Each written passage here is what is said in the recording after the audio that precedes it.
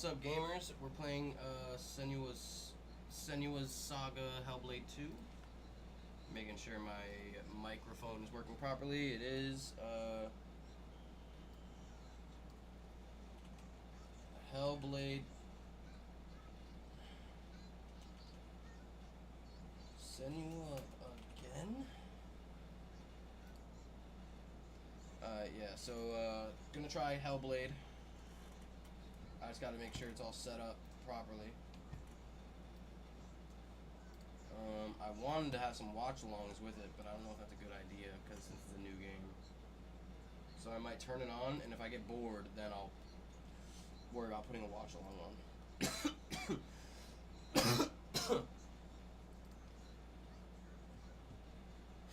Alright, let's start the game and try to get it working.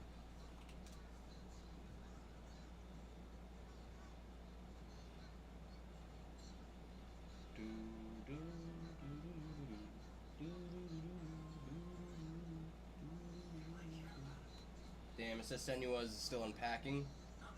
We're at 23 gigs out of 47.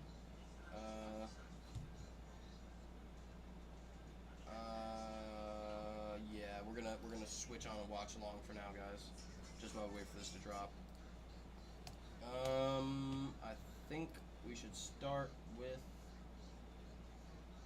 What am I missing for New Roaring Mall? I feel like I'm missing a lot. No, Diddy's a false idol. Love's blind. Yeah, I didn't watch the Diddy. I just let it play, so I haven't heard that. Or the Good Kid Bad List. That's a lot of content. Those are almost 6 hours of content. I'm just gonna start with Diddy's a false idol. You mentioned it in our group chat, and we all were super interested in what she had to say. You gave us like a little tidbit, but then a lot of time passed, and I put in our group chat, yo, I think Noah might like this chick. That was it. Felt like you were kind of gatekeeping the information, and that maybe you and Selena had hit it off. We like send screenshots. He like, nah, she IG. We on IG. But okay, nigga, send the screenshot. Yeah, you just dropping messages. So what I did was, you saw how the game worked for Clay. You went right in there and was like, yo, you want to be my girlfriend? You said so, please. No, Warrior Mom. Mo came in so happy that I was getting killed. It's never a good You were a thing. little gleeful, like, yeah. No, but we said. Or he's getting smoked in the comments. I said you were gonna get some. Listen, all energy shifts no matter what. Everyone's gonna have their day. I'm just happy that I'm right about what I'm being told. Oh, now you sound like me 2 weeks ago. Chris Rock is not an A-lister. He's an A-list celebrity, bro. But I understand why you think he's not the prototypical. It's a fun debate.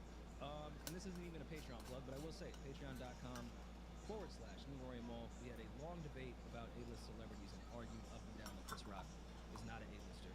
And now I'm getting killed with our clip on Instagram. How are you gonna say Chris Rock isn't an A-lister? That's nuts. I spent the weekend reading like a bunch of comments and things like that. That's crazy work. Last week. Okay. It's interesting to see a few faces and a few names in there that's talking crazy. Me. Very interesting. All Damaris. I didn't see Damaris. I didn't see nothing with Damaris. But it's been interesting seeing the people that have some very, questionable energy and things to say. I do, as of recent, I've done a lot of like Reddit cleansing and comment cleansing. I don't particularly like check the way I used to. Yeah.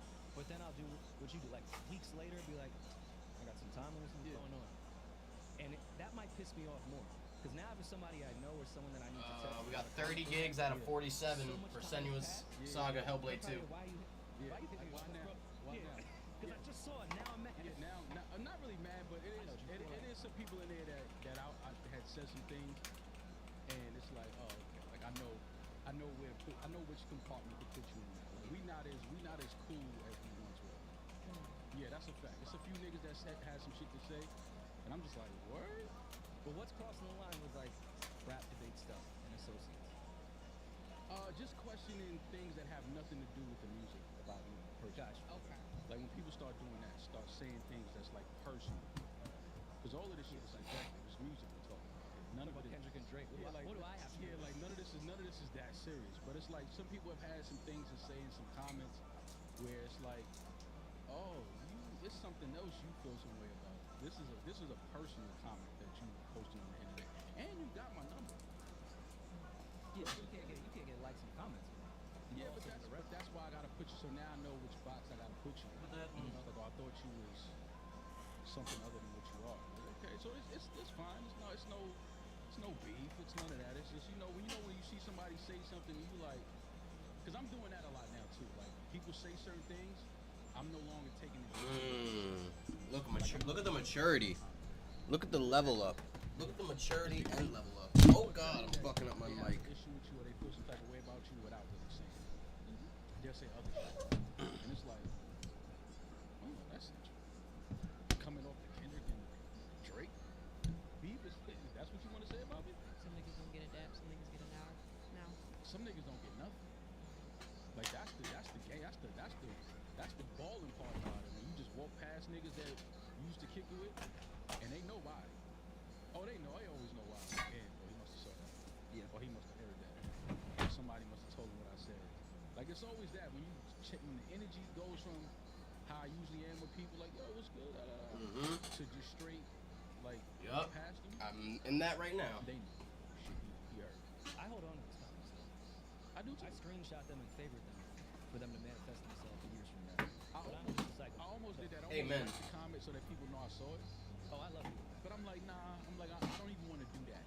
I don't even want to do that. I want to see how their energy is next time they're around each other. Like I want to see if they stand behind that, the energy of that comment. Because that's what you got to do with me.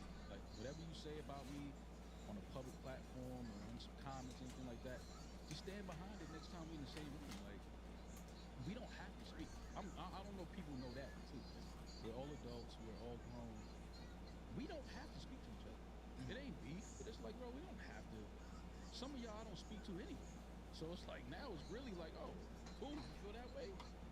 All love. Just don't try to be cool and be friends in person and then be online talking a little sideways in the comments. Like it just doesn't add up. So just let things add up. Let the math be right when you see each other. Just like celebrities, there's tiers to those comments for me.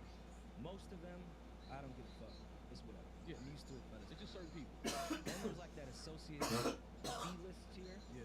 For example, there was a gentleman that we weren't like cool enough to see each other around the Science. music industry. He worked at Dreamville, then he worked at Interscope. And I had tweeted just like on some fun shit, yo, bucket list. 37 I want to eat the Lloyd gigabyte. Banks album. This was years ago. Yeah. I think Too Cool to Blob or one of those joints like just screenshotted and posted. And then under it, it was like, what a fucking idiot. What does he know about producing an album? Like, Yeah. a little 10 too- more just to go. Yo, what the fuck? Like all of that came up. You could think that I can't produce albums. Yeah, That's yeah. whatever. That's That shit. great. But like, why? We don't know each other like that. That you Yeah. could start saying Yeah. shit like idiot or something like Yeah, that. yeah. So I screenshotted it, favorited it. Then when my album dropped, put the comment on my story and added it Yeah. with the link. Yeah. Great project. But that's B-list shit where I just want to be petty. I don't Yeah, care yeah. that much. The A-list one is like, we have to have A conversations. little Next petty, time a I little see you. pettiness is Yeah. cool. You need a little pettiness. I think it keeps things kind of like spicy. It's like adding hot sauce to your favorite meal. It's like if you don't have it, it's fine, but you put it in there, it just kicks things up a little bit, gives it a little flavor, a little warmth. That's all. Warm shit up. It's springtime. It's time to warm shit up. But then I felt like I did something. I ended up deleting the comment because I did feel kind of bad.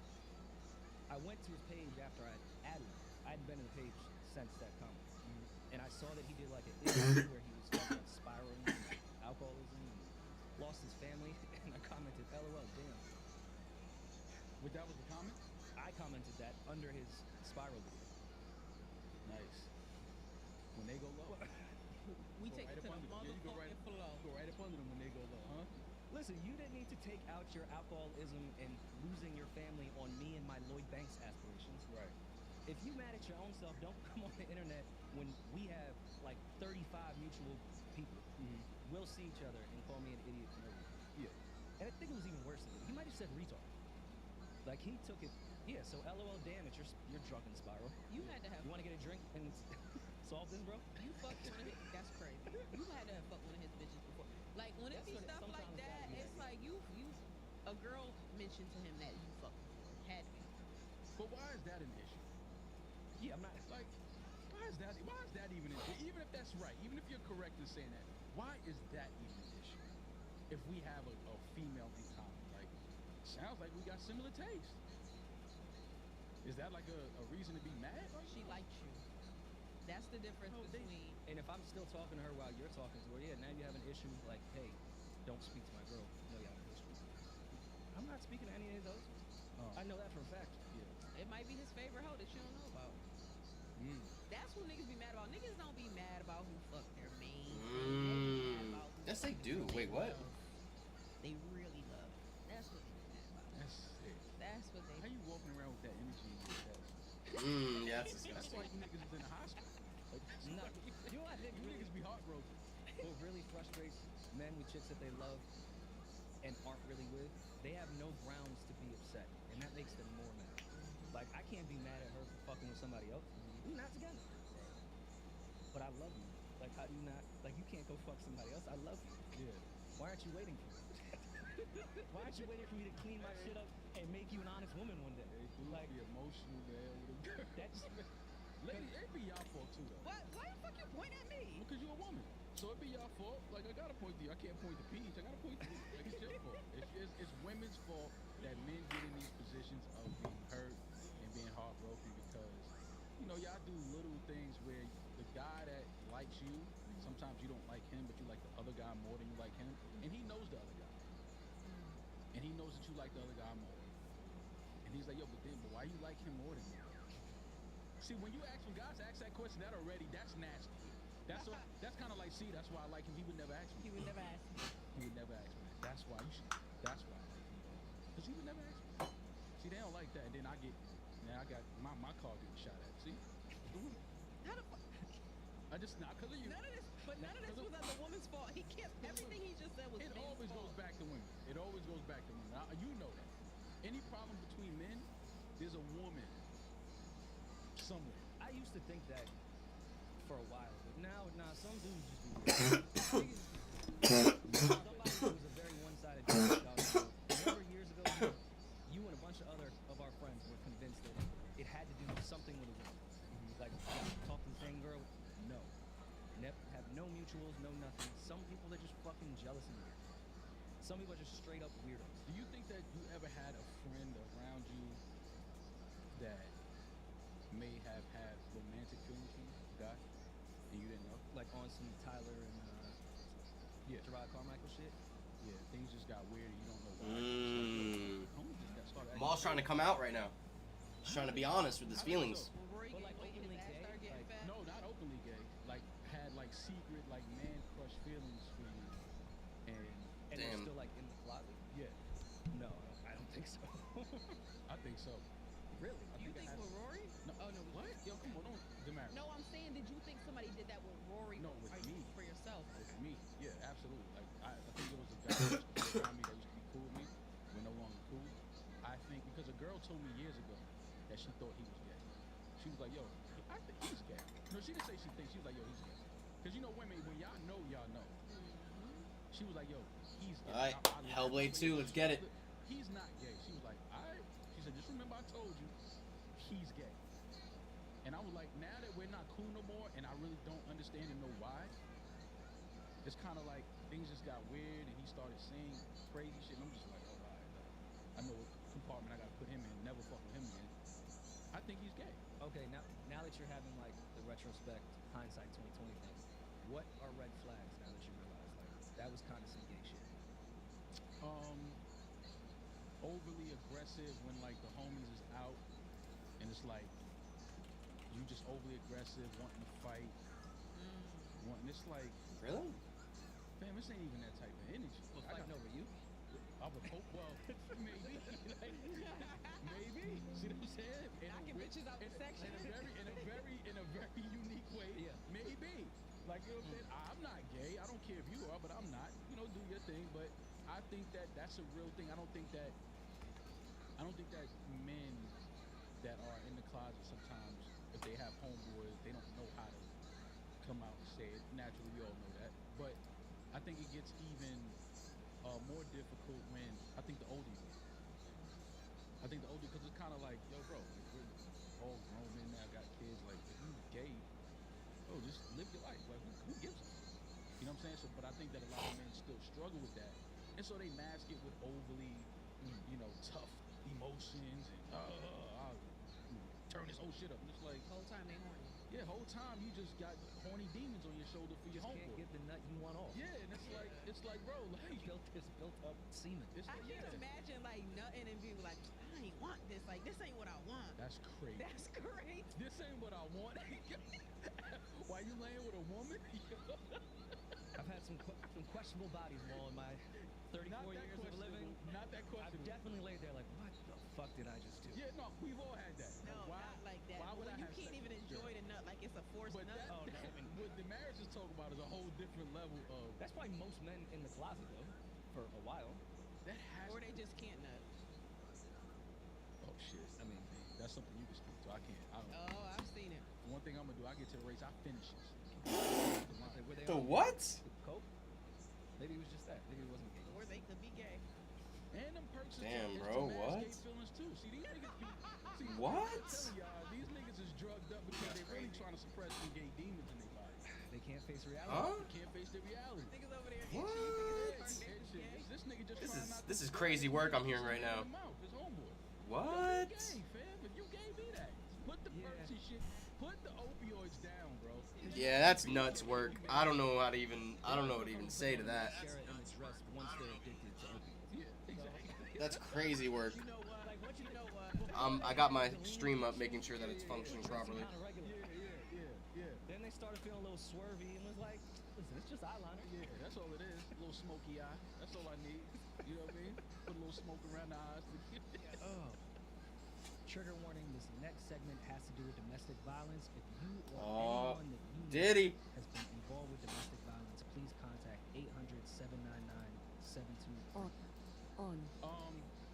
No, but in all seriousness, over the weekend, what was it, Friday? The news came out.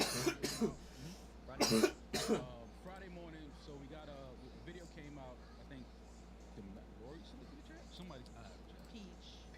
sent Oh, it to the chat. God. Sent the video to the chat. Video from 2016 came out from a Las Vegas hotel. No, we had medium. Los Angeles? Yeah, Okay, Los Angeles hotel. And it shows Diddy assaulting Cassie in a Burn it hell! hallway near the elevator. Kill him. And after that, obviously, the entire culture and media, everything, we got some requests to do some late night show interviews over there, and it was just like everything just kind of just went up in flames. But we're here to talk about a few things.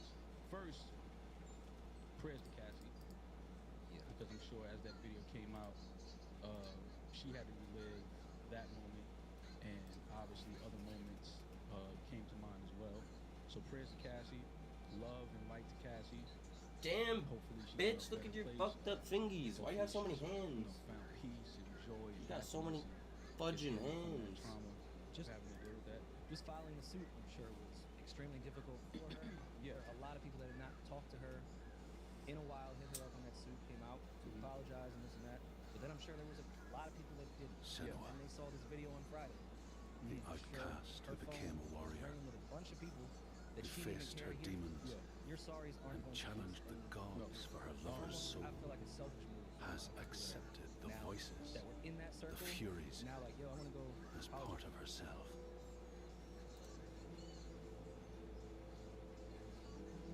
Just like her mother Galena, she was not like other people.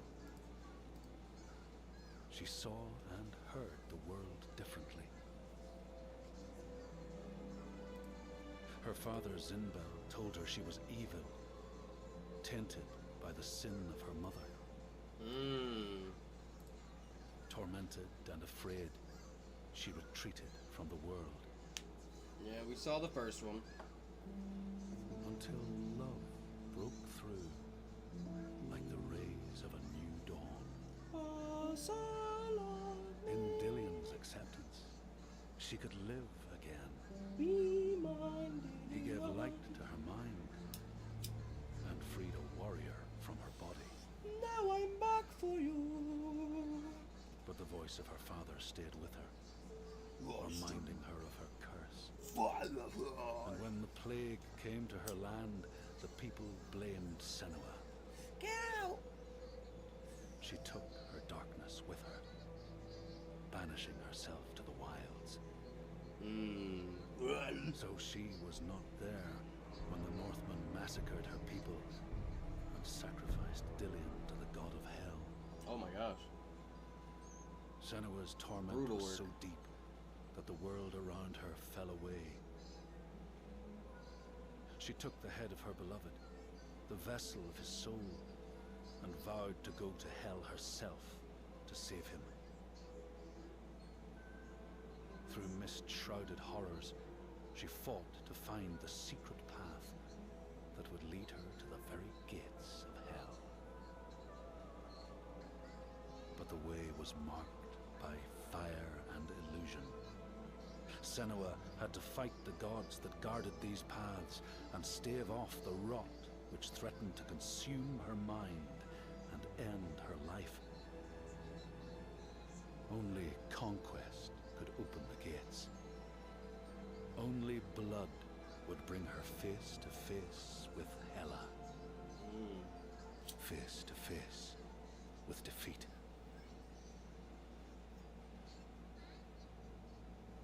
Once again, Senua was engulfed in darkness, lost in a maze of misery and confusion. That's me. Until All done. Dillion's voice led her to the promise of victory. A sword that could kill a god. To win the sword, It don't look Senua special. would drown in her darkest memories, pulling at the shards lodged in flesh, mind, and soul. She pressed deeper into the underworld, resisting its grasping hands and deafening cries, until she found her prize before the guardian of Hell's gates. Senua released her rage, a fury that could not be stopped, not by savage jaws, not by waves of warriors, not by the pull of death itself. In defeat and desperation, Senua begged for her beloved's release. But a sacrifice must be made, and burdens cast away. Senua's fate was never in the hands of the gods, but in her own.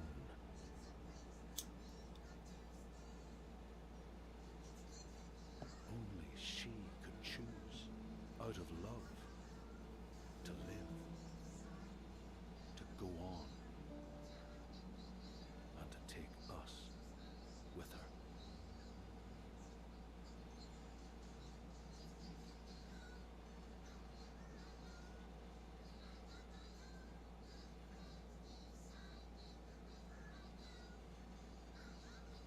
Well, okay. What's next?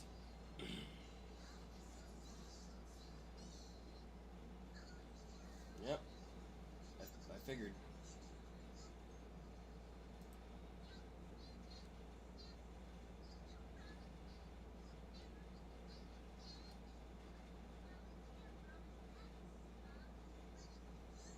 Alright, we're still in cinematic territory. Now I'm in the clouds. Above the clouds. Oh, no. Well, maybe. Yep. She made a promise to the one she loved. That now, no less. Promise. Not one soul more will suffer as he had. They're going left ear, right ear for this one. She carries him in her heart. His death, his love, will drive her on. She will forge a purpose from his death. Make meaning from death. And then the Northmen came again to our land, stripping us of our names, our lives, of everything that makes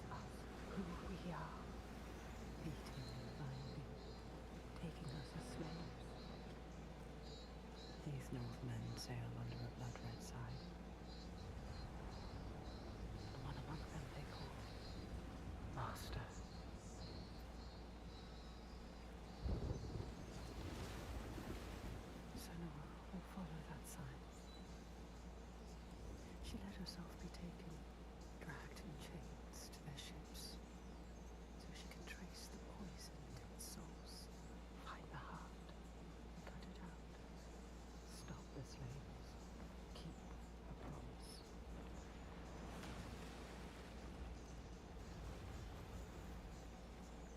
But plans can drift off course.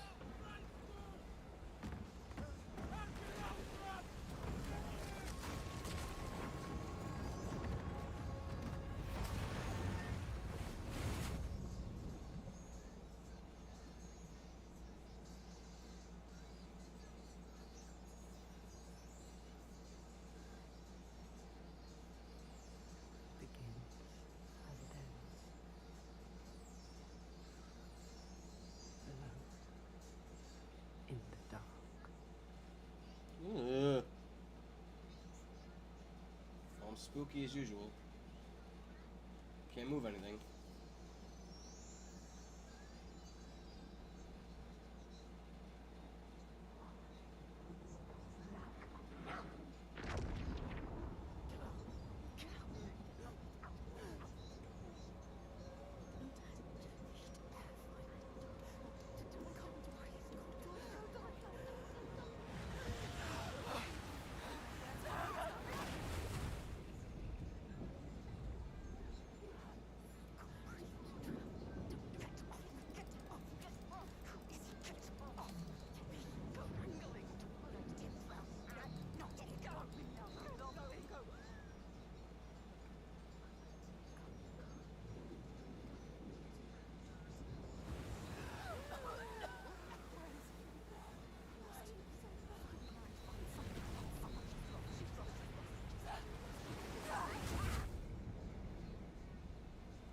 How many waves are we gonna get hit by?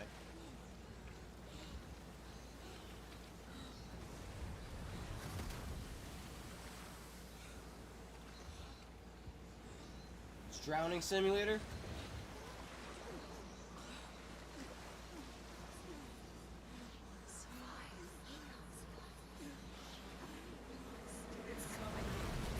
Oh my god.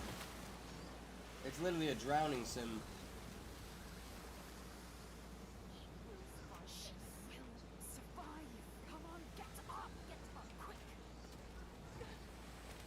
I'm gonna get hit by another wave, aren't I?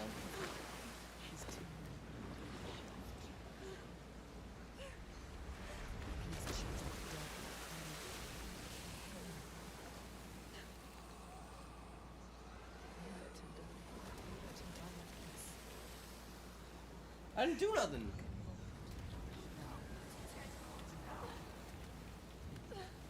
Get me out of here.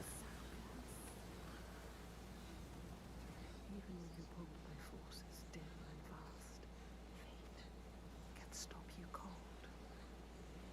A dream has foundered with the ship. She must find a new light to steer by, find the next sign.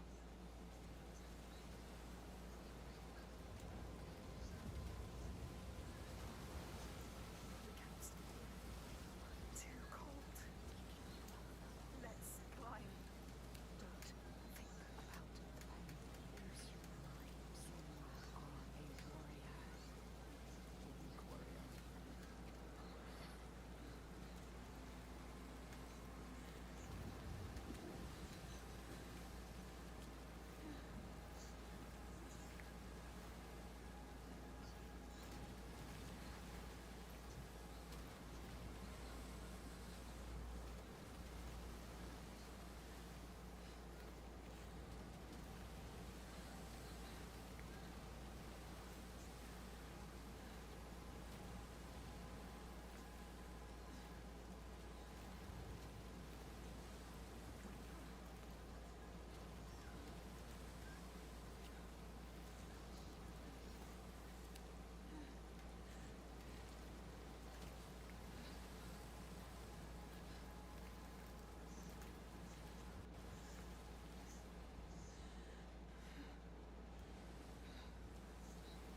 How the fuck am I supposed to climb?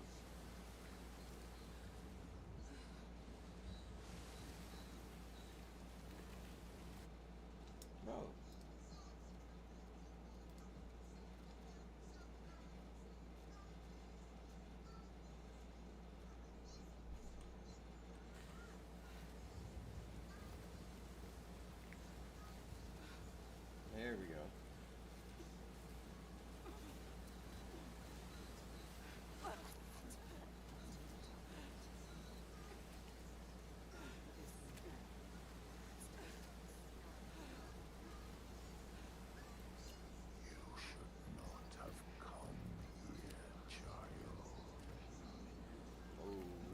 Sounds like Vel. This dark land pushes back.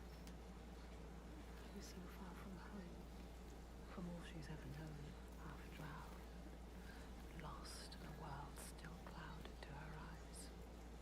When she won't yield, she must fight on, as she always has. Remember, we've been to hell before.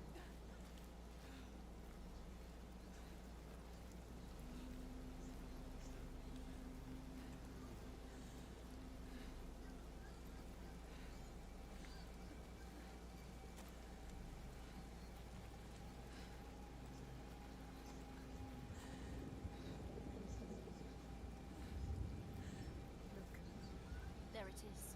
This is only the beginning. My name's Senna.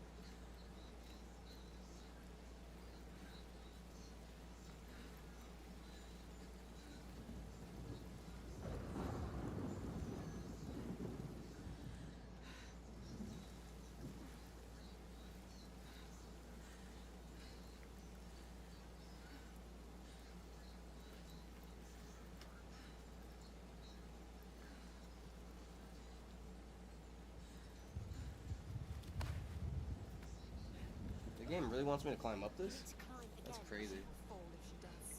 She'll die if she doesn't. Climb, Senua. Climb, climb.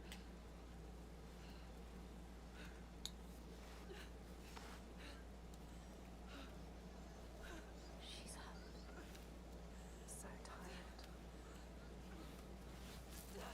She's going to fall. No! Careful, Senua.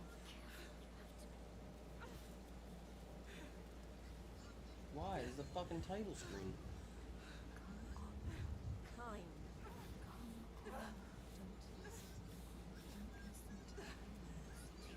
Coward! Why have we come here? Stupid! Come on, climb! She's too exhausted. Too exhausted. It's too much. Don't look down. Don't let the fear get to you. Listen. What was that? He's too scared.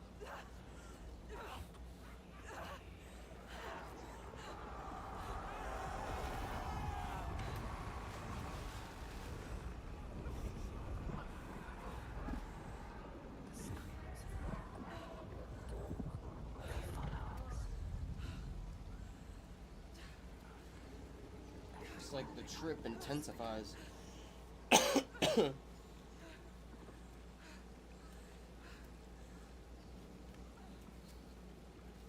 cannot falter. The voices draw her onward. The ones who didn't live. The ones she could not save. She can hear them calling. Lives stolen by the Northmen. She carries them with her. Always.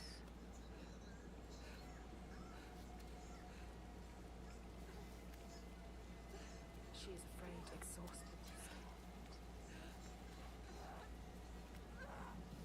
Then comes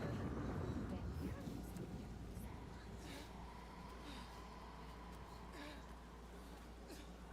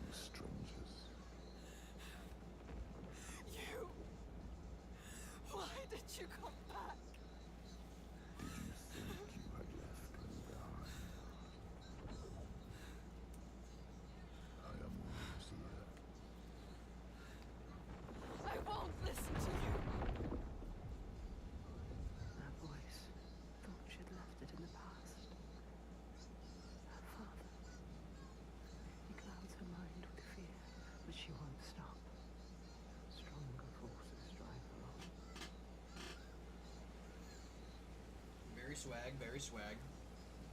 Most certainly very swag.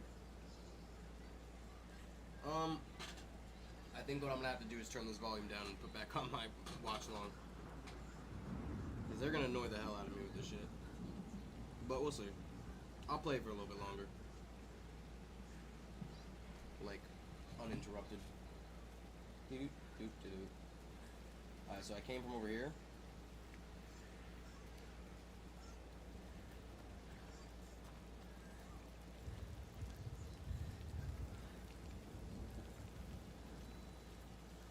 It's like I played game for over 20 years. I should be able to just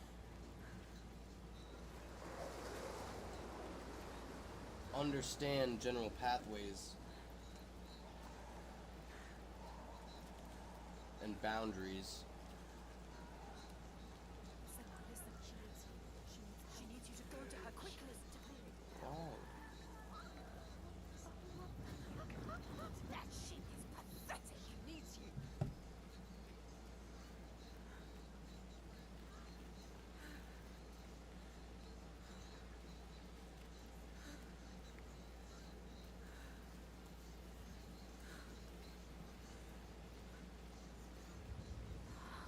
You didn't do enough.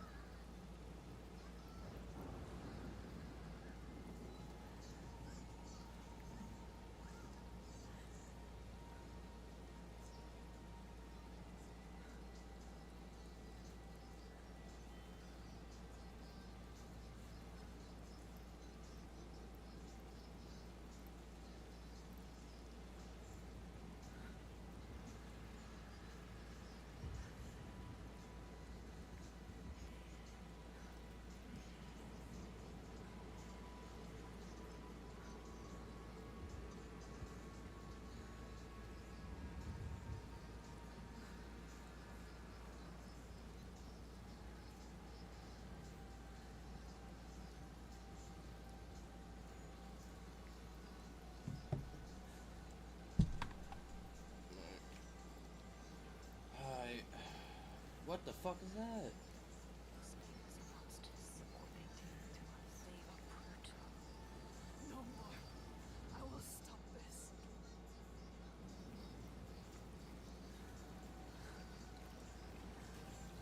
Get across to the other side.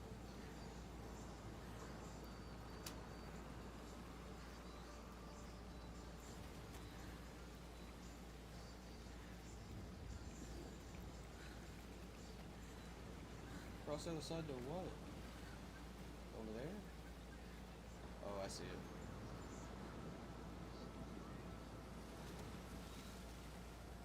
Careful. Careful. Look down.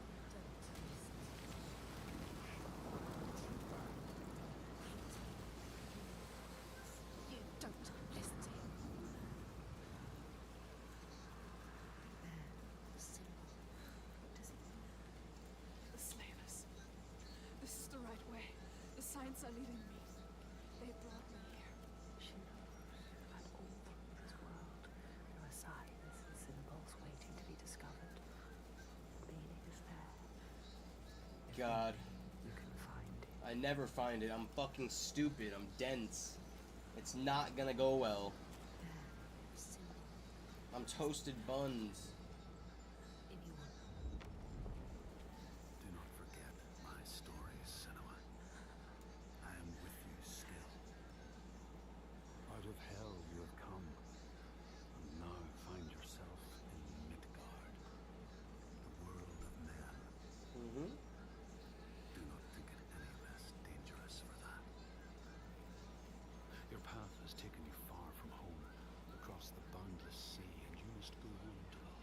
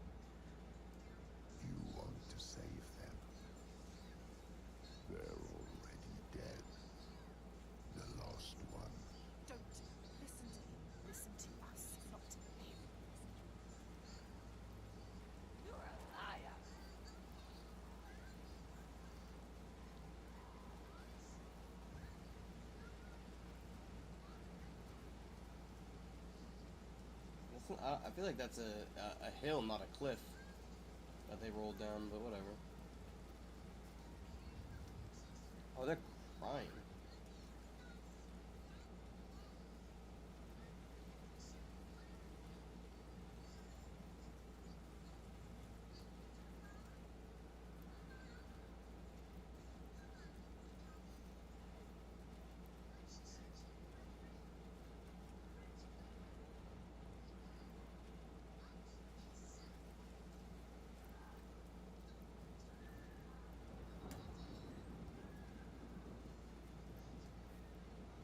I really can't go through that way? Why? Okay.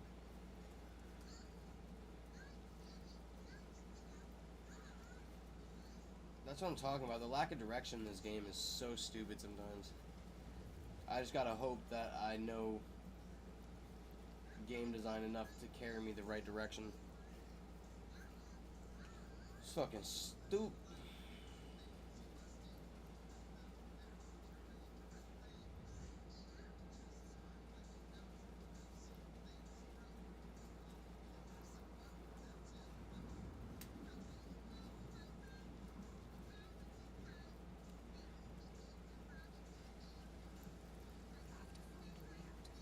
You are lost too. How can the lost find anyone? You failed them. They are dead, like your mother. Shut up! Stop it!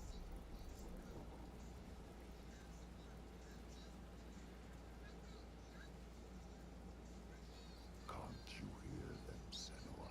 Can't you hear their scream? I can hear them. What the shit? They are suffering, but I set them free. We need to find it. It's somewhere. Look for it. Look for the sign. Find the right perspective. The signs are here. Do you know where to look?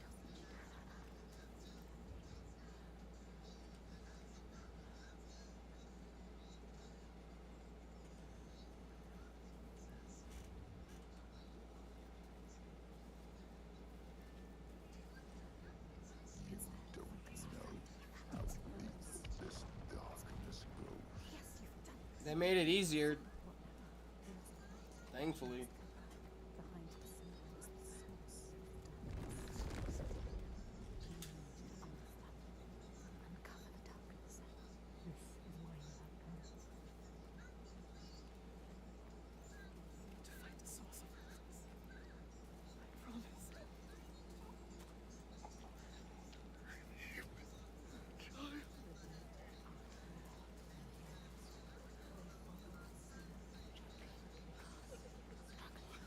Oh. Can save the survivors. Don't listen to the dead. Just move onwards. Find the survivors.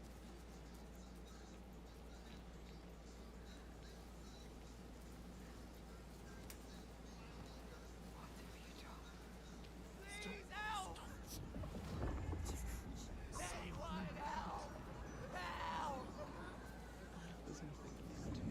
Do you see the bodies, Senua? The sea floats them up to show you how you lost. Look at them, Senua.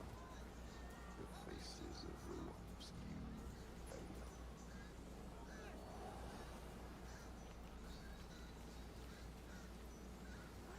Look, wait. Some of them survived. They tried to. They were wounded. They were scared. A lie. You can find them. Find somewhere to hide. Help them.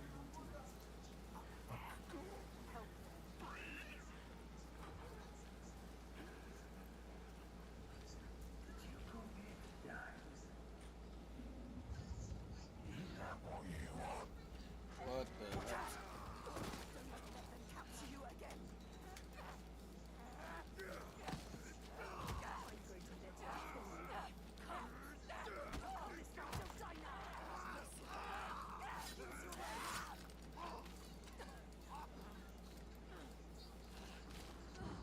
Got his ass. Got his ass. But I'm turning the sound down and definitely playing a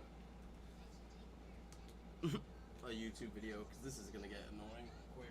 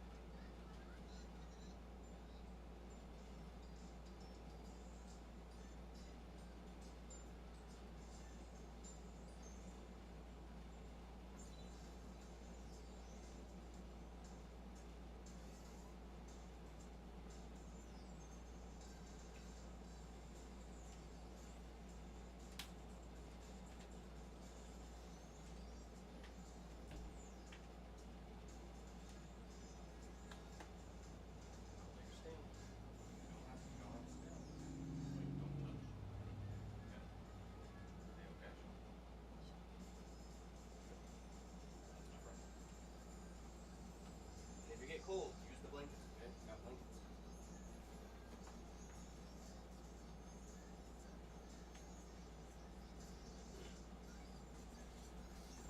Alright. Turn the watch alongs back on.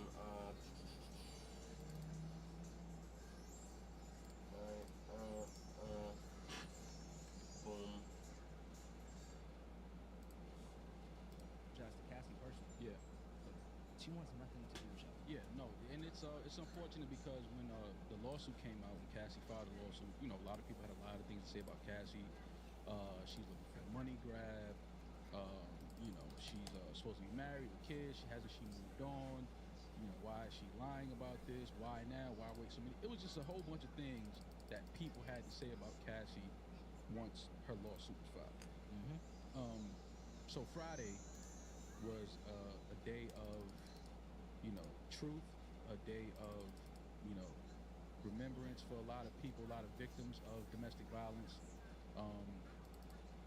But in particular, in this situation, it's very unique because this is coming from the Turn on hands stream mode to of remove the licensed a music guy. for Let me streaming speak for purposes. myself in this moment. A guy that I looked up to, a guy that I supported. Onward. Hey. And I feel, you know, I feel like a sucker for that. Having had any hand in supporting and helping this person become the figure that they are in our culture. So let me say I take onus on me being a sucker for that. But you know it more. You can't be a sucker. No, it's not That's about knowing. peace. It's just now That's looking at peace. it. It's like, okay, but I supported that, not knowing all these years, but still I supported it. So it's like I didn't know, but now I know. So, you know, it's a lot of things That's that come peace. to mind because, you know, if you are fortunate enough to get older and live through some moments, you start to realize That's a some lot real of- shit. a That's lot some of real these grown idols shit. and these figures that you look up to are not worth it. A lot of false idols. Can I swing? And Can't swing. Diddy is unequivocally, undeniably a false idol. It just is what it is. This is coming from a kid that stood online to buy No Way Out CD. Saved my own money as a high schooler, maybe in high school, maybe 14.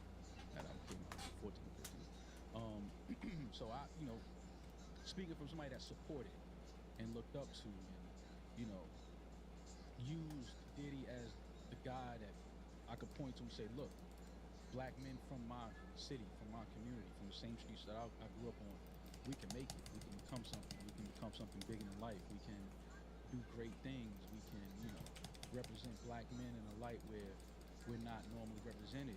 We get a lot of stereotypes placed on us, and Diddy for so long was a guy that we could point to and say, here's a guy that beat all of those odds and beat all those stereotypes and, knocked down a lot of doors and created a lot of opportunities for the culture and for people and guys that look like myself coming from the city that I'm from. But Friday, all of that changed. For years, we've heard things. In the Cassie lawsuit, we heard things that were disturbing. I had personal phone calls from my position that we took when we first reported on that from guys that I respect and that I always listen to after all of that happened. And it was very interesting because there was a lot of we don't knows, we can't speak too soon, let things unfold and things like that, which is true. And sometimes what we do, Rory, is sometimes we speak prematurely because we're almost talking in real time some of the time. So I understood that. I was like, you know what? You're right. Maybe we have to let things unfold. But Friday was a day of there is nothing else to say. There's nothing else to debate about it. There's nothing else to question about it. Because while we saw that video, the one thing I found myself thinking about was what didn't we see? If you're comfortable doing this in a public hotel lobby next to the elevator, what are you comfortable doing behind closed doors? Right. So that was one of the first things I thought about. And I have sisters, I have nieces, I have a lot of female friends, and in that moment I just thought about a lot of them. Like how many relatives and close women friends do I have that dealt with some shit like this and never told them about it? You start thinking about a lot. Like it's crazy what one video will do to your psyche and just your energy. And I started thinking about that. And like you said, Rory, if you can do that in front of cameras in the hallway, elevator, that's a certain ego that comes with that. That's a certain level of untouchable of regularity. That's regular. You do that like it was a lot of things that felt like a regular thing in that video. It almost felt like we were watching a movie, because you see shit like that in movies, like a movie scene where domestic violence happens and you're like, damn, like that was crazy. But to watch that and know that was real and that wasn't a movie, and the things that we didn't see,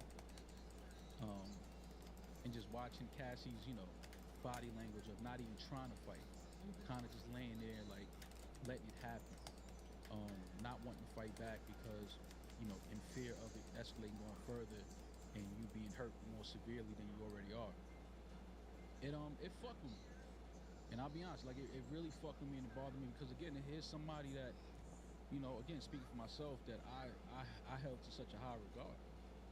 And this was somebody that, I thought represented black men in a very positive, very strong, very confident way. But to see that, all of that gets negated. All of that is, you hit the delete button on all of that shit. Anything I ever supported, I don't support it no more. Anything I ever spoke about, any great things that I ever had to say about the music and the fashion, all of that is negated. It's over for that. That type of energy, that type of violence towards women is disturbing because, again, what didn't we see? And that's kind of what Damaris was saying before.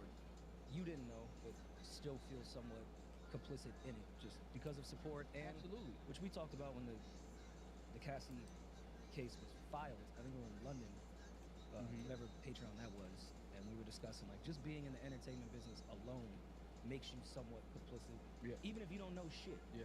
You're in a very sick world that is specific to harming a lot of people. Like it's, even if we don't know or not there, we know that this entertainment business is full of it, and we still work with people without vetting the way maybe we should.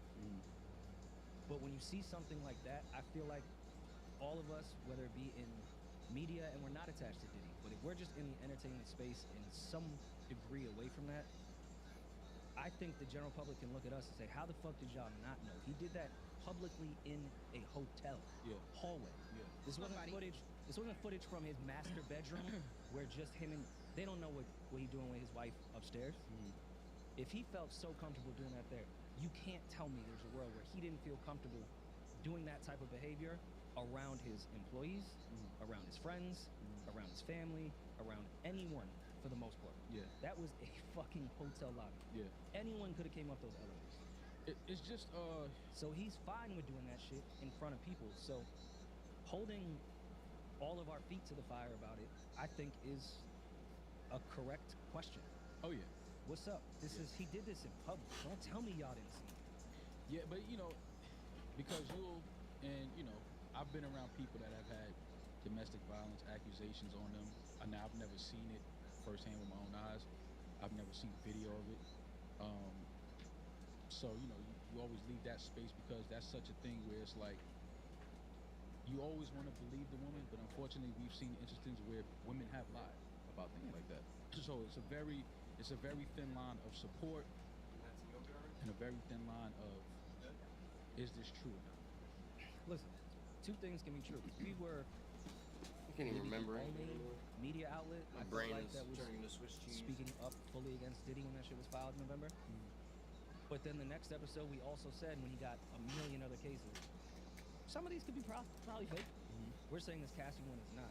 But of course, there is the world where some women are just going to say anything for money, right? Yeah. But to discredit somebody that we know is forward-facing, like this isn't Jane Doe or anything. This is straight up somebody we've known who's been for God knows how long.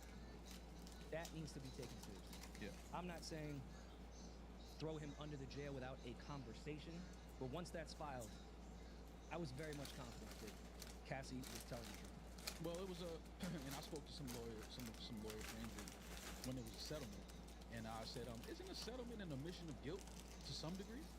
Because, and I said it, if a woman puts any of that on my jacket, I'm not settling shit. If I know I didn't do nothing, I'll spend every dime I got fighting that case, because once that's on your jacket, it's on your jacket. It's like, yo, what was up with that case that you settled out of court? Like, where Shorty said you was...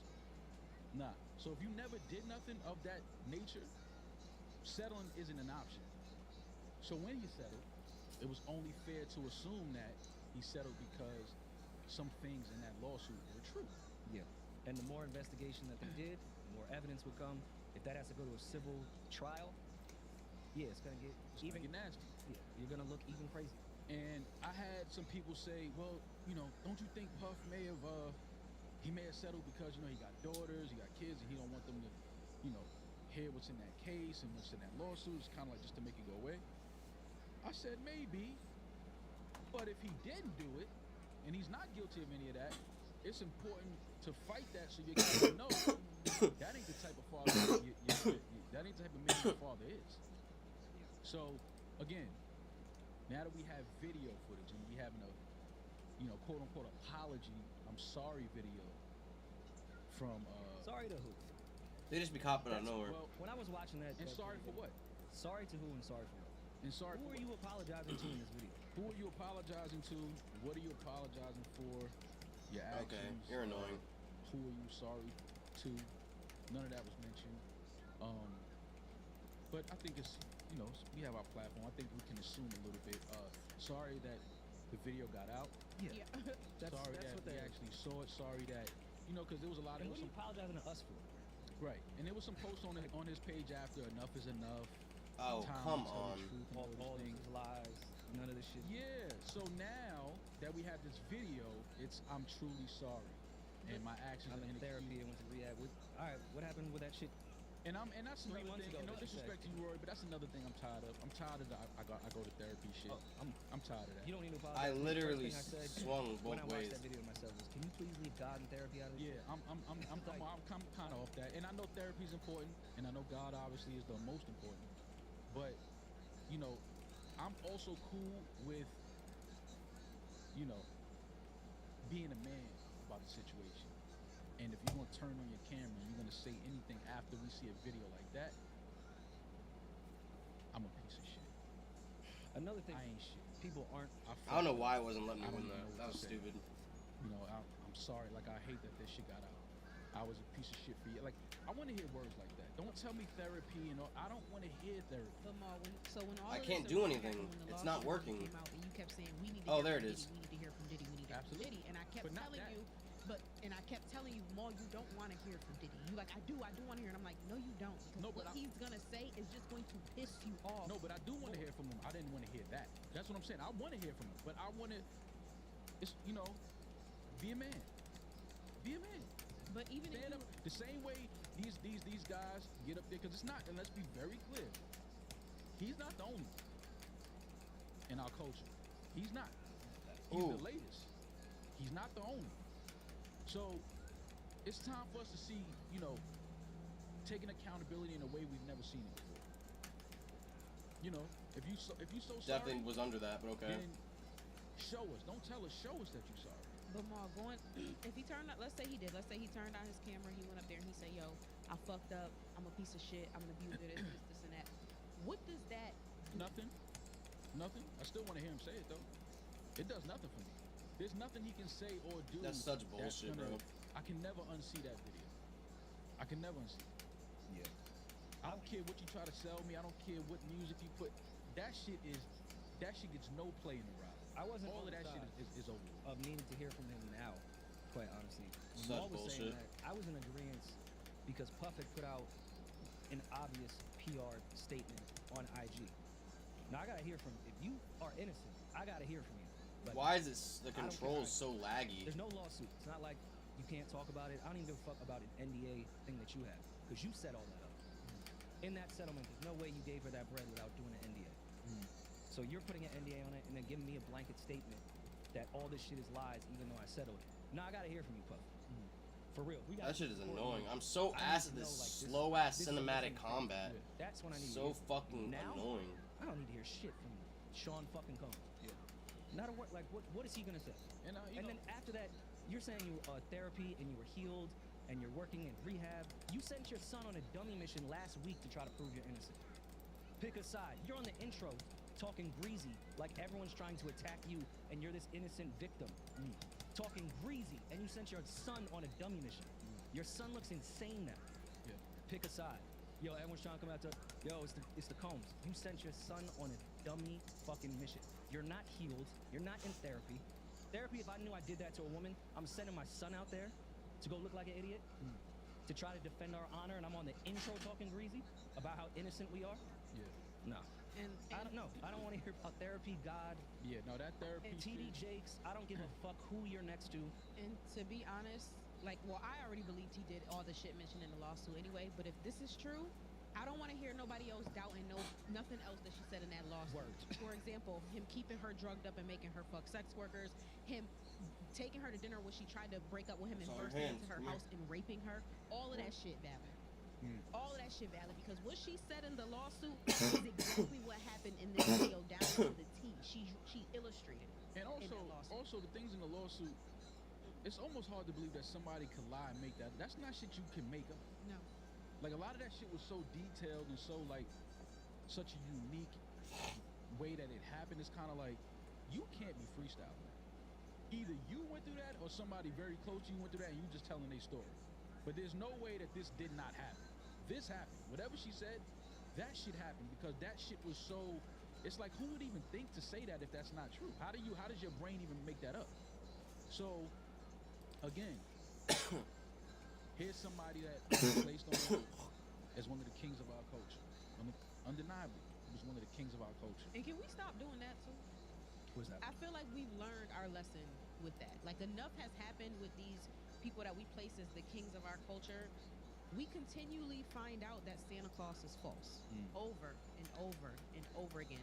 We can place their work on a pedestal. We need to stop placing people on a pedestal. We need to stop saying so and so would never because motherfuckers is never in like they've never before. Like we have to stop deifying these fucking human beings who are talented because you can be a talented piece of shit. Absolutely. I mean, a lot of them are. Yeah. And it just, you're right. It just sucks. Oh damn, he is fast.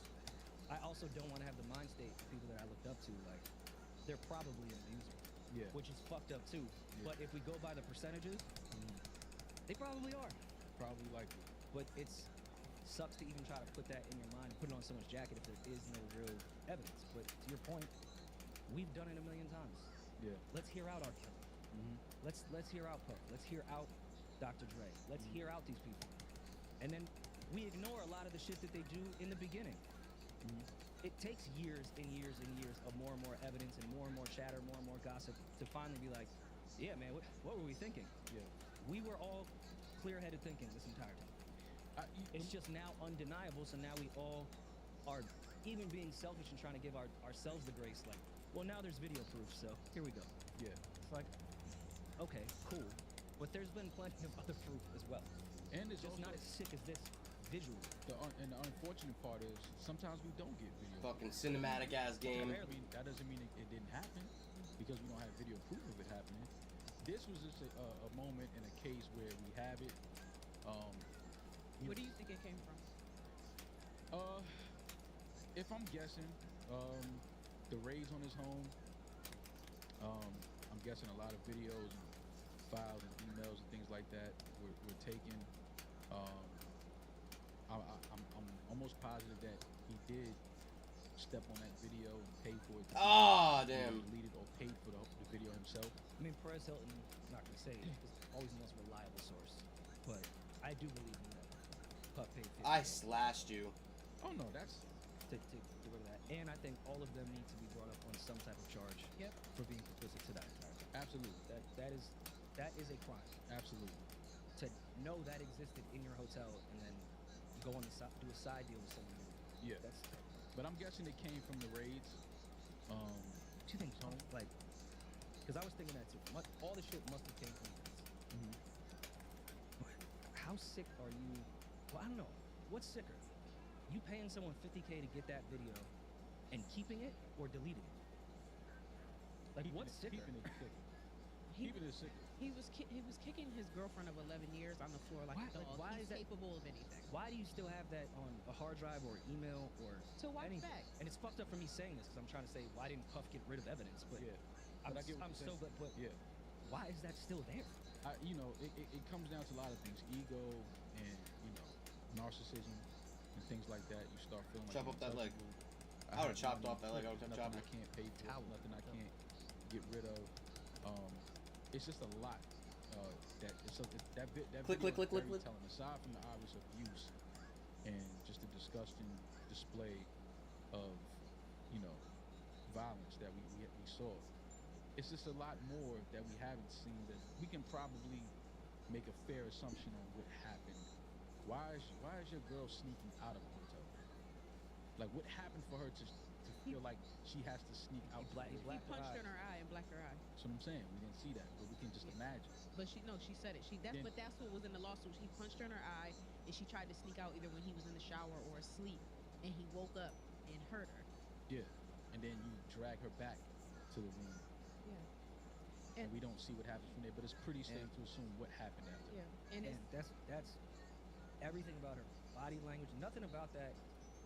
Anyone that says Cass was trying to do a money grab or attention type of thing, that woman put a hoodie on as tight as it could fucking so go. nobody could see. So her. nobody could see her black eye, her face, so she could sneak out of that hotel for her own fucking safety. Not to say, hey, look at me. That's someone that's petrified Yeah. and is just trying to get away from almost getting killed. Yeah. And That's where people are like, money grab. She ain't walk out in that hotel with face out like, someone help me. Nah, she tied it. She was Trying to get petrified. She just wanted to get away. And you can everything about her body language just showed that it wasn't the first time. No. And that was another thing with the I'm sorry video. That wasn't the first or last time you abused her. That's not how abuse works. That's not what abuse is. Abuse is not, a one-time thing. Abuse is a continuous occurrence of events. When you're abusing something, it's over time. So it's not just one time. So that video we saw, that wasn't the first or the last time that happened. So that's why that apology video for me, it said a lot about the type of person that Diddy is. Like I said, you get older, you start to pick up on certain things and certain mannerisms and certain actions of people, and you know what that is. You know where that comes from. You know what that means. So again, somebody that I definitely looked up to, somebody that I supported, somebody that I held as, an example of what black men are capable of, and the heights that black men can reach. Um, Not just Friday, before Friday, for me, all of that changed, but Friday, when that video came out, for me, all of that shit gets deleted. I don't give a fuck about none of that shit growing up. All of that shit. It's no music. I don't want to hear none of that shit. I don't want none of that alcohol. I don't want that water. It's all of that shit.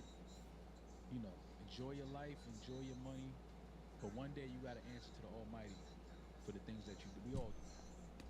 But one day he got to sit in front of the Almighty and answer for the things that he did. And I don't know if he's strong enough to do that. I don't know. To everybody, to all the women, that's who I felt for the most on Friday. Because Friday, when I seen that video, that shit made me cry immediately. And I've never been domestically abused, so I can only imagine the people who have and having to watch that. That's one of the things where it's like, I don't want certain shit to just be able to be posted all over the internet. There should be somewhere on the internet I can go where I can avoid shit like that. I came across a video on Twitter. I clicked on it. I didn't even know what it was. It was a girl getting shot dead in her apartment. Instagram's the same way. Sorry, in the parking lot to her apartment by her boyfriend. Why can't I just see shit like this on the internet? It just like the killings with the black people getting killed by police. Fucked up. It's starting to numb and take away the severity of these situations. You shouldn't be able to just see this. This shouldn't be normalized. Little boys shouldn't be able to see, like, what is this doing to our children's minds, to our fully grown adult minds? Like, that landlord video in Brooklyn. Didn't mean to watch that whole fucking thing. Shit makes me sick to my stomach. So I could only imagine me watching that pub video making me sick to my stomach. What a woman that has been through that, just on her timeline, clicking that. Yeah.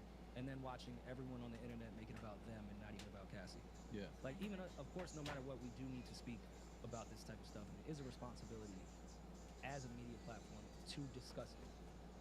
But I didn't want to. Yeah. I didn't want to discuss it, but I don't want to do this at all. I think this should all be about Cassie and her piece, not media or people feeling like, oh, look at me while I talk about it. But you know what? In a very I guess, fucked up way, this is part of Cassie's healing. Like, the truth needs to come out. yeah.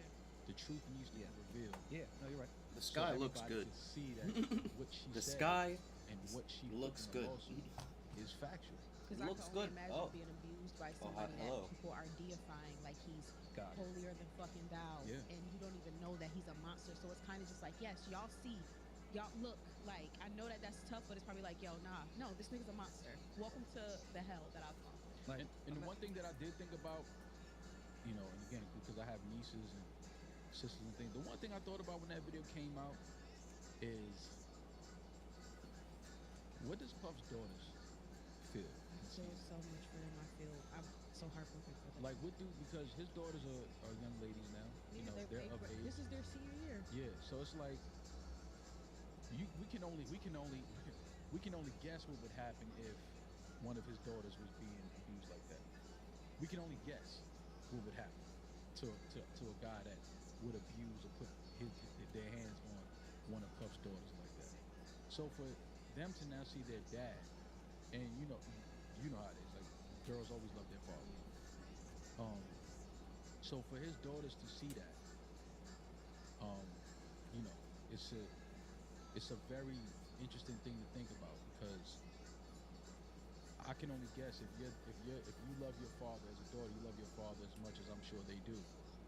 What does that then do to your relationship with your father? I can only assume that it changes a lot.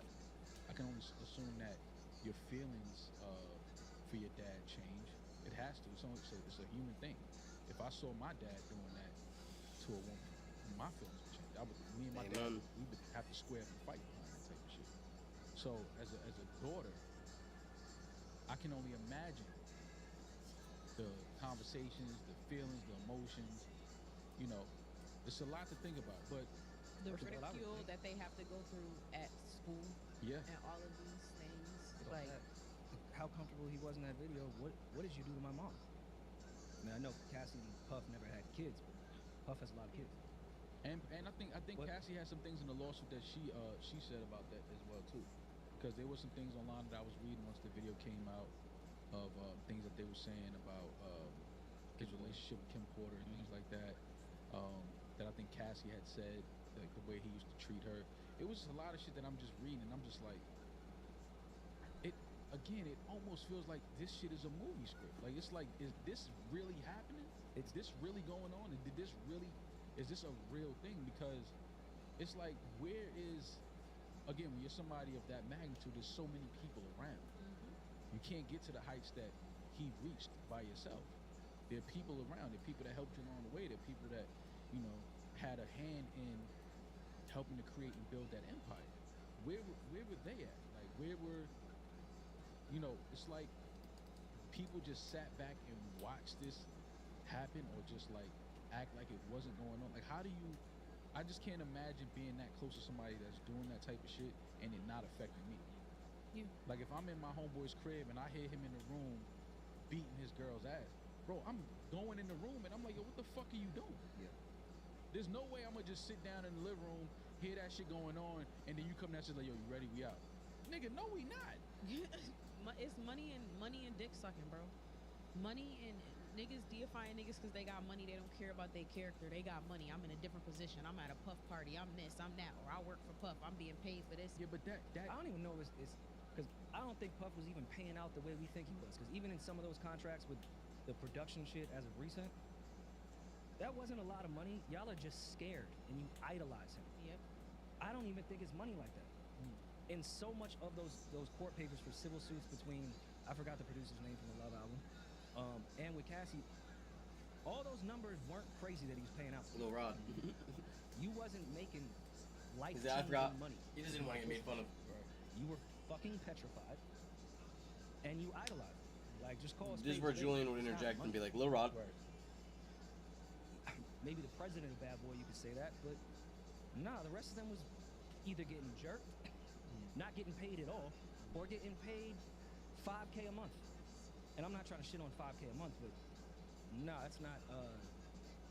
I'm on the take, so you can do whatever the fuck you want around me. right. So I think it's just fear. I think it's, yo, that's not my business. Or I'm a similar human being. That's the one that people are leaving out. Some people are okay with that, not because of money, but because they'd be a hypocrite if they said something about Puff. Yeah. It's Or stop something, or they're fine with that behavior. They treat their women the same way. It's regular niggas sitting around watching they homeboy. They homeboy work for fucking FedEx and they watching they homeboy beat they women. The money, yeah. Yeah. That shit ain't. It's just a plus, honestly. And I hate the word clout or whatever. We see now people don't care too much about money. It's just cool to say you next to Puff. I mean, not now, but that was more of a payment to them. Like an IG on a boat with Puff. Yeah. Puff's paying you $2,500 a month. What? Did you pay your rent? No, but you like being next to Puff, and you like the attention it brings. Well, as a kid who stood online, in high school to purchase No Way Out, I'm disappointed. I'm hurt. Yeah, fuck I'm Puff. embarrassed. Fuck No Way Out. Fuck all Yeah, that. it's just it's a fucked up time, man. Because again, this is somebody that you used as the bar to chase and to be like, and to reach those heights. So where do you go now with, obviously everything that's on Diddy's catalog is out, but I know previously we had touched on the conversation of all of the people whose publishing he owns, of stuff that he worked on. It's going to be very hard not to put money in Puff's pocket. Oh, but this is not about money though. I think this is more so about character. This is more about truth.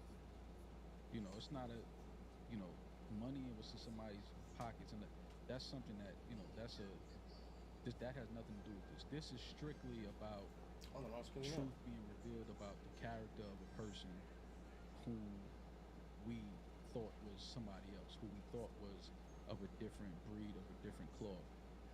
Did you really think that though? Growing up, absolutely. I had I'm no. not talking about growing up. I'm talking about within the past 20 years. Well, all of the things, even before this lawsuit, but within the past 20 years, Well, there have been because constant Well, rumors of Puffy being a because murderer. that right there, rumors.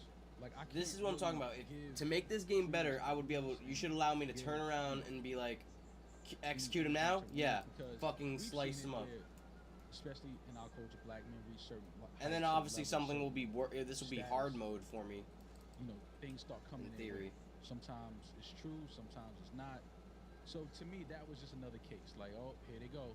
Every time we reach them heights and get in those rooms and create these opportunities and start doing this type of business on this level, here come these No idea. things Oh, to it's try about to to be bad. tear down and bring down. So for me personally, a lot of that was I talked to that like, man, cut it out, man. Y'all, it's always something once we reach them heights, like, cut it out.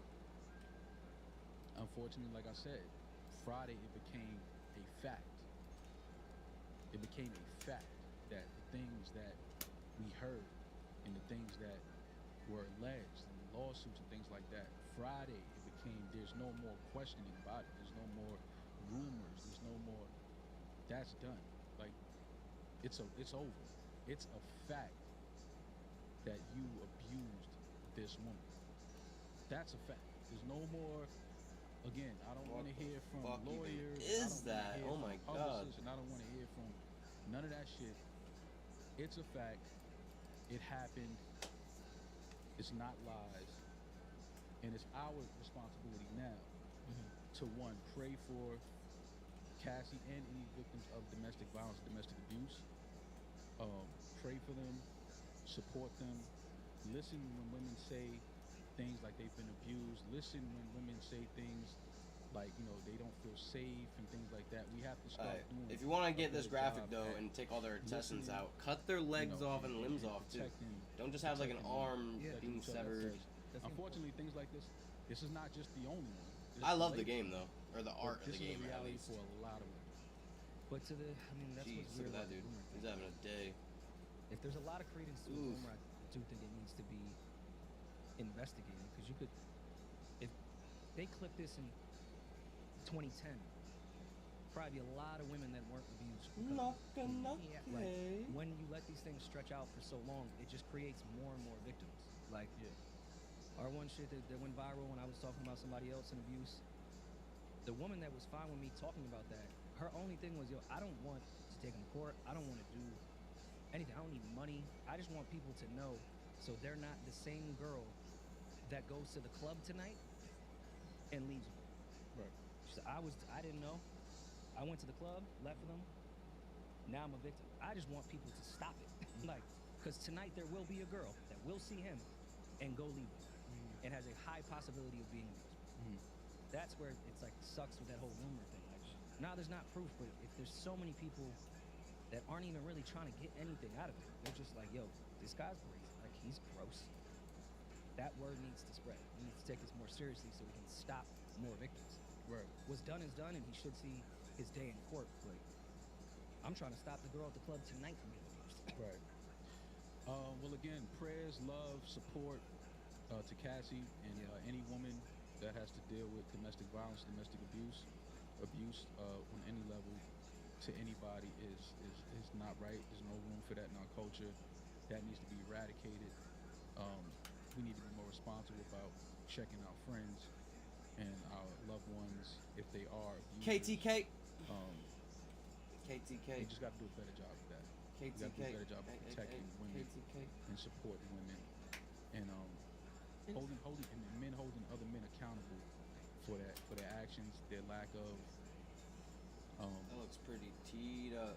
just holding them accountable for their actions. And We need to do a there's better job. There's a thing that I want y'all to stop. It's so annoying when all men say it, and it's so fucking annoying. It's like, but what if that was your daughter? You shouldn't have to have a daughter or have a mother, excuse me, or have a cousin, or you shouldn't have to think about your loved one in that scenario to be able to sympathize with women. You shouldn't have to wait until you have a kid to recognize women as humans, as fragile humans. As strong as we are still physically very fragile. It shouldn't take that's for a you to T. have to think of a woman you love to be able to just support, believe, and like love on women and recognize how fragile and gentle they are. I'm tired of this shit. Yeah. Oh my God. Like, Yeah. oh, once I had a daughter, I realized how important women are. You've been treating like women like shit for fucking 40 years, but now you have a daughter and oh my God, I would never want anybody to treat my daughter like this. So now I'm gonna appreciate women. No. Teach these little niggas from the very beginning. Yeah. Respect and love on women. Period. Is that a K? All right, Rory, the weather's warming up. I and see the springtime K, is but here. apparently and Senua nobody doesn't. wants to spend a bunch of time in the kitchen cooking. Too hot. Staying out of the kitchen. Exactly. But with Factor, you have your Factor Fresh, never frozen meals, and dietitian approved and ready to eat in just 2 minutes. So no matter how busy you are, Facts. you can always have your food on time, enjoy nutritious meals, great tasting meals at an affordable price. It's tough. We record so much that when I get home, I can't sit there and try to put together a whole meal. Nobody Having wants to do Factor that. like that with food that I actually like Yeah. is the best option for me. They got some really good they got some really good vegan options too. Yeah, tell me more. I had the peanut butter bowl before. Okay. Pretty good. Chickpea curry. All right. Pretty good, man. Pretty good options for a vegan like myself. You can choose from 6 different menus, preferences to help you manage calories, maximize protein intake. You can avoid meat if you're mole, but you can also have a well-balanced menu for someone like me that has a lot of people in the house that eat different things. Head to factormeals.com/RoryMall50 and use code RoryMall50 to get 50% off your first box plus 20% off your next month. That's code RoryMall50 at factormeals.com/RoryMall50 to get 50% off your first box plus 20% off your next month while your subscription is active. All right, we took a very quick break to have Julian come back in from his modeling gig, which we'll get to in a second.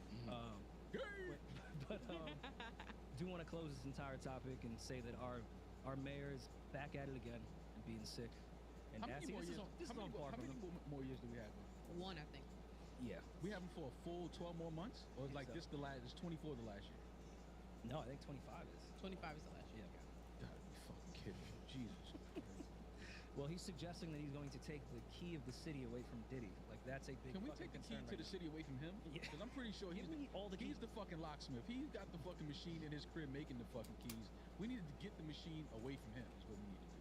He always is out to just talk about the things that I don't think New Yorkers particularly care about. We don't. We care about the Diddy situation, not that he has a key to the fucking city. Yeah. That you're gonna take away. You're gonna sit with your staff and analyze under a microscope if this is worth it. It's just another way for people to kind of get in the headlines and seem like they're doing the right thing. But Well, Mayor Adams, we don't care about the key to the city. Someone asked him, and they were like, "Are you gonna take it away from Diddy?" And he was like, our team is doing analysis." We're looking into it. Yeah. We're investigating. What fucking investigation do you They need? said they've never taken a key from anyone before.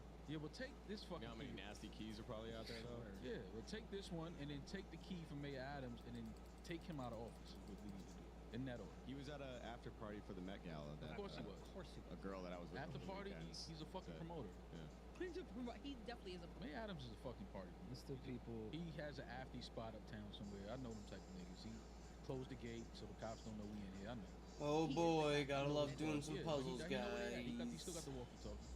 You know, they give their badge and their gun and they never say them niggas get a walkie-talkies back. I had an aunt, God rest her soul, one of my favorite aunts. She had a police scanner, and she was she was my nosiest aunt. She knew all the gossip. She would sit and listen to the police scanner like it was the news. No, That's- all the drama. That's fun in New York. No, it's not. I had Citizen app. That shit was the worst shit in the world. That's true. I deleted that after 10 minutes. Yo, bro, I'm telling you, I had this shit 3 days. 4 niggas got stabbed on my block. And I don't have a block. Like, I live in the area where it's like, yo, where is these niggas walking at? Because there's nothing over here. I had at my old apartment, I had a Ring camera set up for babe like when I would leave, and the Ring camera app like also just has a timeline full of videos and shit that's happening. Yeah, like if it's happening where somebody is that has the app, they can go live. I could. Yeah. With the whole radius of Jersey City, I could see everyone that had Ring cameras if they wanted to post crimes. Yeah, That whole shit was just, it was worse than that app. that was one of the worst. It was either ideas ever. packages being stolen, somebody being stabbed or shot, Yeah. somebody breaking into a house. It's like, A why are you dog posting? going missing. Oh Yeah. God, if an animal's missing on the Oh. Ring app, That shit was depressing. That shit, and that was during the pandemic. I downloaded that app, and so this Yeah. was a time where nobody was supposed to even be outside. I'm like, how is niggas getting stabbed and shot, and we supposed to be in the house? Like, I just didn't understand it. I deleted that shit in 3 days. My anxiety levels through the roof. Fucking It's literally a shit K right didn't there. work, so I couldn't do it.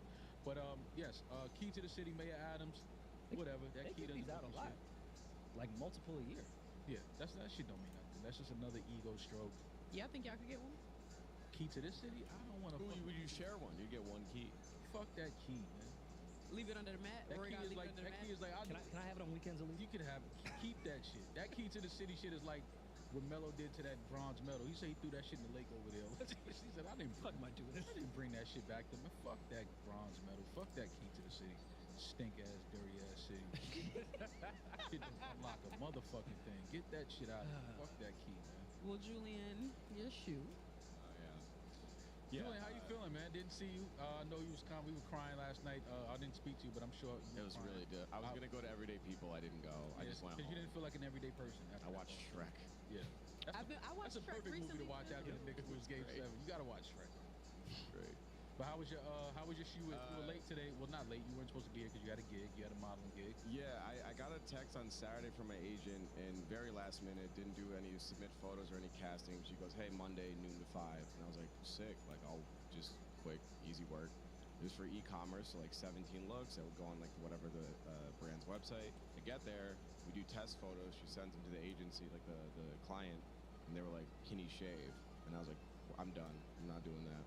I was like, "Do you want me to go now, or like, are we gonna discuss?" Oh, when you got there, they actually could Yeah, shave? I did like test. She did hair, makeup, did everything. I was there for like an hour and a half, and then as soon as I get on, we do one quick test shoot, and they're like, because my digitals are older, so my beard's significantly shorter, which my agent knows, and I've told them. I was like, just give them my Instagram, like they'll see what I look like now, and they wanted me to take it like damn near down to like my face, and I was like, that's not happening. And then the hair and makeup woman didn't have the right clippers anyway, so I was like, all right, I'm done here. Okay. Get paid my full rate, walked out, came here. Oh, Great. lit. Yeah. Look at that. So they wanted you to shave it all off. They wanted me to go like close, like probably Rory's length. I was like, Yeah. that's not happening. Well, That's yeah. the only reason he's gonna play for the Yankees. It's because they have no facial hair thing. That's the only reason. That's right, I mean, yeah. when you can hit that many home runs. Yeah. He looks like a shortstop. Golden glove. You need to take new digital. Yeah, this is my PSA. If there's any professional photographers in the city that just want to build a portfolio, I desperately need new digitals. I have spaces that we can use. They have a studio at my agency. I need it, so. Well, Yomi's not here today, but maybe Yomi can help. Yomi's too busy. I tried asking her. Oh, you did? Yeah. Yomi be booked and Yomi busy, be bro. booked. After one, she was like, ugh. I was like, all right, well, I'm not going to ask you again. Oh, fuck. I guess I'll shoot some. The only time I get Yomi to do something outside of this was Amara's first Halloween, and she was like, "Fine, it's her first Halloween." Only because it's the first one. If it was the second one, no. First one, all right, cool. I got you. But yeah, I'm really happy to be here. I hate missing episodes, so I'm kind of glad that worked out. Well, good to Better have you. than me. Good to see you. I don't answer no calls. When I'm off, I'm off. Yeah. We turned down a gig over the weekend. Well, on Friday. Yeah, Are we somebody. No, I don't want to say who, but somebody had reached out. They wanted to interview us about the whole Puff Cassie thing, and I was just like, nah, I'm cool. I did do an interview with a Double XL though. Oh, nice. I did a phone interview with Double XL. You one of the freshmen? Cover? No, I'm not. Freshman 24? I'm definitely not a freshman. Little Maul. But I did a phone interview. I forgot the guy's name, but he was dope. Had a good conversation about the whole podcast of streamers, and then where do we fit in with all the things in culture now, especially with the whole rap battle that we just had and things like that. Cool conversation. Not sure when it comes out, but I'll let y'all know when it comes out. Was that going to be a television look? I know It was live, yeah. It was live. It would have been on TV. I'm glad you guys I have said one that. of the probably the biggest slot at that time on a weekday. Very happy you guys said that. I Yeah, did. no, I didn't want to. I just, you know what it is? Because my thing is, call us when it's not shit like that. Yeah. But you know what they want. Yeah, but I know. That's what I'm saying. I'm not one of those. Like, I'm not one of those guys. And I didn't even want to say that because to me, it's dope when you don't say the shit you turn down. So it's kind of like, whatever. I'm Yeah, I not don't want to saying say who, the but name I just or didn't. the network, but I did think about maybe taking that and not answering one question about Diddy and just asking him a bunch of questions of the bullshit he said Oh, that on was his network over the hilarious. last 10 years. Oh yeah, that would have. Like, I was thinking about coming in there like, thank you, fill in blank, for having us. We love the show. Then he would get into the conversation, and I would just derail everything and ask him about every That's last why I'm glad we did it. Rory. every content. But- Like, Because then I would have just got up and walked over. I was like, I'm cool. Like, Walked out the zoo. No, Yeah, like, Rory and no, Maul would have they been would've cut- arguing. they would have cut us out and been technical difficulties. yeah, nah, I was cool. Well, Maul, apparently you need new digitals too. You got a new look. Do I? You got the hair. Yeah. Yeah, I had to get it braided. I had to get it braided up, man. I can't fit my fucking hair under my hat no more. Let us see. Why you keep hiding? Hey. braids. Would you do the Drake thing? What is the Drake? Like all the clips that he put in his No, I wouldn't do that. Oh, those do tough. Those look tough. Those look tough as fuck. Summer, so Hey, got too long. this too shit, thick, Mo. I couldn't fit my hat right there, and I was like, no, this is over. How long does that take to do? This took her maybe close to maybe an hour, if that. Oh, shit. Nice. Yeah, close to What, 3 braids? four. Yeah, 4 braids, but she had to blow it all out first. You know, I washed and did that whole wash and condition thing and blew it out, and then she braided it. So are you just gonna keep growing it? Just let it keep I getting. don't know. I go through shit. I'm just grateful to be this age and have a full head of hair, healthy hairline. So I don't know. This is the perks of having hair. You can decide one day to have it, decide the next day to cut it all off. So. You don't think you're in your dread phase yet? No. Can I find more about I have yourself? commitment issues. I can't commit to dreads. Yeah, that's a lot. Yeah, that's a commitment. That's like you got to go all the way in. I don't want to do that. Okay. That was a play on my whole thing, that commitment issue thing. So. But I think you know. I know I followed the breadcrumbs. I knew you were trying to take us, but I wanted you to land it. That's all. When women are looking at you as a woman who you know is like scouting men and like you know at this age when we're trying to have children and get married, we gotta like look at like genetics and look at everything. Like you still having a hairline is like a huge plus. Like you don't know. That's like a real. Oh no, I know. Cover that shit all the time. The girl that braids my hair, shout out to Camilla. The girl that braids my hair, she said that. She was like, yo, you just don't know what you want to do with your hair, but you got hair, so it don't even matter. You sat between her legs. But she has a salon. Oh, okay. I was wondering. I'm not sitting between anybody's legs, Damaris. I'm a grown fucking man. Stereotypical. She thought you were on the stoop. No, I was on. You were on the second No, step. She was on the Them third. be the best braids. I was in her salon chair, and she braided my hair. So shout out to Camilla. Thank you. Any young women in the salon at the same time? Oh yeah, it was like a whole different. It's one of those salons. Damaris probably knows about it, where it's like a whole bunch of different suites. Sweets. So she has her own suite in like this big salon. They But was in there? in her suite, it was just me, her, and we was watching New Jack City. To what Rory's alluding take to, the shit. what's like the least conventional place you pick someone up at? Because I've said this a bunch. Every time I go into The least conventional place. Yeah, like a convenience store, a salon. Like, what's a gym? Like, what's the place where you're like, I didn't come here to get pussy, but I ended up just getting like this girl's number, and like we're gonna go out later. Instagram? No, physical place. That's a dating app. Leave the house. You know what? When you're looking at when you're looking at new condos and homes, like you cross people that are kind of like looking same too, and y'all kind of just start talking about the area and things like that. Like that's happened before, Okay. but it didn't turn into anything like romantic or physical. It was just like you just meet people that are kind of like, oh, like she's cute, and she's looking for a place in the same place I'm looking. I can just kind of have a conversation. That sounds like bad news, though. What if you guys both like the place? Oh. Oh, you can't. Well, you can't date. No, you can't date if y'all both like the place and y'all both move in. You can't do that. You can't date somebody in the same condo complex, street, city. You Yeah. can't date nobody. I'm sorry. You babe. dragging. My bad. But yeah, no, the same precinct. condo. Same precinct. That should be the rules. If that precinct covers that whole area, y'all can't have the same. That's how you know y'all hoes. Why wouldn't you want a girl that live down the street? That's not fun. Down the street. I'm not mad at down the street. I'm not mad at down the street. You already saying Even- same precinct, like Even outside of when I was a hoe, like not wanting to run into someone, I also am like weird and I'm an only child. I don't want you to have that much convenience to me if I don't feel like being near you. Yeah. Like the excuse of just like, yo, I'm down the block, what you doing? Nah, I'm cool. I want to be alone. That can't happen with someone that's, a couple train stops or a whole borough away. I hooked up with someone that lived 2 doors down from me. Ooh. It was awful. She had a dog, so she was always outside with her dog. I'm like, fuck, this sucks. Yeah. She actually lived in your building? No, like I was two numbers down. Well, that's because you put half a mile on your dating Well, apps. yeah, because Well, of course, like that's your fault. Yeah, I'll go on like a 10-minute walk, but not a 10-foot walk. That was too much. Yes. crazy. Wow. Yeah. I saw a cute girl coming out of your building the other day. I didn't ask her name. She was on the first floor. She looked kind of Oh, when you Indian. came by to get my key. Yeah. Oh, I thought you meant like leaving my apartment, like mine. We were leaving at the same time. There's a couple good-looking girls in my. But I would never. Like it's just that's too much. Yeah. That's insane. That's insane. Oh, speaking of this weekend, we didn't get into it. It was gonna be our first topic, but we went on a rant of something else. We didn't really get into the update from our Clay episode and what happened over the weekend. Clay, you Bam. Finally. That didn't. Hey Clay, listen, man. Listen. That age. I want Should have just looked for the blood in the first I place. feel manipulated. I want an apology. Hey, 'Cause Clay. I told y'all that nigga wasn't shit, and y'all. No, he's cool. He's just a young boy. He don't know any better. It's still cool. It's still cool, but it's like But he's also a piece of it's shit. like damn, bro. You ain't have to do that to me though. I'm the nigga. Yeah, I'm the nigga you can keep it all the way thorough with. But Clay, man, we got some updates and information after the episode came out. Shout out to Clay for coming by. Cool dude. Yeah. We still fuck with Clay. Oh no, of course. I loved our conversation. yeah. Even though I do feel a little manipulated. No, but he got to come back. Clay may have a reoccurring A residency? Oh, 100%. More than that. Because I got to get an update on him at least every 4 months.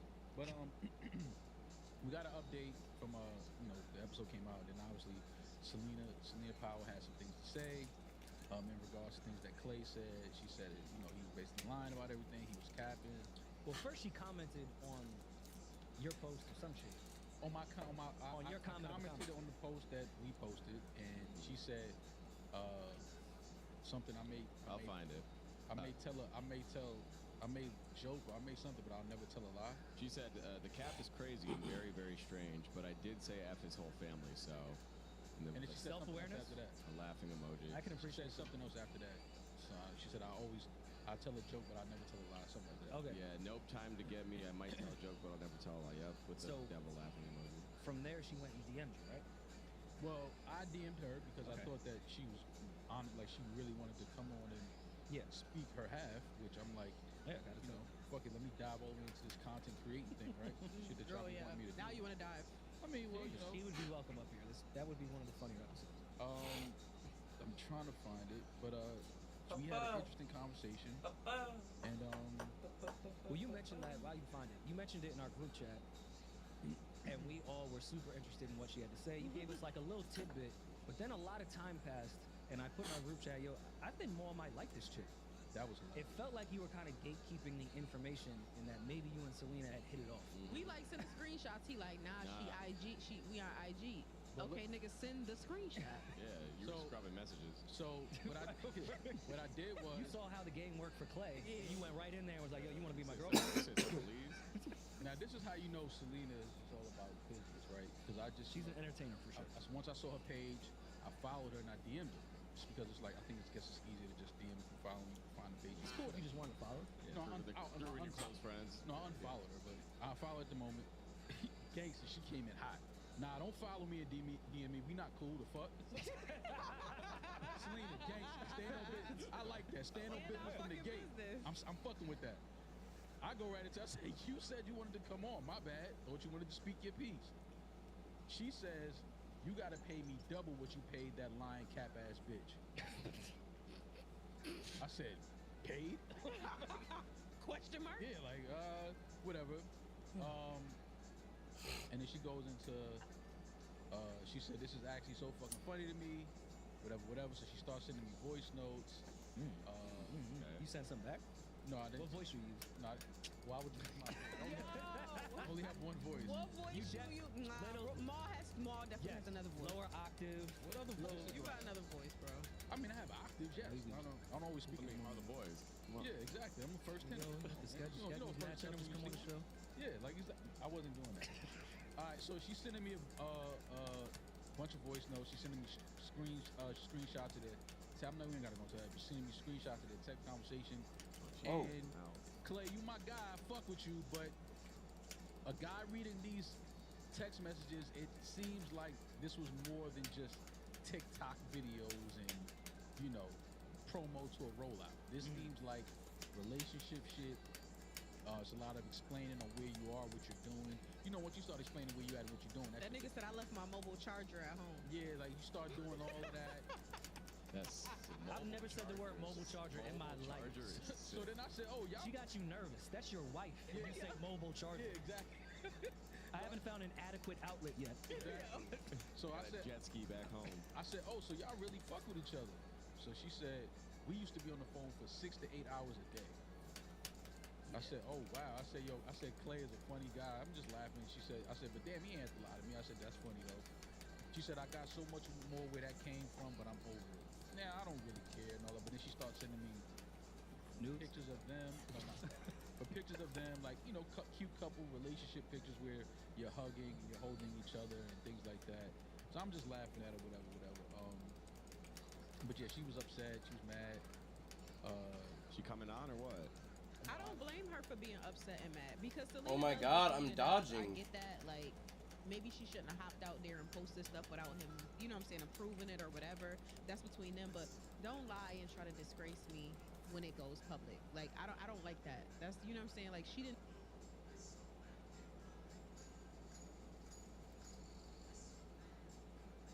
deserve that. I'm with you. The I'm with line you on part I that. get. I don't know if there was a disgrace in the whole thing though. Nah, We didn't disrespect her, and Clay just said, "Yo, I did it for content." I could see that would piss me off if we weren't doing it for content. Yeah. But I He don't had think a anyone went spicy in. tone when he was talking about her up here. Oh, I ain't even know she was like that. Like, I ain't fuck that girl. I ain't know she was like that. Like, you know, I gotta be more careful who I hang around and this. Okay, That's- you're reminding me. Yes, that did. Yes. Called her a whore, too. Everything I just said. Yeah, like, I apologize. He You called guys her are. a whore? yes. Wait, when did you call her a whore? I gotta be more careful around whores. He said that. Well, was that a blanket statement? But, Because we like, all He did. was talking about her. 20-minute conversation. How big is the blanket? And who's sleeping? It was the one. It was the one that the one they were cuddled up under. That's what it was. But Hey, yeah, Clay, I still man. love Clay. That's my guy. Nah, listen, Clay, you just listen, man. I get it, though. You know, you're running the same game to all of them, and you know, you still in that phase of where you feel like you got to make them feel like y'all in a relationship instead of just keeping it for what it is, just having fun. That's all this is. But that's how you run into being a fuckboy. You run into fuckboy territory when you start running that type of game on all of these women, make them feel like the relationship is more than it is. Just be honest, just be real, just be upfront. You avoid a lot of issues on the back end of that. But again, man, Clay is just, you know, he's just having fun. He's living a dream right now. He's having his time in the light. I don't blame him, man. Clay just on jet skis in North Carolina, just on the lake, just having fun. Catfish and jet skis, man. It is what it is. That's all it is. That's all it is. Yeah, it ain't nothing Alright. more. I don't think it's nothing more than that. I think he's just having fun, man. He's just having fun. Shout out to Clay. Shout out to Selena too. I like how she came right in and DM like, nah, don't follow me. We not cool. The fuck? Oh shit, gangster. I like that shit. I want to know what we paid him. Listen, man. Yo, what you want me to say, man? I was like paid. I was like, no, I don't think I've ever paid any for a guest. I would never do that. But she was very clear. Like, you want me, you got to pay me double. I mean, no Terrace Howard math, but I think 0 times 2 is 0. Something like that. All right, so yeah, Selena wants to come on for twice the price. Yeah. Cool. Twice the double?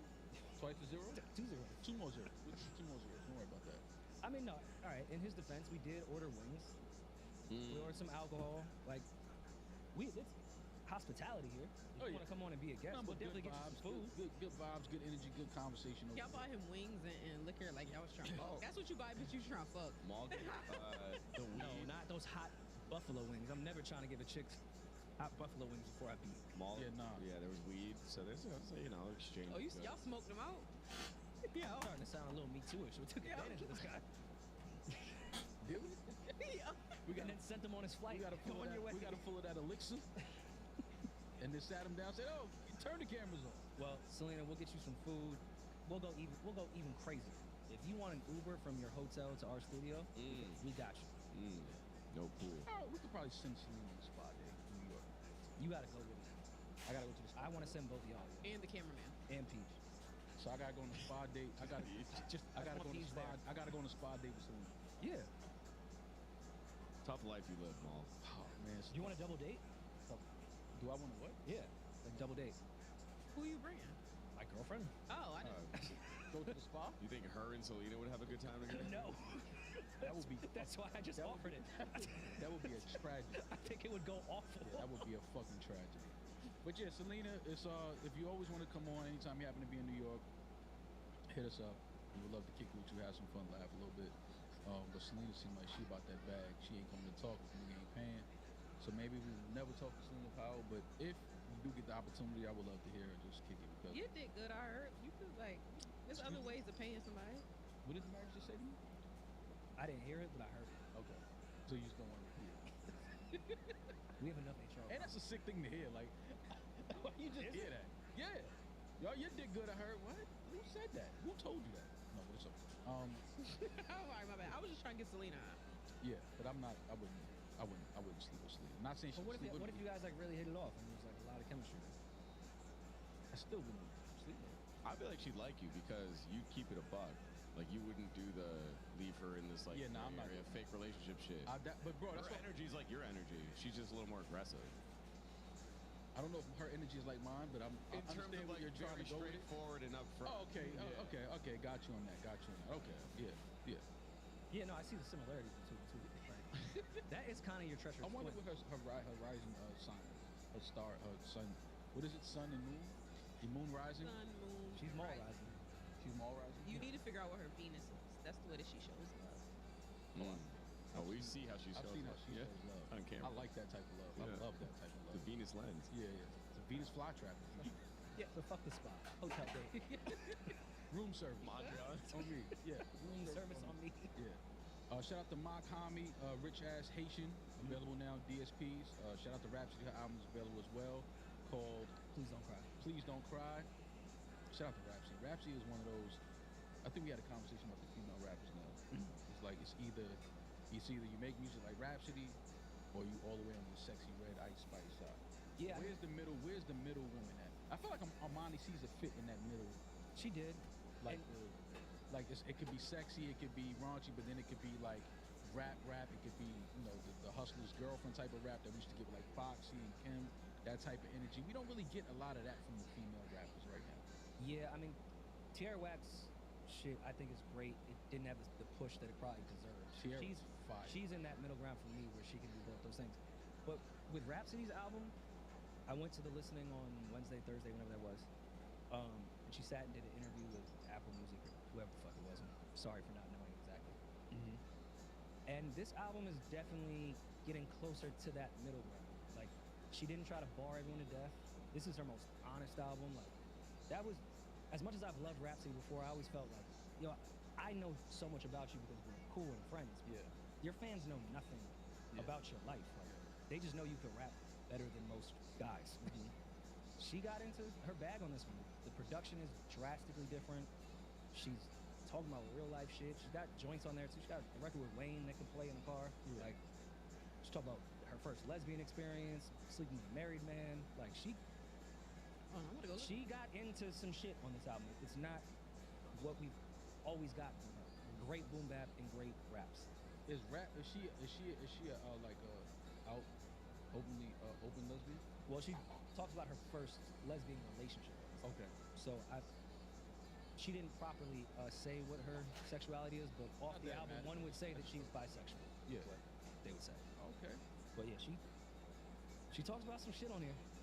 There were some lines on that I was like, this is. I got a feeling one day Rhapsody gonna pop out with a sundress and she gonna have so much ass. Even when she goes out of her way not to be sexualized, you sexual Yeah. there. No, I'm not sexual, but I just, you know how it is when you see a girl that dresses Yeah, it's a certain not way all the time, and then it's like, yo, what the fuck? Like, they put on like some real like feminine shit, and you look like a totally different woman. You look great, not in a sexual way, but it's like, damn, like okay, that's what was underneath the jeans and the jerseys. That's what's up. The views and opinions of this podcast are malls and malls only. Fuck it, it's my opinion. Rhapsody is a very beautiful woman. Rhapsody is dope. I fuck with Rhapsody. I love Rhapsody. A Boogie's album, Better Off Alone, available now. Shout out to A Boogie, Bronx Legend. It's me, A Boogie, Ice Spice, KRS-One, Cardi. We claiming Denzel even though he's from like Westchester County. We still claiming A-lister. That's an A-lister right there. Yes. What about Terror? That's an What about A-lister. Terror Squad? Isn't Terror Squad from the Bronx? Terror, like the whole just Terror Squad? Like I the don't gang even know- portion of it? Yes, Fat Joe. Is that who you refer to? Yes, Fat Joe. He's Yeah. Bronx. Pistol Pete, yeah. Remy's not from the Bronx. Remy, Bronx legend. Remy's from the Bronx. Yeah, the Bronx. We got a few legends, man. But it's me, Babe Ruth, Derek Jeter. Every time Babe he Ruth name them, it's is to from different people. No, he's from the Bronx. Someone played it before. No, you didn't. Maul would have gone. How to fucking Babe's old game. are you? Oh, yeah, I would have gone there. I definitely would have gone to Babe Ruth. 100%. Black man, right? Who's black? I saw that theory on Twitter recently. Not even because we brought up Babe Ruth last episode. I don't think it was the algorithm thing. Babe Ruth is actually black. I mean, George Herman Ruth. A name like Herman, you gotta be. There was some shit when they went through like his actual DNA, and he's Babe Ruth was a black man. All his like direct All right, first cousins all right, but where look we- like you. All right, but where we taking this? Because if you want me to start talking, we all black. Okay, The original man is black. Ooh, I agree. yes, Kyrie. No, the original. The The man. Asiatic black man is the original man. He said yes. She said Alright. yes, Kyrie. Yo, yes, Kyrie. All right, 'cause Kyrie that's your Irving. last one for the day. All right, cut it the fuck off. All right, cut it the fuck off. Kyrie All right, back to you, Irving. Rory. What were you saying? Sorry. Yo, that was funny as Listen, fuck. Wu-Tang in my life. Holy shit. Kyrie put her on the game. Yeah. So Kyrie yeah, did the not first original man is the Asiatic black man. I understand. Yes. Separate point though Okay. that all of his his first fucking cousins are like look like you, Babe Ruth. That there is this whole theory that they did try to make him seem like a white man when his whole family was black. That's fucking crazy. Yeah. And I don't know how much credence there is to that theory, but That's you know, I crazy. just read 140 characters. I didn't do a Yeah. rabbit hole into it, but yeah. I gotta look into that. That's Babe Ruth's cousins used to be at Yankee Stadium front row. That's crazy. Oh, we gotta look into that. If that's true, that's like a crazy story. Yeah, and I couldn't really do the rabbit hole because I was already in the rabbit hole of the Iranian president being killed. Oh yeah. So Babe Ruth went to the I side. saw over the guy on the weekend. mountain running. I saw. Yeah, I know. I saw that. No, we're not going there. We're What? not going there. Are you full conspiracy on that, Rory? 'Cause I don't think it's a conspiracy. as soon as I saw it happen, I was like, I already know Rory's gonna be like, this isn't real. No, it's real. I just don't think there was a mechanical issue. Oh, you just think they got knocked down? Yeah, Yeah. Oh, that's possible. Yeah. that's very possible. Yeah, I mean, It's almost so possible that might be exactly what happened. yeah. Listen, They said there were space lasers. I saw some of these theories, man. Space lasers. Dumb motherfuckers. wait, why is that a conspiracy? Space lasers? Not space lasers, but we have F-22s right now that they already did a press release last year. It wasn't hidden. We have lasers. Oh yeah, I know that. Yeah, I We had a can cap easily laser. thermally heat up a fucking helicopter and knock it down without a sound. Yeah. That's not like something that we're hiding. Yeah, that could happen.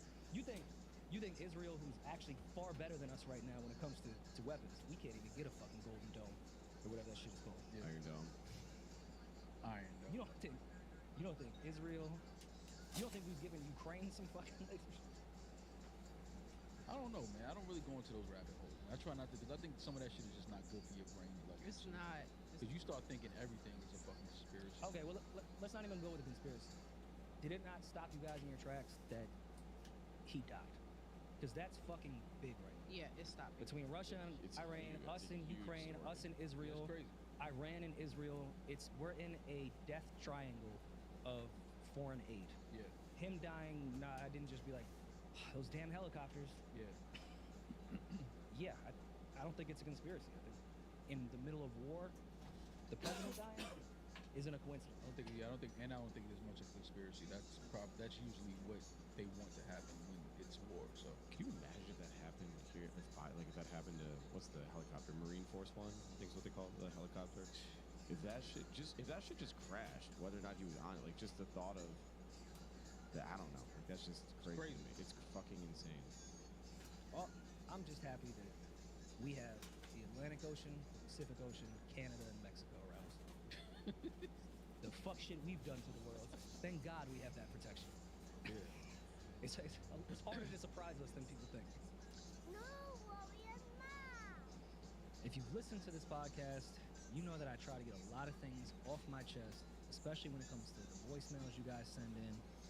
And it's great to have this opportunity to talk on a podcast and get a lot of that negative stuff out of me. But it doesn't really solve anything. Therapy is the actual safe space to get these types of things off your chest and actually figure out how I'm going to work through it. Love them all, but you need a therapist sometimes. Clearly, you see that I bottle all of these things up. If you're thinking of starting therapy, give BetterHelp a try. It's entirely online, designated to be convenient, flexible, and suited to your schedule. Just fill out a brief questionnaire, get matched with a licensed therapist, and switch to another therapist if you're not really rocking with them. No additional charge. Get it off your chest with BetterHelp. Visit betterhelp.com/RoryMall today to get 10% off your first month. That's BetterHelp, HELP.com/RoryMall. Julian, we have any voicemails? We do. I don't like you guys trying to avoid Biden and Trump having a debate in June. Oh no, It's don't cool. We worry. get to voicemail. I think I'm gonna do a Patreon live. See when that debate happens. You know, Real-time we commentary. should watch oh that my together. fucking god! Are you To kidding? watch two people bullshit us? Oh yes, gotta love it. Two people jacked up on meth. Yes. Did you absolutely. guys see Leaders of the free world? did you guys see Trump's video he made of Biden falling, the music video? No, course. but I'm sure it's funny. I did see him do a speech and say he wants a drug test before the debate, like it's fucking Pacquiao and Mayweather. I did see that. It is Pacquiao Mayweather. This is bigger than Pacquiao. Of course, this is the biggest conversation debate that's ever taken place. Absolutely. This is bigger than We the People. I cannot wait for this shit. I've been, because they was trying to say that Biden wasn't gonna do it. Like at first, he wasn't gonna debate. He wasn't gonna. They were trying to keep him away from that stage. It's Let's just watch it as a family. Is all I'm saying. It's gonna be rough, man. Yeah, let's just watch it as a I family. thought the Knicks was rough. Oh man, I think it's hilarious. He said, I need a drug test before I get on that stage. I feel him. Definitely feel him. All right, Julian, voicemails. Hey, what's up, Pod? This Chase from Philly. I got a question for y'all. One of my closest homies passed away abruptly. And I thought about y'all because me and him was both big fans of y'all. We went to y'all Charlotte show. Took a picture with y'all. He was like 6'11", so Rory made a quick joke. And I remember made sure that. he stood on stage. I remember him too, So yeah. I remember. So he didn't. Wow. Yeah. Those. Rest in peace. Yeah, no, I remember him. Yeah, he just passed away, Yeah. right? And I'm dealing with some grief. Because honestly, this is like the first person that was this close to me that passed away abruptly. Usually, if I'm close to somebody that passed away, it was kind of like an expectation, almost. But for him, this is completely different because the shock and surprise of it all, and just dealing with the grief. And my question for y'all was, how do y'all deal with grief? Like, I know everybody has been through stuff, like, and dealing with it. But right now, this shit is like really tough for me. And I just want to know how y'all deal with it, with some pointers that I can use going forward. Because I really don't have an answer right now. Thanks, man. Grief is to me is different for everybody. I don't think there's a definitive answer for that. What I would say, and what I try to do when I deal with grief and losing somebody, is definitely always remember, the moments and the times and the memories, but also pay attention to, the fact that life has to go on, life has to move on. You have to keep yourself to a certain extent as busy as you normally would be. Try to create a routine of, having moments to just for yourself and away from everybody, because you're gonna need that. Working out, I think is a good way to kind of release some of that tension and energy and emotion. And yeah, man, just again, there's no definitive answer. You got to deal with grief the way you deal with it, but you want to make sure that you keep your health and you keep your mind and your body healthy, and try to remember that, while we do love our loved ones and we're sad that we'll no longer see them in the physical, but we do have to move on. We do have to move forward as best we can. But take your time with it. Understand that it's part of the process of moving on. You have to grieve. You have to have those emotions. You have to have those moments. My mom lost her mom when she was young, and my mom still to this day has moments of weakness and grieving and things like that. So it's not something that I lost my brother years ago, but it's not something that you just are gonna get over and get past immediately. There's gonna be times where you can't stop thinking about the person, and then one day you're gonna look up and realize you haven't thought about that person for the first time in a couple of days. Like, it's just, life is weird like that. Like, it just, And you'll feel guilty when yeah, it you happens. feel guilty. So it's just, you got to give yourself that space to move on. Understand that you have to move on. Understand that the person would want you to move on and to, be healthy and be productive in life. But give yourselves those moments to be weak and to, have those moments of, breaking down if you have to, and being alone, and, having time to yourself and your thoughts. That's part of it all too. But all at your pace, all at your time, whatever's best and healthiest for you is how you deal with grief. I can't tell you how to deal with it. I'm just telling you certain things to look out for, and just to make sure you don't get too stagnant and too stuck in a place where it starts to affect your mental and physical health. Yeah, I mean, I would, can't tell you exactly what to do. I can tell you what not to do, and that's what I do, is just bury it, pretend like it is what it is. Yeah. Yeah, everyone dies. Yeah. Never really address it.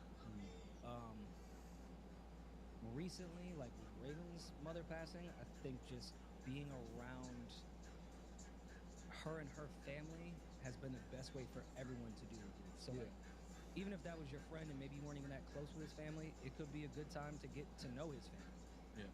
Because you can alleviate their grief while alleviating yours as well, being around someone that also loved that person. Yeah. Like, that's been like the only good thing I feel like I've done with grief, is just be around other people. And again, I don't know if you are close to his family or not. I'm sure they would really appreciate knowing how he affected your life in such a positive way. Yeah. And that was your man's life. Yeah. You just coming around and being like, it's your son, your brother, whatever, was such a great person, alleviates their grief, and I think does the same to you in that same process. Yeah. Best way to deal with it is just be around people that also love that person. Take your time. Give yourself grace. Give yourself those moments to be weak and vulnerable. And life has a way of moving forward. And you'll look up one day and realize, like, okay, like this is life now. This is the feeling that I have now, moving forward through the rest of my life. And always, talk about them, remember them. Like you said, friends, family, have those moments, because it definitely helps with the healing. When you laugh about certain situations and things that y'all did together, you learn about shit that he did that you didn't even know about through family and friends. And having those stories, it helps with the healing process. It feels like in some ways the person is still here, the energy is still here, so you need that as well to move forward. Yeah. Oh, I'm sorry, I didn't mean to interrupt you. But Well, anytime I've like left a family gathering when like my uncle passed last year, being around my cousins and just talking about him, I leave so much happier. Yeah. Like the grief feels relieved when everyone is just speaking about it. Like it doesn't make you more depressed. It actually helps like with the entire thing. Yeah. Like that was fun to laugh again about certain shit that he did in his life. So, but go ahead. I'm sorry. yeah, because if you were to die, you would want someone to keep your memory alive. Like talk about the stupid shit that I did, the funny shit that I did. Like talk about all of that stuff. Also, I know this may sound corny, and you don't have to admit to anybody that you out loud that you did it. But I got when this my best grub friend died, now. I wrote her a letter. It took me a long time to be able to do that.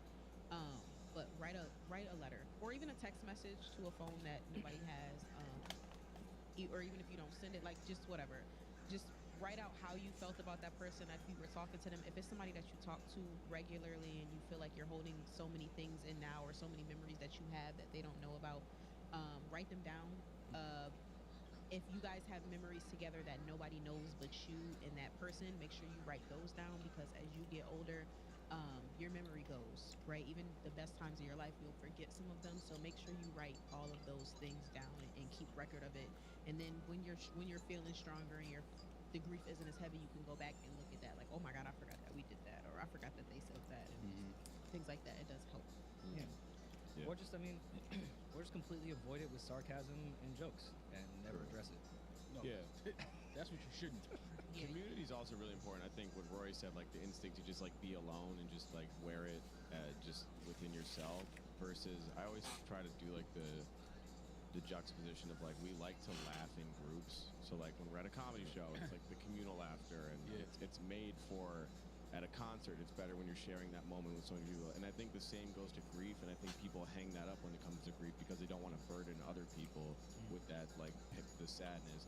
But again, like with the shared family, friends, community, I just think there's so much value in that. And I've been seeing that close hand in particular with Boz, and being with him and around his family and their closest friends, just seeing how much that it's never going to be a cure-all, but it does so much for reassuring how important these people are in your lives, and the impact that they not only had on you but to everybody that they came in contact with. So lean into the people that you know and that also love them.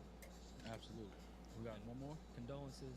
I do remember. I remember. Yeah, I remember. Big. As soon as he said guy was like in Charlotte, tall guy, I was like, I remember. So prayers, condolences to the family, and rest in peace to the gentleman.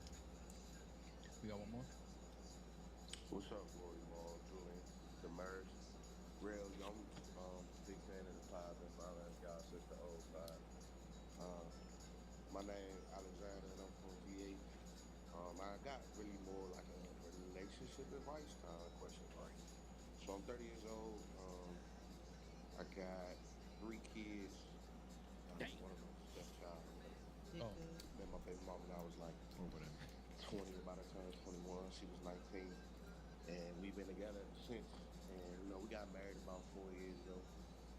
I'm active duty, so it just made things a lot easier. But to be honest, it was something I really wanted to do.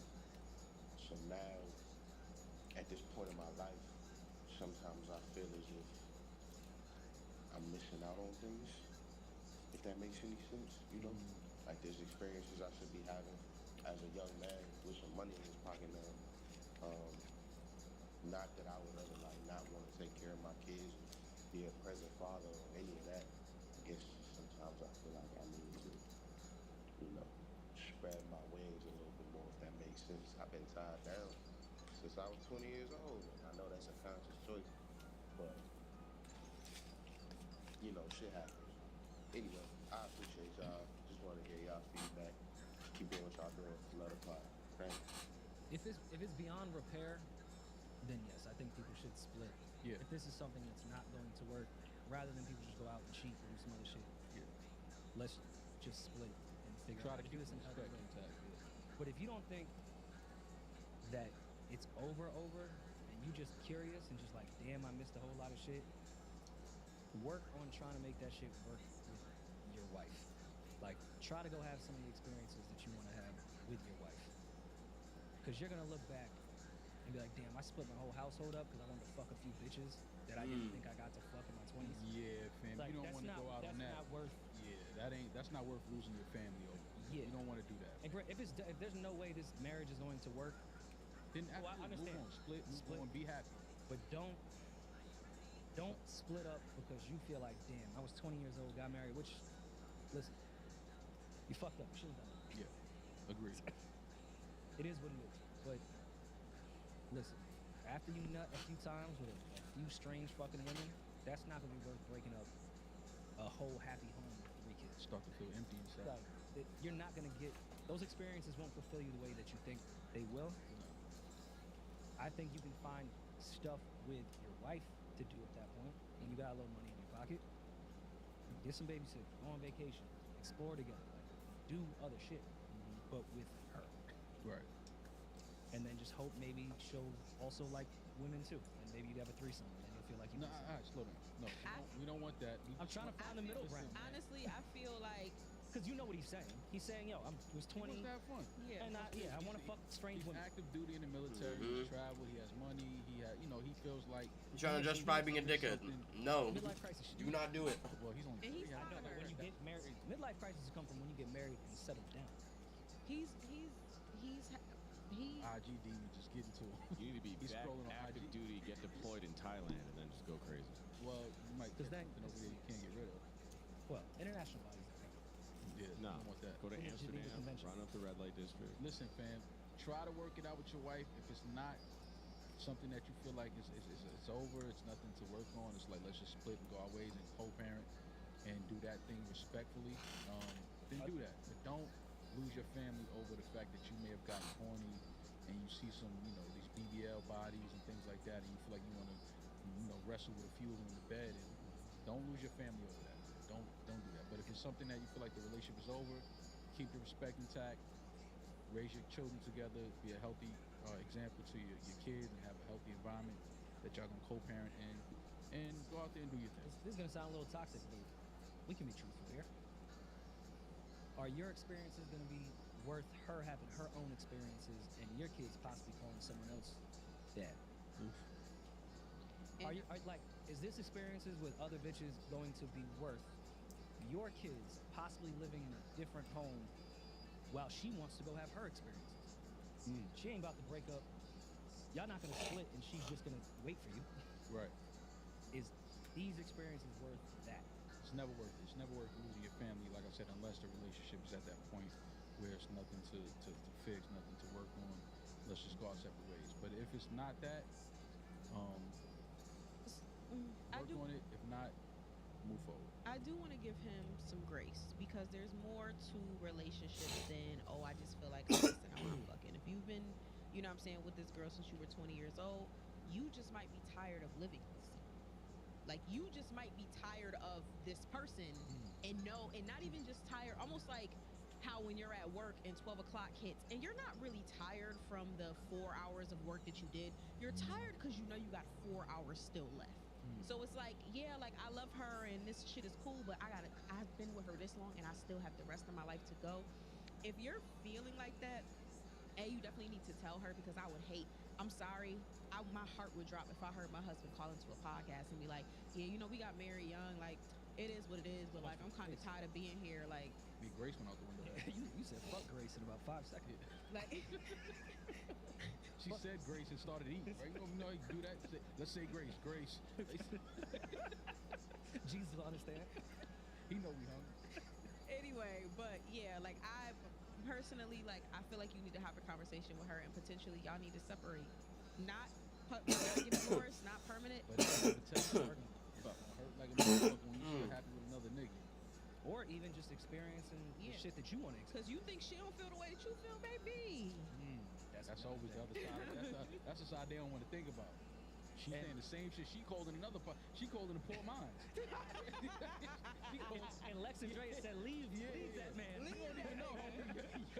Your wife cold in the poor minds and saying the same shit you just said. Like, all right, go ahead, man. Y'all go out there and realize. You think she don't think about how she didn't get a chance to have her whole years and get a one-way trip to Miami with some scammer nigga and had a time of her life? Man. And yeah, we think about shit like that too. So niggas right in her DM. Miami's hilarious. It's like a $70 flight. Yeah. Julian, it's not about the Miami trip. It's about the experience. But yeah, chick with 3 kids before she's 30 would take that Miami flight. Ooh, she just want to walk on the beach and thong the king. Let that ass just move everywhere. Just like let the sun and the sand hit that ass. Cause it hurt when you open IG and see like the sand handprints on the girl. And I'm not there. Who hands is that? Who hands is that? Who do you fuck in Miami when I'm not there? Oh, so that's gonna hurt, fam. So listen, if you can work on your relationship, work on it. If not, keep the respect. Take care of the family, co-parent, raise your kids in a healthy environment, and enjoy the rest of y'all lives. Yeah, you're a parent, dude. You gotta prioritize your kids first. Yeah, you can't that's it. This is, you said it. You get it. This is the life. This is the cards you were dealt, but it's your life. Yeah. And you have you're in charge of other children. I'm against that. There's Grace. We did say, yo, this doesn't work for you. You should split up. Yeah. Just don't make a mistake. Yeah. Just don't fuck up. Yeah, I'm against staying. Like, if you're miserable, like if you're truly miserable and it's making you unhappy, eventually what you're gonna start doing is taking out your misery on the person you're in a relationship with, and that's going to affect your kids. So if you really, really feel, I can tell that he feels that way, y'all just need to take a break. Quick little 1 year, 2 year, do your own thing. You'll be back soon. You'll be back before she back. When she drop them kids off to you and be like, yeah, you know, it's your week, and I'm out. Yeah, just don't make a mistake. Drake is also the sickest human being ever. Harmonizing who you fuck in the city. We all think it. Oh, it's, you know it. I'm not shitting on you. I'm just saying you're sick for having the courage to harmonize. Right. We've all thought it. But to get on a song, what key are we in, 40? Yeah. Love it. Shout out to the New York Knicks, man. They lost Game 7 at home yesterday. It was a great season, though, great run. Injuries just caught up to us. Thank you, New York Knickerbockers. First time I've ever said this. This was my favorite season in my entire life to watch you guys. Shout out Jalen Brunson. Shout out Josh Hart. You guys were amazing. Shout out DiVincenzo. You know. He did his best. No, he did his best. Game 7. Nah, he balled out. Listen, man. That was the hardest game. It was like fleeting moments of like back-to-back threes. I was like, yeah. And then it was like, Pace went on a 15-0 run. I'm like, all right, it's over. Yeah. When we got within 8. Yeah, and then they told us that Brunson broke his hand. I just turned. Shit made me so sad. Enough is enough. But I will say, the first time when we got within 8, this is the first time in my entire life I said, Knicks is just about to nick. And I had confidence because I love this team and this team really cares. It's just, when you end up with one Fucking star Maul called it though. He said we're not getting out of on the the fucking court like in a second or game third. 7 Yeah. playoffs when they're shooting what 76%. Yeah, it just wasn't. You can't win. Injuries Impossible. caught up to them, but they do have a lot to build on going into next season. Everybody comes back healthy. I think the confidence will be there. I think the culture has changed within the Knicks organization. They realize that they are a top 3, top 4 team in the East. They have a guy in Jalen Brunson who is going to be in the MVP talks for the next foreseeable seasons, at least the next 2-3 seasons. And then you get your all-star back in Julius Randle. I just think the Knicks have a lot to build on. This was a great season. I hate that it had to end the way, but it did. But I mean, just being realistic, I don't think they could have beat Boston in the next round. Yeah. No. Yeah. It was They just were playing tough to for see them extra, getting hurt, man. playing for Like, an extra 4 or 5 games, maybe. Like it is what it is. Go home for the summer, get healthy, get back in the gym, come back next year with that confidence that we ended on this year. And I think next year is going to be a longer run for the New York Knicks. So shout out to the Knicks. And I hope they don't make very many offseason moves. same. Like I really think this team should stick Just get together. healthy. Just get healthy and then see what that looks like. Roll that out again and see what that looks like. Shout out to the Minnesota Timberwolves. A lot of people had written them off last week when they lost at home to Denver. People thought the series was over. But the Timberwolves had something to say about that last night. They beat the Nuggets in their Game 7 in Denver. Shout out to Anthony Edwards, Mike Conley, Karl Anthony Towns, like what they did this season and what they're doing and knocking off the defending champs. Something that I don't think anybody had the Timberwolves doing. So this is just a testament to the player that I think Anthony Edwards is and will be for the next 10, 12 seasons. I'm rooting for him for the Yeah. remainder of Same. the playoffs. I'm rooting for Kyrie though. I want to see Kyrie Irving get back to the finals. I would like to see Kyrie get another ring. Only because I obviously know everything that Kyrie has been through in the last few years with the NBA. His stance on the whole during the pandemic. But I don't know if Mavs are gonna be able to get it done. Minnesota's won twice now. On the Olympic I didn't see team one this last summer. night actually. I gotta think check. of it as an extension of who people think Kyrie is. They feel like he's a distraction.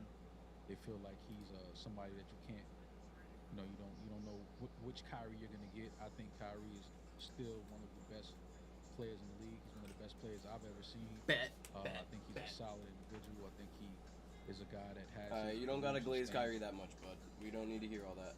NBA, Mavs. Nope, not looking at that. This is Game 1 highlights. Game 2 highlights. Our officials, the crew chief, the veteran, Zach Zarb. Oh my God. By Jones, Lively, Jones, It's looking nuts. Game 1, only 6 points. In the corner, Reed, 3. Irving. And Reed's got him. Kyrie on the doorstep. Boy, he has got the quick to it. Knocked away by Edwards inside. A block right there by Anthony Edwards. Inside it goes Kyrie. The lob, the deuce, and the Timberwolves score and lead by 2. Driving hard, gathering his way. Knocked away by the Daniels. Alexander Walker the other way. It's Reed in the corner for 3. Kyrie Irving, triple team off to Gafford. That has worked every time tonight. He's got 6. McDaniels, they'll go into Jones and drive. Knocked away by Gafford. Nice defensive play. Irving the other way, shifting gears, changing hands, putting it up and down.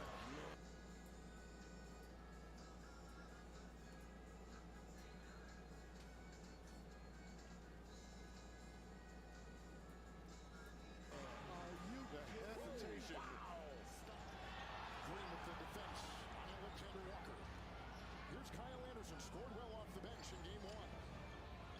3, Edwards.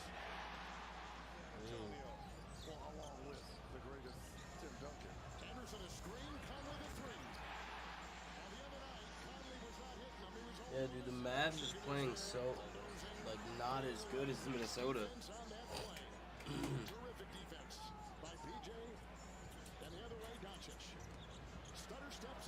What is that, 40 to 28? There's no way. And we'll have our game 3 from Dallas on Sunday. Alright. Alright. Dude. It's getting rough for him. It's a three. What a great screen by Rudy Gobert. They weren't fouls, coach. Rudy Gobert, and it's picked up. With Dallas the other way. Jones got it to Doncic, and back to Lively, who goes airborne. With a nice slam in there for the rookie. It's picked up by Derek Lively. Doncic, look around. Pass indeed. As he lasers one into Lively, who puts up his eighth. Corner, McDaniels. Yep, Minnesota just was staying up on him. Working him.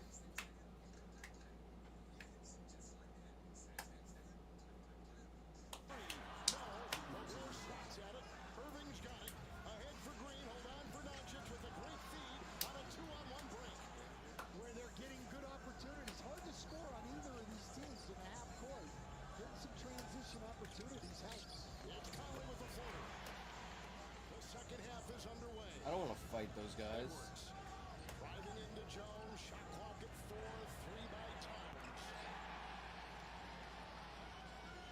Fire blows. McDaniels gets by Doncic and feeds inside to go. Oh, give me that. Delay inside, Gafford. Again, he's playing handball. He's playing handball. Oh, what the?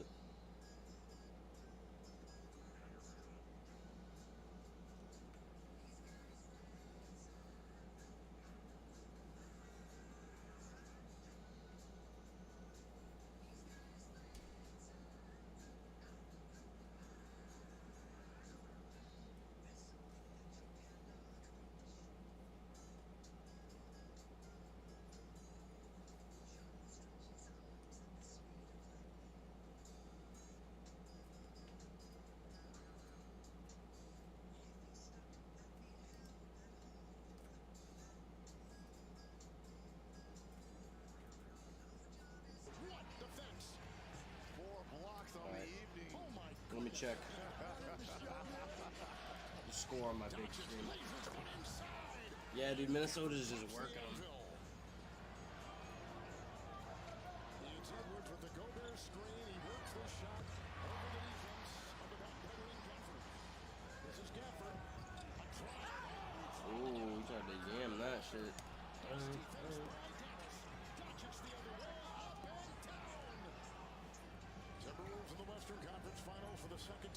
They spazzing. Green is checked in, sets a screen for Doncic, who fires it up and Lively.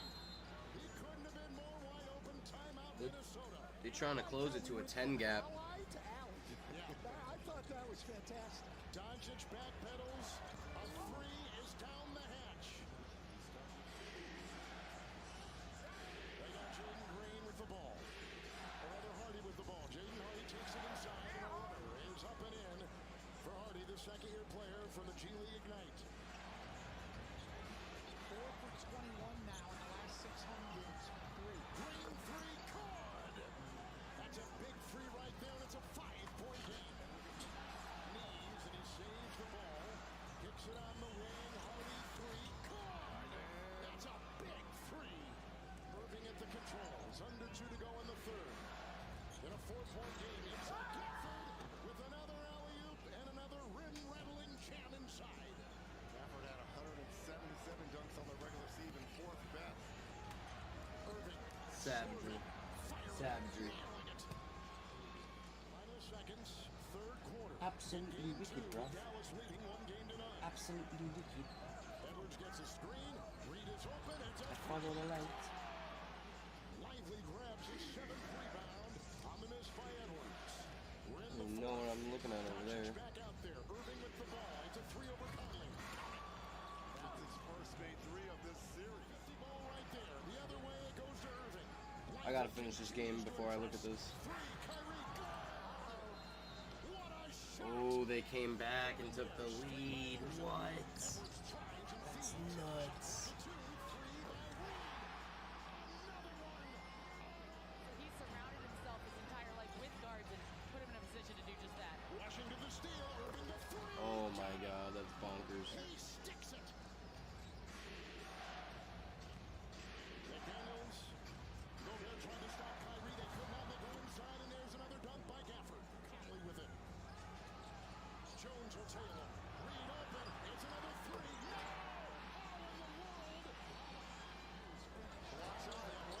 94.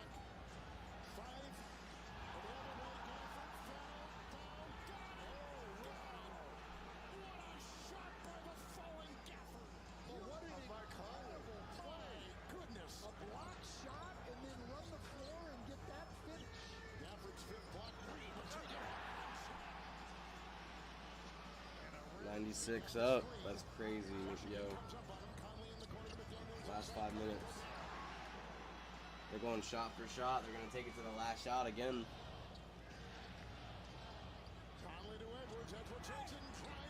That should be an and one. 197.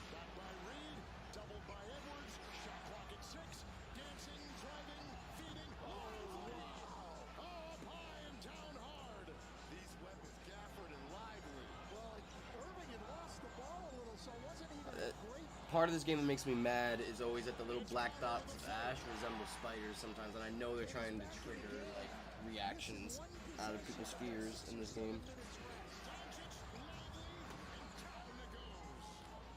I'd go back to the blitz if I were Minnesota, so that ball doesn't get downhill. Then the ball's going to come to Lively at the free throw line. Conley's in the paint. Wiggling his way free. Edwards takes it in. Doncic on top. Clifton in the corner. Three. Good. Got it. What a shot by Irving. Play downhill. Play downhill if you're Anthony Edwards. Edwards makes a move. Doubled. Feeds. Doubled is McDaniels. And the ball knocked away in 5 seconds on the shot clock. Ruling on the floor is a Minnesota ball. Dallas is challenging the ruling. After review, the ball was determined to last touch McDaniels. Therefore, this is a successful challenge. The call has been overturned to Dallas basketball. I knew it. 47.3 on the game clock. Gobert on Doncic. Doncic making a move. Stutter stepping. Setting up. Off the. That's on Doncic right there. Edwards and Lively. The spin, the feed. No. Out of bounds. A Minnesota Dang. turnover. 12.8 We're to go. 2 up. They had that. Why'd he throw it out? Dang. They took a lead with 3 seconds left. 1 point up. It's off to Edwards. Setting up. Three. Oh, Minnesota did lose. Tie game. 2 games to none. And Doncic with the game winner. Let's say go home. Whoa. Doncic went crazy with that 3. I don't know why Anthony Edwards threw that shit out. That shit crazy. Oh my gosh. Alright. Another new Rory My Mall. father's been listening to this podcast. I just thought about that. What's up, Pops? What's up? Damaris out here taking in.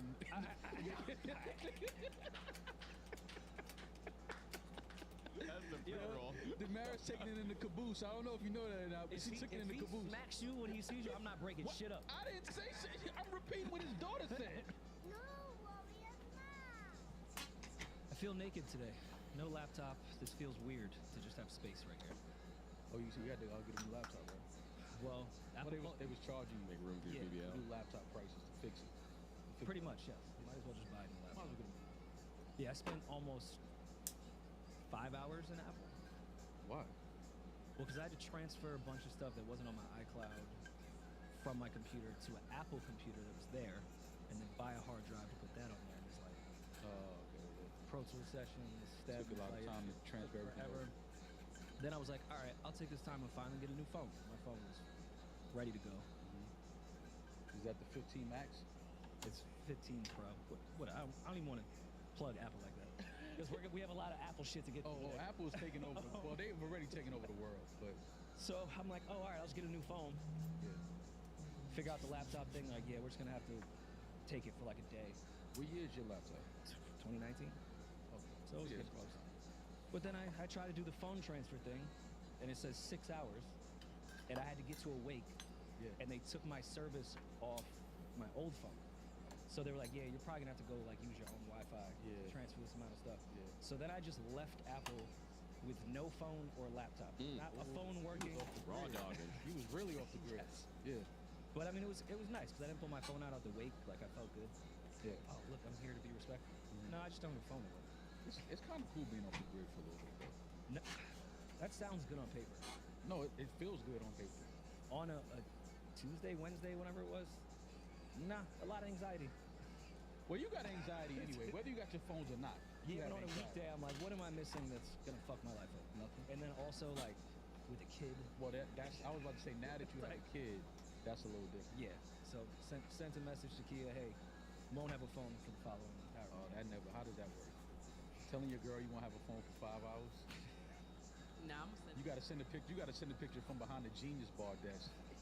Like, yo, listen, I'm here with. Yeah, you gotta buy a ring Check my cam. location right now. Yeah, I'm here. I'm here. Would you like to speak to one of the specialists? He will let you know. Yeah, how that long it's gonna this take. Is not, this Yeah, isn't yeah. gonna transfer. They already took my service off my old phone without Yeah. it transferring, so I cannot use any phone at this point. You tell a girl you're not gonna have a phone for 5 hours. She texts you back, have a good life. Immediately. Like, who not? What you mean you're not gonna? You're not gonna have have a bitch in 5 minutes. If Yeah, you don't like use your bitch is phone. going in 10 seconds. You can't even doze off early, let alone not have a phone. Like, damn, I fell asleep early. Yeah, all right. When's the last time you guys got one of those off? If I fell asleep, Yeah. Very long time. it's been probably a couple months. But I actually did fall asleep though. No, we're saying No, it's a couple. You're 42. Bro, listen, bro, I don't. No, I fell asleep early last night. Yeah, like I don't fucking. Those days are over, bro. Like all that lying. I'm not lying to nobody. Look, this is what the fuck I'm doing. This is what I did. This is what happened. So you be telling your other bitch like, yo, I was eating pussy last night. My bad. I mean, come on, I'm not doing that. I'm not saying I was eating pussy. No, but I'm just saying I'm not lying. Yo, I fell asleep and I was in the bed eating pussy. He's not gonna volunteer information that's not being asked. Yeah. But he's not gonna lie. I'm not gonna lie. So if she said, what were you doing? What would you say? What was I doing? No, chilling. Eating sushi. Huh, I had takeout. Went for some takeout. You should understand what that means. Yeah, come on, man. You was takeout before. You know what that means. You know, we take you out and, make out. Takeout. Who even uses that phrase? That's like the I other got day. food delivered. Yo, who was that said their battery? Who said that the other day? Clay, mobile device, Oh, or his mobile charger. Mobile charger. Yeah. Clay is a fool. Clay is a fool. But yeah, it was very, very uneventful between our last episode and now outside of my phone and computer. Yeah. But outside of that, we got another list and we fall for it every fucking time. Listen, I'm gonna be honest. I didn't look at the list because I just refused. Like, I know what these listings are. These listings are like the new pyramid schemes. They're like to get everybody riled up, get engagement online, everybody talking about it. Is it new though? It's not new, but it's like I think by now everybody knows what these lists are for. But we continue to fall for it. I tweeted out, resist the list. Apple's trying to divide us.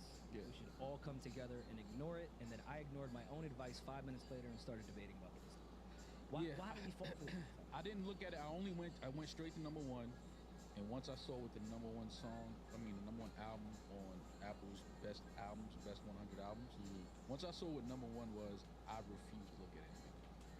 That's usually what I do. When I see somebody's list, I'm like, okay, who's at the top? Once I see who's at the top, if it makes sense, I may dig a little deep into the list. But once it doesn't make any sense, I'm like, all right, I'm cool. So you think Lauryn Hill being number one is that egregious that you wouldn't even look at the rest of the list? Absolutely. Really? Absolutely. Well, first of all, before we get to that, I will say I think this entire And it's crazy because we have Lauren's fucking album cover right behind. That was in my Julian bedroom as a fucking- kid. Yeah. But and then I got it framed. Miseducation of Surprised Lauryn Hill, taking it it's a back. great album. I think anybody with ears and a brain and a certain taste for music will say that it's a great album. But I do feel like different energy on mic. I see Damaris over there quiet. You guys were now all of a yelling sudden Miseducation's a 3 good minutes album. ago. It's crazy once we hit record. I mean, it's crazy that you cut me off while we were recording. Right. But I will say this: the Miseducation is, and I've always felt like this, it is an overrated album. And this being number one on this 100 albums of all time list just further proves that it is overrated. I think Miseducation of Lauryn Hill is one of those albums that so many people have heard. It's one of the greatest albums that everybody just falls in line and says it's one of the greatest albums. But people don't truly feel like it's one of the greatest albums they've heard. It's a good album. It's a great album even. But to be number one, it's an amazing I think album. everybody can absolutely agree that Thriller is the greatest album of all time. I don't think there's many people that are going to debate that, argue that. Where's Thriller on this list? Number two. Thriller would be the closest thing, but I think this entire concept is stupid. It's dumb. If you wanted to do genres, cool. I'm here to debate all day about specific genres. You want to do an R&B list, a hip hop list, rock list, right? The idea that there could be a greatest album of all time in all of music ever is nonsense. It's all subjective. This is stupid. But this isn't even like when we get mad at B-Dot's list or like, you know, complex year album shit. Cool. I'm fine with those because it makes sense. At least there's this a theme. concept makes zero fucking sense. Well, the reason why I don't think it's because obviously, I think most people, if you give a survey across the world, most people would agree that Michael Jackson is the greatest artist of all time. I think most people would agree to that. You can have some people that the are popular. Yeah, I would say so. So it's only natural that the greatest artist of all time, his best album, is probably the greatest album of all time. No. Why is that a no? Because if I'm the greatest artist of all time, whatever my best album is probably the greatest album. That's not of all the time. case for Drake. Drake's best-selling album isn't his best album. I didn't say best-selling. I never said best-selling. I said if I'm the greatest artist of all time, my best album in my discography, the best music I've ever collected collection of music that I've ever put forth, is probably going to be the greatest album of all time. I don't know, because if I think Hove is the greatest rapper, I don't know off the top of my head if I would have a Hove album at my favorite rap album of all time. Yeah, no. Yeah. I'm not sure if it would work that way. I do get what you're saying with Thriller in itself. I think it should be number 1 too. If we're gonna do this dumbass concept, Thriller checks every single box. Number 1. It checks every box. Like it crosses. It's the number 1 album. How many generations has it crossed? Like, Thriller? Yeah, it came out what, 80? 82? 85, I don't know. Bro, It's okay. spanned, 40 Like, what are we years. talking? Yeah. If this album came out in the streaming era, this shit would shatter it's not every fucking. I mean, it wouldn't. You know what I mean? Like, so what do we? Well, all right, Mike's not around for Apple to give him the award that they just made up yesterday. True. They needed to hand the award to somebody. Yeah, no, I That's get true. that. I get that. Hand it to his family. I was gonna say, Janet's still around, bouncing around. Hand it to his family. Hand it to, you know what I mean? Like, his family, Janet is still here, healthy, looks great, happy birthday. Hand it to Just had a Blanket. birthday last May week. 16th. Blanket could have accepted it. Hand it to his kids. Paris. Yeah, like, I mean. Nicole Richie. Yeah. I don't know Nicole Richie. Yeah. You good? Hand it to What? Hand it to his kids. Lionel Richie and Mike were really good friends. Thriller is the greatest. Hand it to Quincy Jones.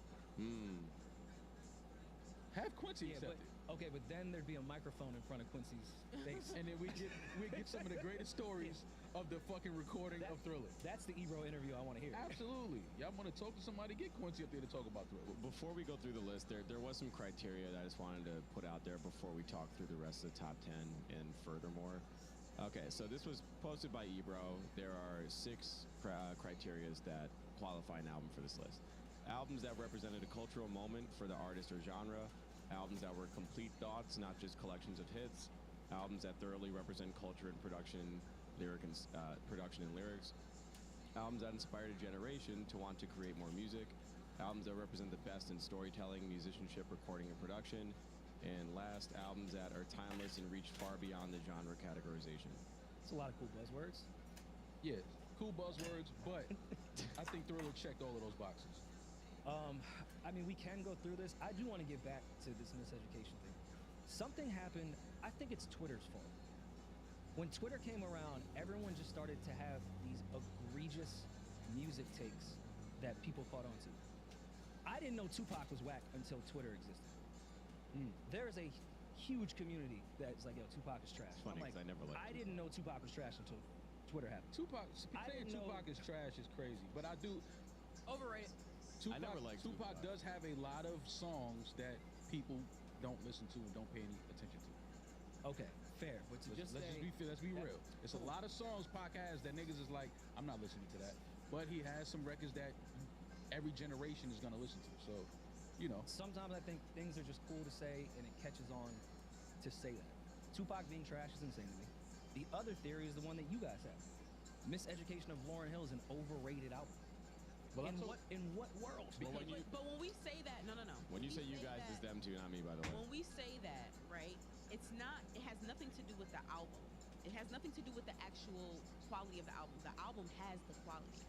It's the praise that it gets and has gotten for so long. Like he said, it should not be number 1.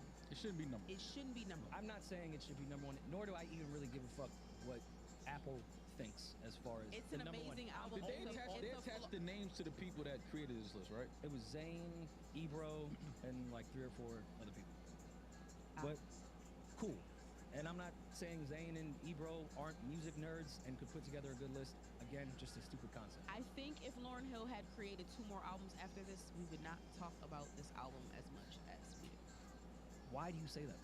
Because it's kind of like when artists die and they suddenly become a legend.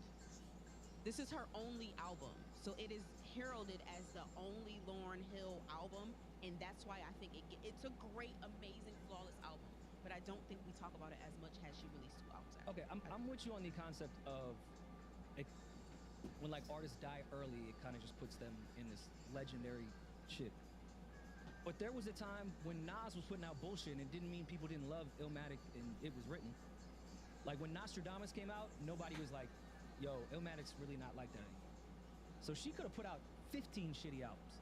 I didn't even say they would The be shitty. Miseducation If they of were Lauryn good, Hill even if is they were a good. flawless fucking The album. Miseducation of Lauryn Hill is a great album. It's an amazing album. I don't keep it want to take that focused. from her. When I say it's overrated, it's because I hear certain people talking about this album, and I know they probably haven't listened to that album in 14 years.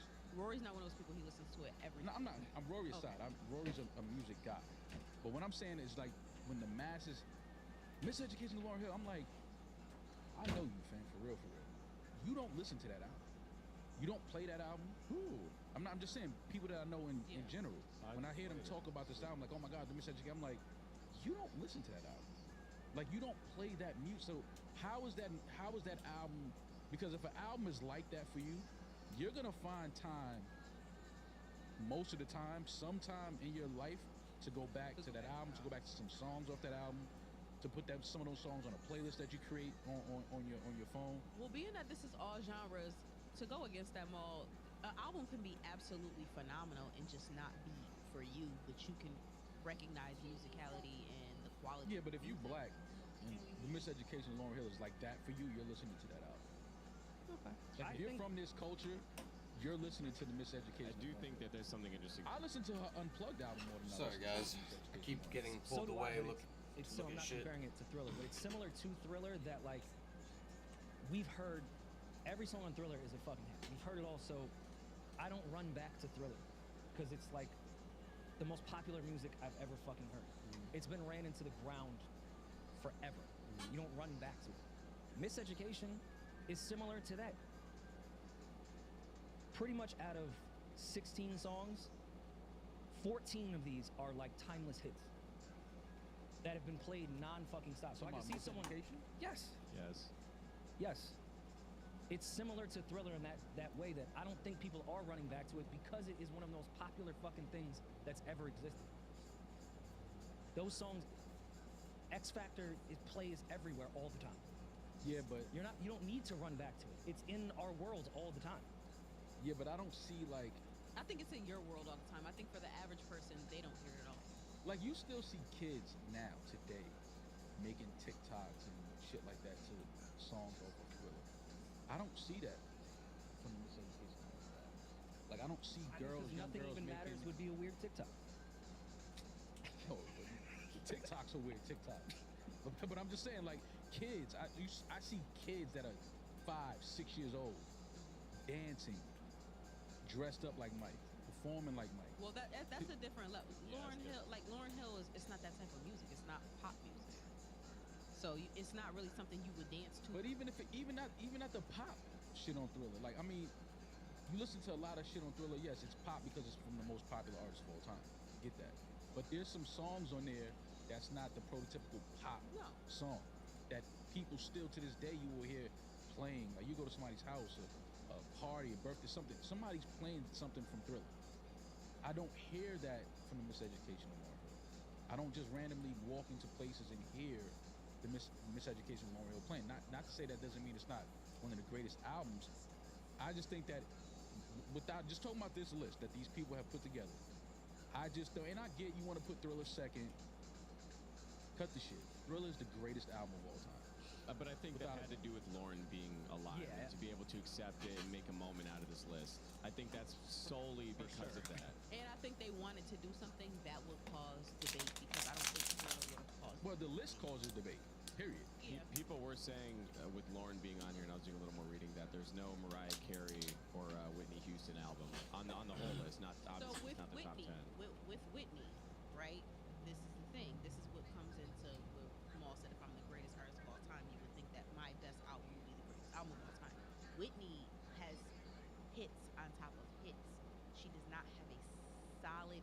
generation album that would be in the top 50. I think she should have been on the list, but I can understand why she wouldn't be in the top. I'm glad you went on the list because I was scared to say it. Yeah. Whitney, what is the Whitney album? Whitney album, exactly. Whitney Listen, man, if you could find space, and no disrespect, I love her. If you could find space to put Solange on this list, a seat at the table. If you could put a seat at the table on this list, you can put the Bodyguard soundtrack on it. You can put something on this list. Something from Whitney can go on this fucking list. We're not doing that. Everybody has graduated to Whitney. I said they were gonna lose their limbs. The graduation stage. But we're talking about that alone. Put the fucking album up there. We're talking about an album as an entire concept. An album as an entire concept. Man, it's and I'm a person. I listen to Whitney more than I listen to any other artist. If we did a song list, Whitney Houston's making the song list. Yeah, sure. She would be all 50 songs. Is Janet Jackson on this list? And I don't even want to get into that because people consistently sleep on the fact that Janet makes insanely good. Janet's Control is at 42. And where's the Velvet Rope? Where's fucking All For You? I'm not even gonna get into that because I get upset. I could be wrong, but from what I've seen, I haven't seen a repeat artist on here. It looks like it's just one album from every artist. It's not even Janet's album, but whatever. But I do want to say, it looks like within the top 10, because again, we said this is a general list, so it covers all types of genres. Outside of Nirvana. Man, fuck it, man. Good Kid, Mad City is not number 7 of all time. Let's stop this shit. It's not. No, let's stop this shit, bro. Let's stop the fucking shit. Spotify with these fake streams. Stop this shit, bro. It's not even number 7 of the rap album. Stop this shit. We all fuck with Kendrick, but stop the bullshit. Number 7 of all. Yo, he's 5 slots behind Thriller. Are you fucking kidding me? I'm starting to think there is something personal. What did Kendrick do to you? No, there's nothing personal, but Good Kid, Mad City is a number 7. No, it's not. That's what I'm saying. I won't take the angle Maul's taking, but if we're gonna put a rap album in the top 10, it's My Beautiful Dark Twisted Fantasy or nothing. Stop playing with this, like, the best rap, but that's it. Don't put Kendrick at 7 and My Beautiful Dark Twisted Fantasy at, like, 26. Yo, Good Kid, Mad City, great album. Number 7? Like, what are we doing? Yeah, it's a little crazy. I want to argue with you all, but they also have Blonde ahead of Songs in the Key of Life, so I don't even really know where to go with this argument. Like, that's what I'm saying. It's like, what we 5? And Love Blonde. That's criminal. 5? Blonde to me is one of the greatest written albums I've heard in my lifetime. Shit, but it's to put it on a list above Stevie Wonder songs. Stop this shit, bro. And whether or not this plays I get it was an Apple exclusive. That's Oh, fuck that Apple exclusive. Yeah. You give a fuck about it being an Apple exclusive? He was the other Apple exclusive. Chance better not be on this. Y'all think Blonde is better than Channel Orange? Yes.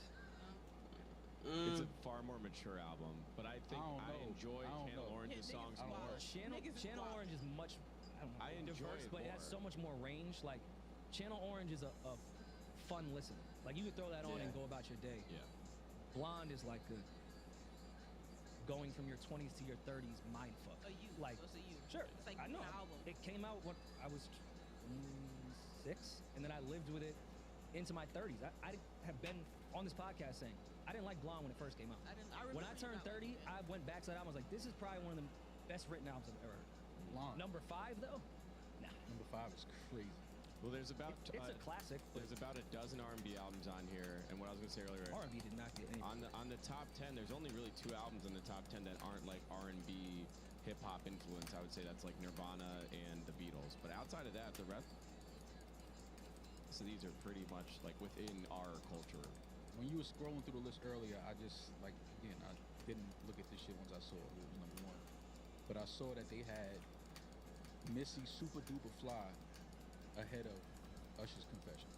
Missy's at 75, and great album. Usher is at 95. Quick question: which number is I hate 21 by Adele? Because you get 21 auto by Adele- aim on me, like number 15. Okay, all right.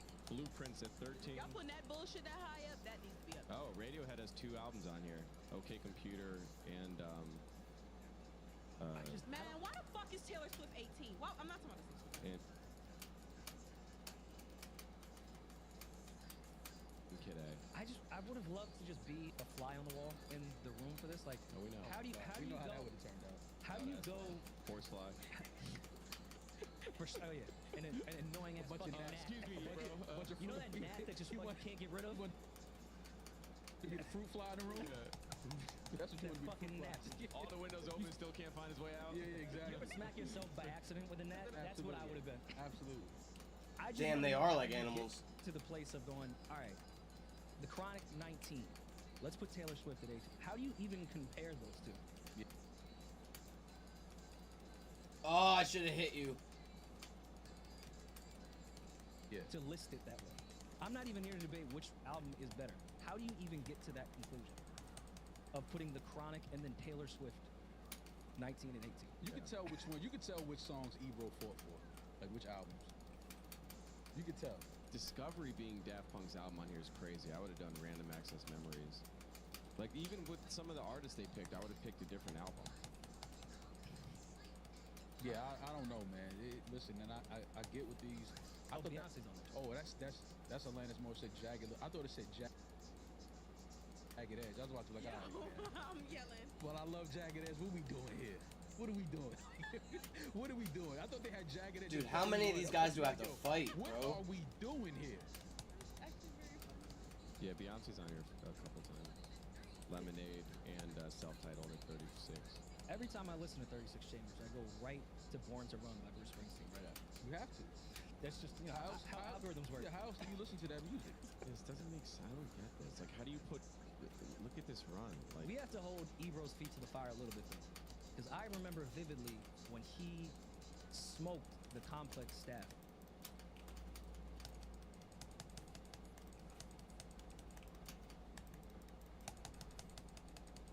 They did a Hot 97 interview, and I appreciated Ebro. He was like, yo, Get out of with here. this list shit, Get out of I here. need to see the people that did it.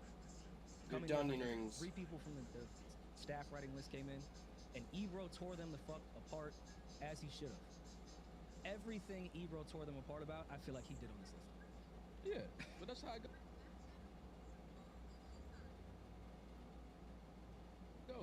You became everything you fought against, Ebro. Yeah, but Apple came to him and told him to do his job, and he had to do his job. Which would you expect him to do? Well, he fought for the Low End Theory. You know, he had to get that on there.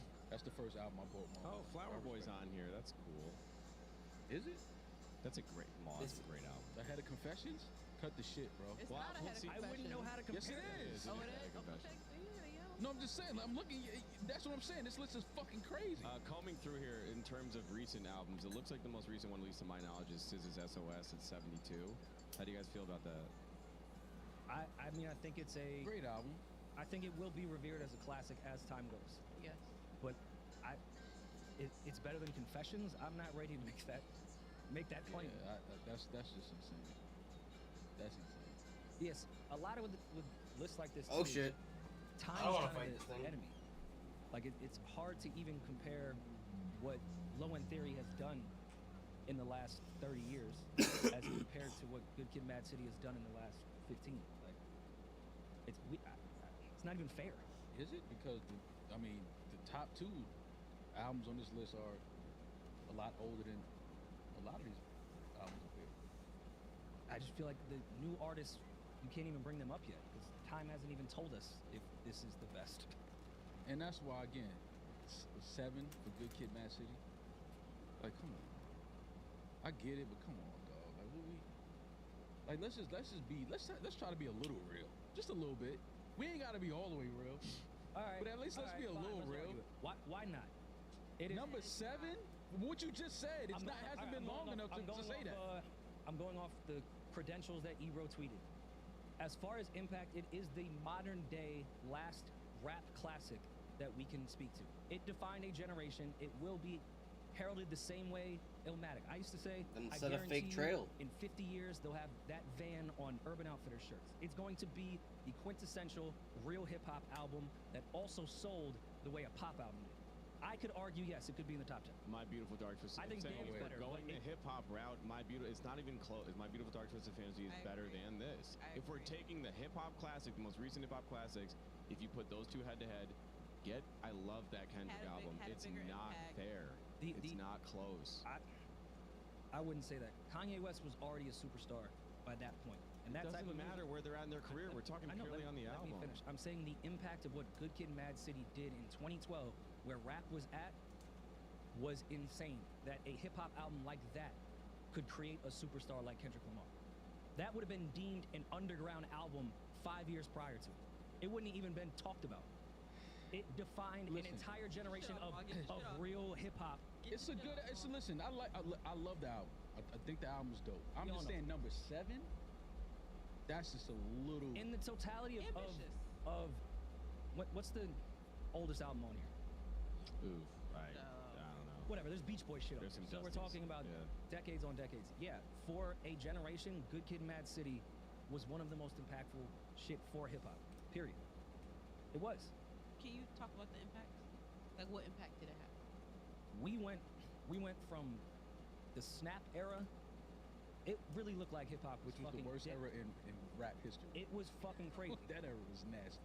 The blog era came after, but that was the blog era. That wasn't anything that was on a huge pedestal. There was still good music coming out, but that type of rap was just underground bullshit at that point. Nobody want to hear lyric shit. If you want to, go listen to that shit in your computer by yourself. This was I hate to say it, what's another word for real hip hop? Authentic? Real hip hop. Authentic. So you think Good Kid, Mad City has? It was the first authentic album in God knows how many years that also superseded any type of underground stereotype. Like, it sold crazy. It toured crazy. It became the single moment where people were like, oh, rap still exists? You think on a A-list level. You think that Good Kid, Mad City, asking you, fuck this list.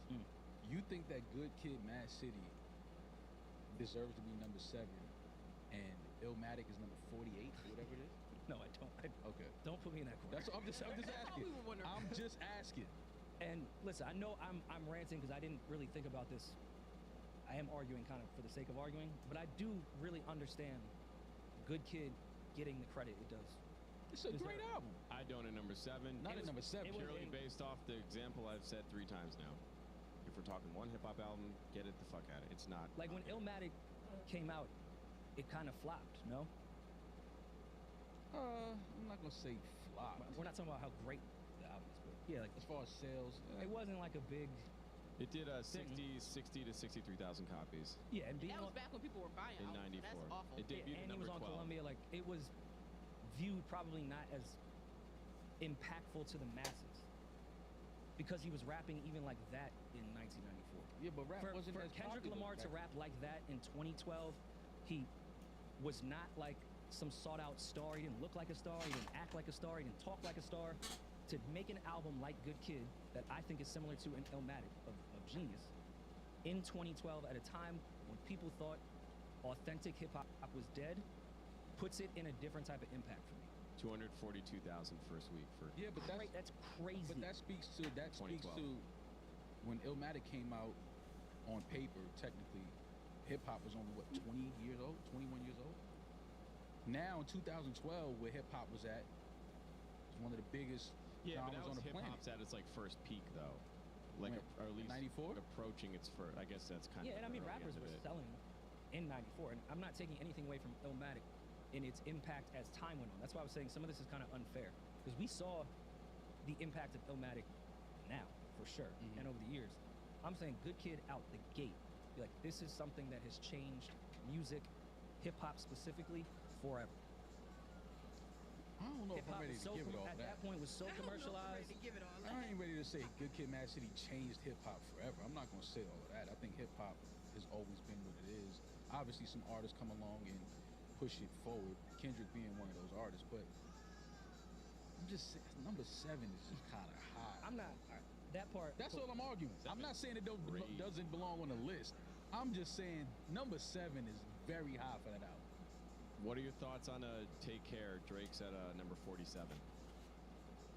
At number 47? I mean, again, it's subjective, man, but I mean, I think that's kind of low.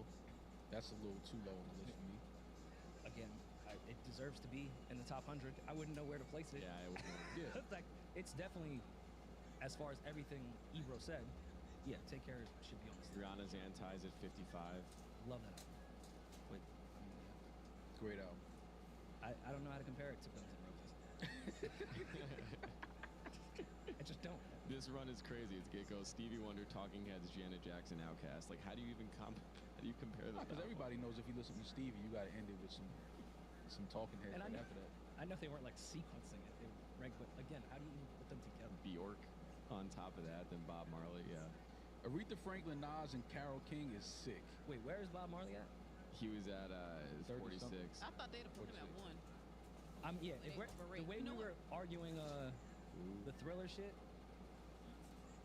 I would say. Wait, did you say Bob Marley's overrated? No, I didn't say that. Yeah, she did No, I exactly didn't. what she said. I didn't. You said Bob Marley No, is I didn't. overrated? No, I Exactly what the That man is Not what I said. It's on tape. He was talking about police brutality back then. we niggas, we still getting our ass kicked. Yep. Still. Why you laughing, white This was in the 70s. Just laughing at you. Got saying raped Bob Marley twice. is overrated. That's Bob Marley being overrated is a crazy I thing. do not Should have Bob never got Marley. Twitter. It's made us so bold in our takes. Julian said the Beatles were trash off mic. I think the Beatles are trash. Like, I'll say it the on Beatles Beatles are being trash is trash. crazy. That's a crazy I think statement. I understand the It cannot be for you. To I get Ebro's that. list. Okay, it's not for us. No, it's definitely not for me. But to Ebro's list, I But think I don't. it's. But see, I don't even understand how you say that because you listen to like. I listen to everything. I have very Exactly. You were eclectic taste. playing the Beatles today, No, and I then said they were wasn't. trash. I was playing Tom Petty and Prince. Oh, okay.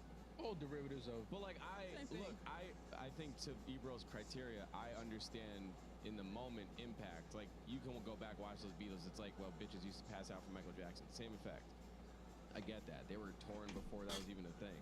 So I get it. For impact alone, they obviously deserve to be on the list. Personally, I think the music sucks. Where's Jodeci on this list? Listen, I don't listen to the Beatles like that at all, and wouldn't pretend to. But I don't have The Diary of a the Madman is a fucking classic. the boldness to say, yo, their music sucks. I think it sucks. That's sucks. crazy. Yeah, shit is fucking ass, Yesterday bro. sucks. Yellow Submarine, that A shit Day is in the ass, Life bro. sucks. Like it's all like bubblegum pop kid music. No, that's the hits that you probably like. Yeah, that's the shit that you listen to when you're See, you young. don't- you You, don't- a day in a life you should listen to. He don't No, know. like, I know he like don't the know White Sir Album. Paul's B-sides. See, he don't know Sir Paul's You B-sides. think All the Lonely People sucks? I cry every time I hear that. No, like I get like the introspective records are dope. I'm hating on the commercial records. I think they're awful. I hate their. All right, that's commercial fair. records. But somebody could say that about your favorite artist. Of course, I'm not saying that they And shouldn't. to a whole generation of people, I My Want to mom, Hold Your Hand please, is their Thriller. Believe Like, me, my mom. That's their. Yo, that's. But that's the thing. My mom was playing this shit until Thriller came out. Then it was like, all right, bro, we are. Then it was like fuck the kids with the bowl Yeah. cuts. If you get my mom's my mom's oldest sister started, I Want to Hold Your Hand is the greatest song of all time. And there's a whole generation that like feels that way about the Beatles. To say they suck, I can't do it. I don't think that. And I ain't gonna lie, Stuff Mike. may not Strawberry be Fields rude. is crazy. And I ain't gonna lie, Mike cleaned up Paul McCartney up on the Girlies, man. Frank's version of Strawberry Fields is better. He cleaned up his life when he took his puff. Yo. Mike is diabolical. Paul took his bitch, he took his puff. Yeah. That's a crazy. That's how you do that. I don't know. That is how.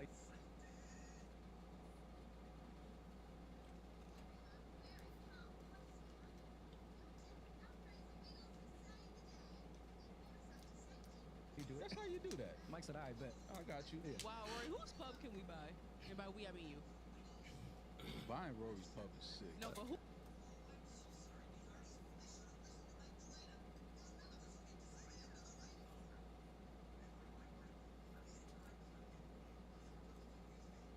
No, we gotta buy Okay. somebody else's pub though.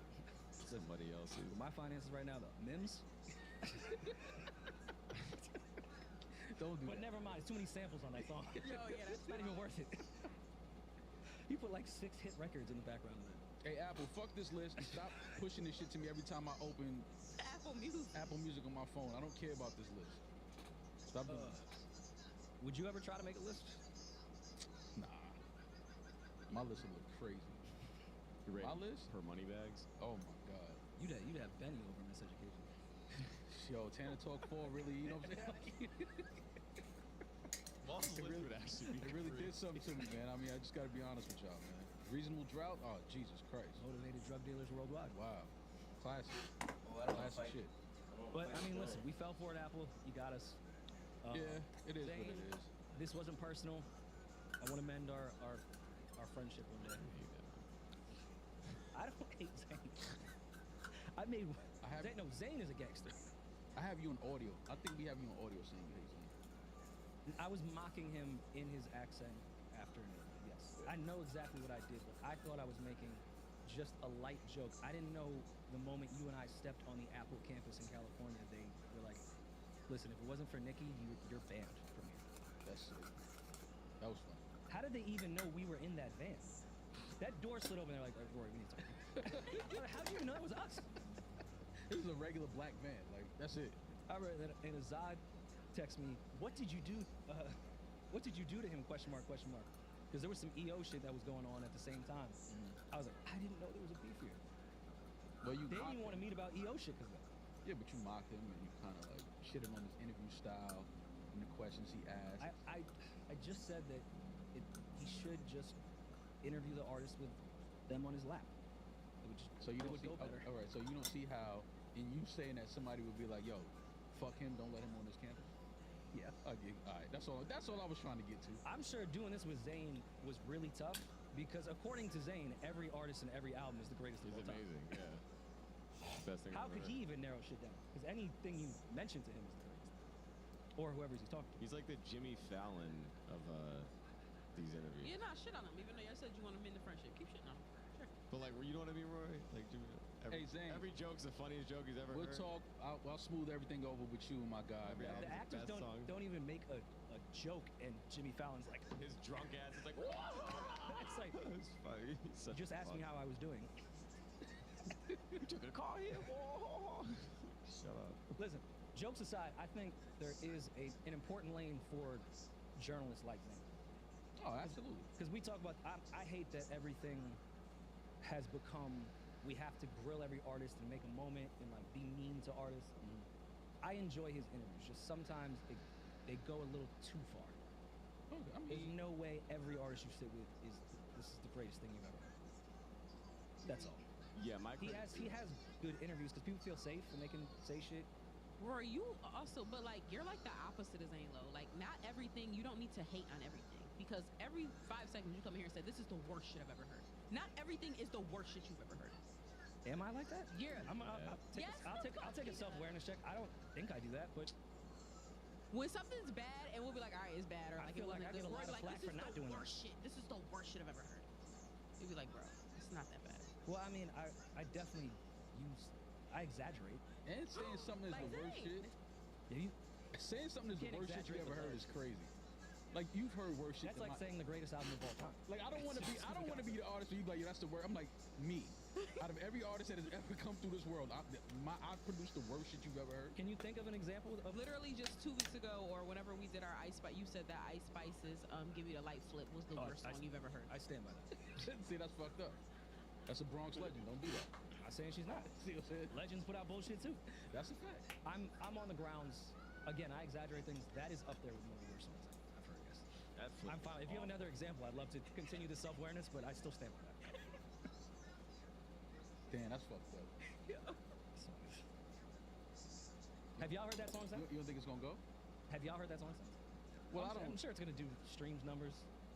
They'll dictate all that. I'm sure Damaris has heard that song since. Damaris, I feel like she be outside. I think people have heard. I don't know why you plenty think of that. Ice Spice songs. I haven't heard that. I don't be outside. You don't be outside. No, Julian be outside. I be at Sahara once a week or once. That is outside. That's Yeah, not but really low outside. control. The music you're only gonna listen to Blueprint. Yeah, and I go there and I put on Jay-Z right along with him. We be battling Jay-Z songs. Like, that's not really outside. That sounds like a place I'd never want to be at. Maul, you should pull up with us once. He Where? did Sahara? before. He did before. Yeah, I'll be over there sometimes, you know. But I can't sit down and just hear niggas battle Jay-Z records in this. Nah, I'm good on that part. Why? Come on, fam. Me? You know how many times I've heard that record that you're playing? God, no. I don't want to hear that shit. Well, we'll battle. Well, sometimes we'll do like we did like a Jeezy night where we were battling Jeezy songs. We did like Fab versus T.I. I think one time. Like, you know, it's not always just Jay-Z versus. How did that go? We got the blanket next to you. Who's victorious in that battle?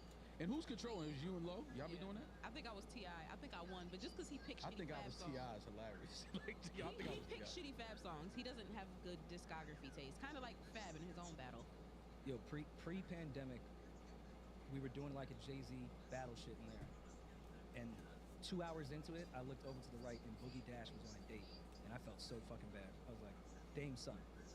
I was like, oh, he probably thinks we just yell at on purpose. I didn't even. Yo, that's funny. That's hilarious. That's almost like a movie. Like, that's hilarious. Like, what are y'all doing, man? Read the fucking room, bro. That place is small. You didn't see Boogie sitting right there? A table next to you. The place is No, this was small. we were in the back. Oh, okay. Yeah, we were in the back. Yeah, that was like when the back was cool. Okay, gotcha. Okay. But all right. Also, though, there wasn't a lot of people. I very well could have just looked over. That's funny. But why have to read the room before playing Jay-Z? No. Like, In New York. Why do I have to look around? In Manhattan. Like, you're acting like I was about to sneak an R. Kelly song. Like, is anyone watching? Yeah, I felt bad for Biggie. It's all good. I'm sure he enjoyed it. Oh, man. He was in the studio with you during all this. Ma, if you and Rory started beefing, right? You stupid. Wait, what? If you and Rory started beefing, Yeah. like let's say y'all beefing, like it's business, Pa broke up, whatever, me and Julian, jobless, homeless. So let's say you and Amara previously had a good relationship, right? Let's say Amara's, this is 10 years down the line, Amara's 10. And Uncle Mama. you, yes, and you and Rory break up, whatever. Rory, would you still allow Amara to have a relationship with Maul? Even if you hated Maul? Like Maul fucked you over, stole $50,000 from the company. Why would he let her do that? Because what if he was like a really good uncle? Like he was a shitty friend, but a great uncle. She has a great father. Yeah, I think that's pretty. I think that's She pretty doesn't need that. She doesn't need another good uncle. Yeah. That's a piece of shit. Yeah. He's a piece of.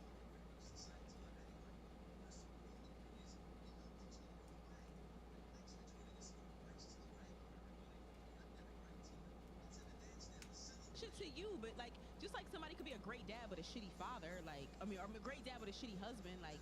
If you steal $50,000 from me, I better not ever see you again in my life. Fuck the relationship you and my daughter have. I better not ever You know see what? you. I'll leave the money out because the money affects Amara. But y'all got into it real bad. Like y'all just don't fuck with each other. And him and Amara had a really close relationship. Would you stop Amara from seeing him? Minus the money. No, I'm cool. Yeah, you're not doing that on me.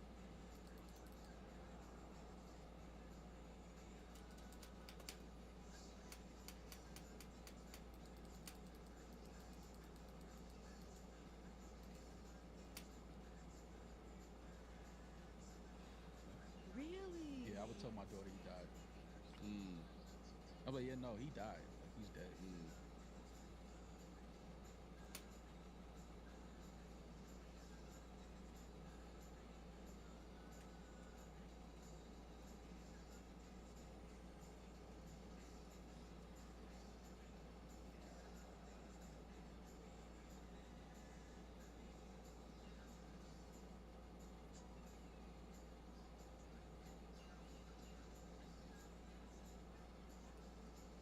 And then she get an Apple He's still posting on Instagram somehow.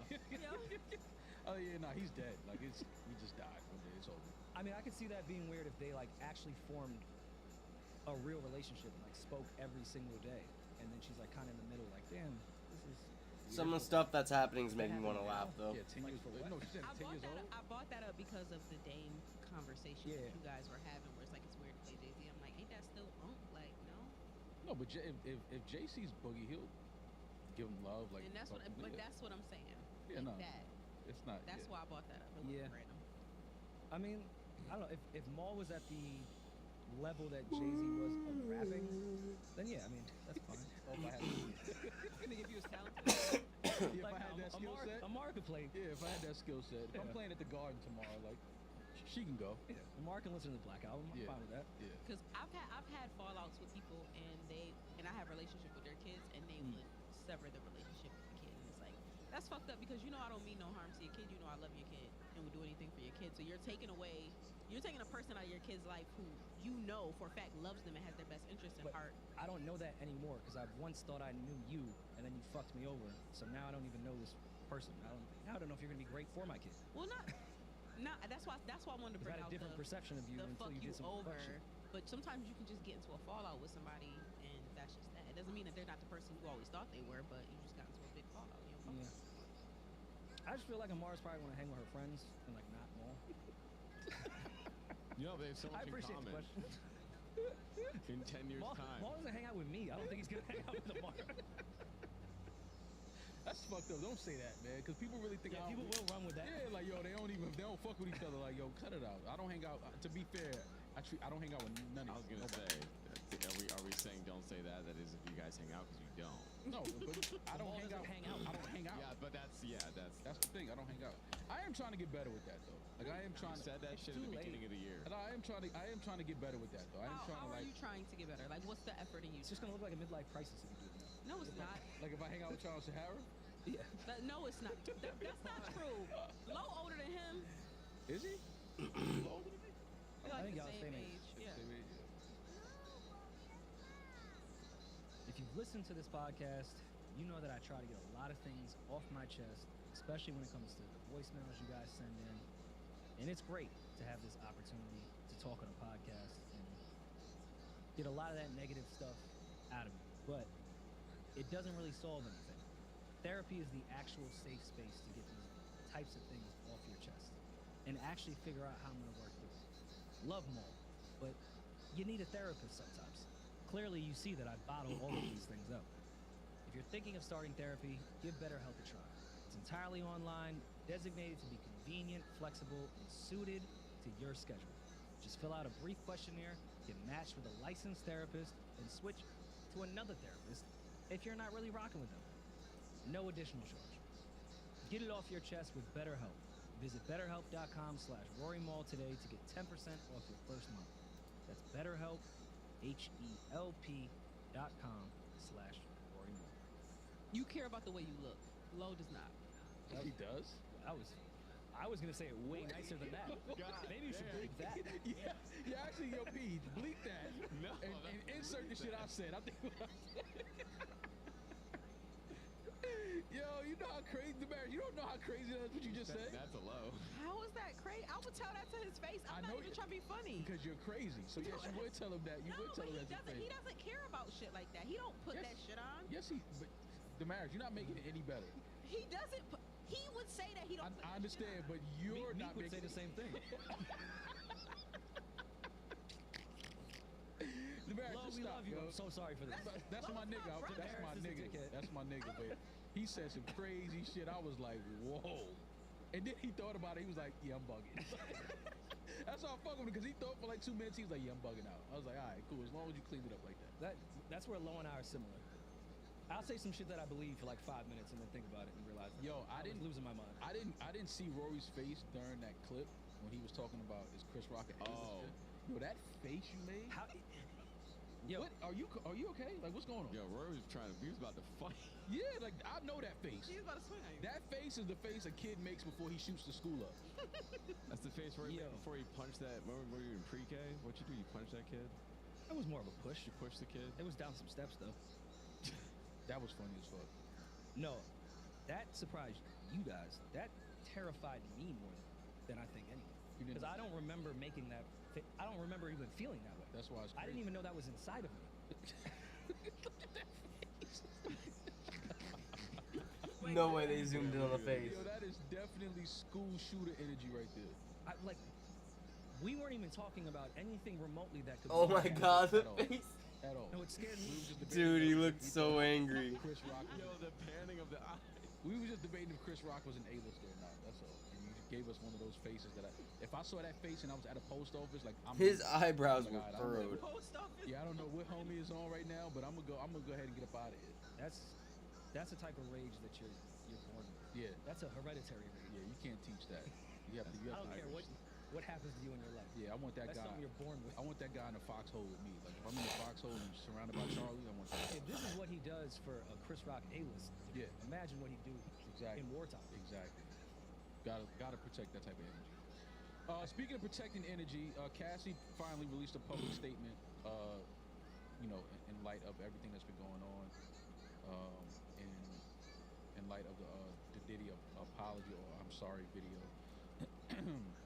And it's good to see Cassie receiving love. Seen a lot of women in the comments supporting her, and it's just good to know that Cassie is doing better. She did state that this healing journey is never ending, which I'm sure most women who have been victims of domestic violence can attest to. But it was good to just get some words from Cassie. So I don't think should I read it? I don't think. No, I did want to draw attention to one line in here that I think is, at least to me, stood out the most. She said, my only ask is that everyone, in all caps, open your heart to believing victims the first time. Yeah. To me, that's where this all begins and stops. There's too much speculation. Why does everything need to be on camera? These women are people too. Like, things are happening, and most of the time they're happening behind the scenes. If there's smoke, there's most likely fire. Just believe the women. I'm not saying bury the guy under the first fucking accusation, but just there's patterns. I think that it's because we can imagine how much it takes for a woman to get to that point of wanting to get help, talking about what she's going through, what she's dealing with, and it's very, I can only imagine how hurtful and how alone somebody would feel if they would come out, like finally gain the strength and courage to come out and talk about what they're going through, and only to have people kind of dismiss it and, kind of just move past it and not even pay it any mind. So it is important to listen to anybody, not just women. Listen to people when they are speaking on what they're going through, what they're dealing with, what they're feeling, especially when it's, somebody that is suffering some type of physical abuse. I think that it's important to be there for people and to, if you're able to help people, I think that's our responsibility, just as human. I think that's human nature. That's just something that I think that, if you're a decent human, that, you feel when people are going through something, you can kind of feel that energy, like this person, a lot of times people start talking to me, like women start talking to me that I don't really know like that, like we'd be cool and passing, and they'll just start talking, spilling things, and I start to notice that, oh, you just need somebody to talk to.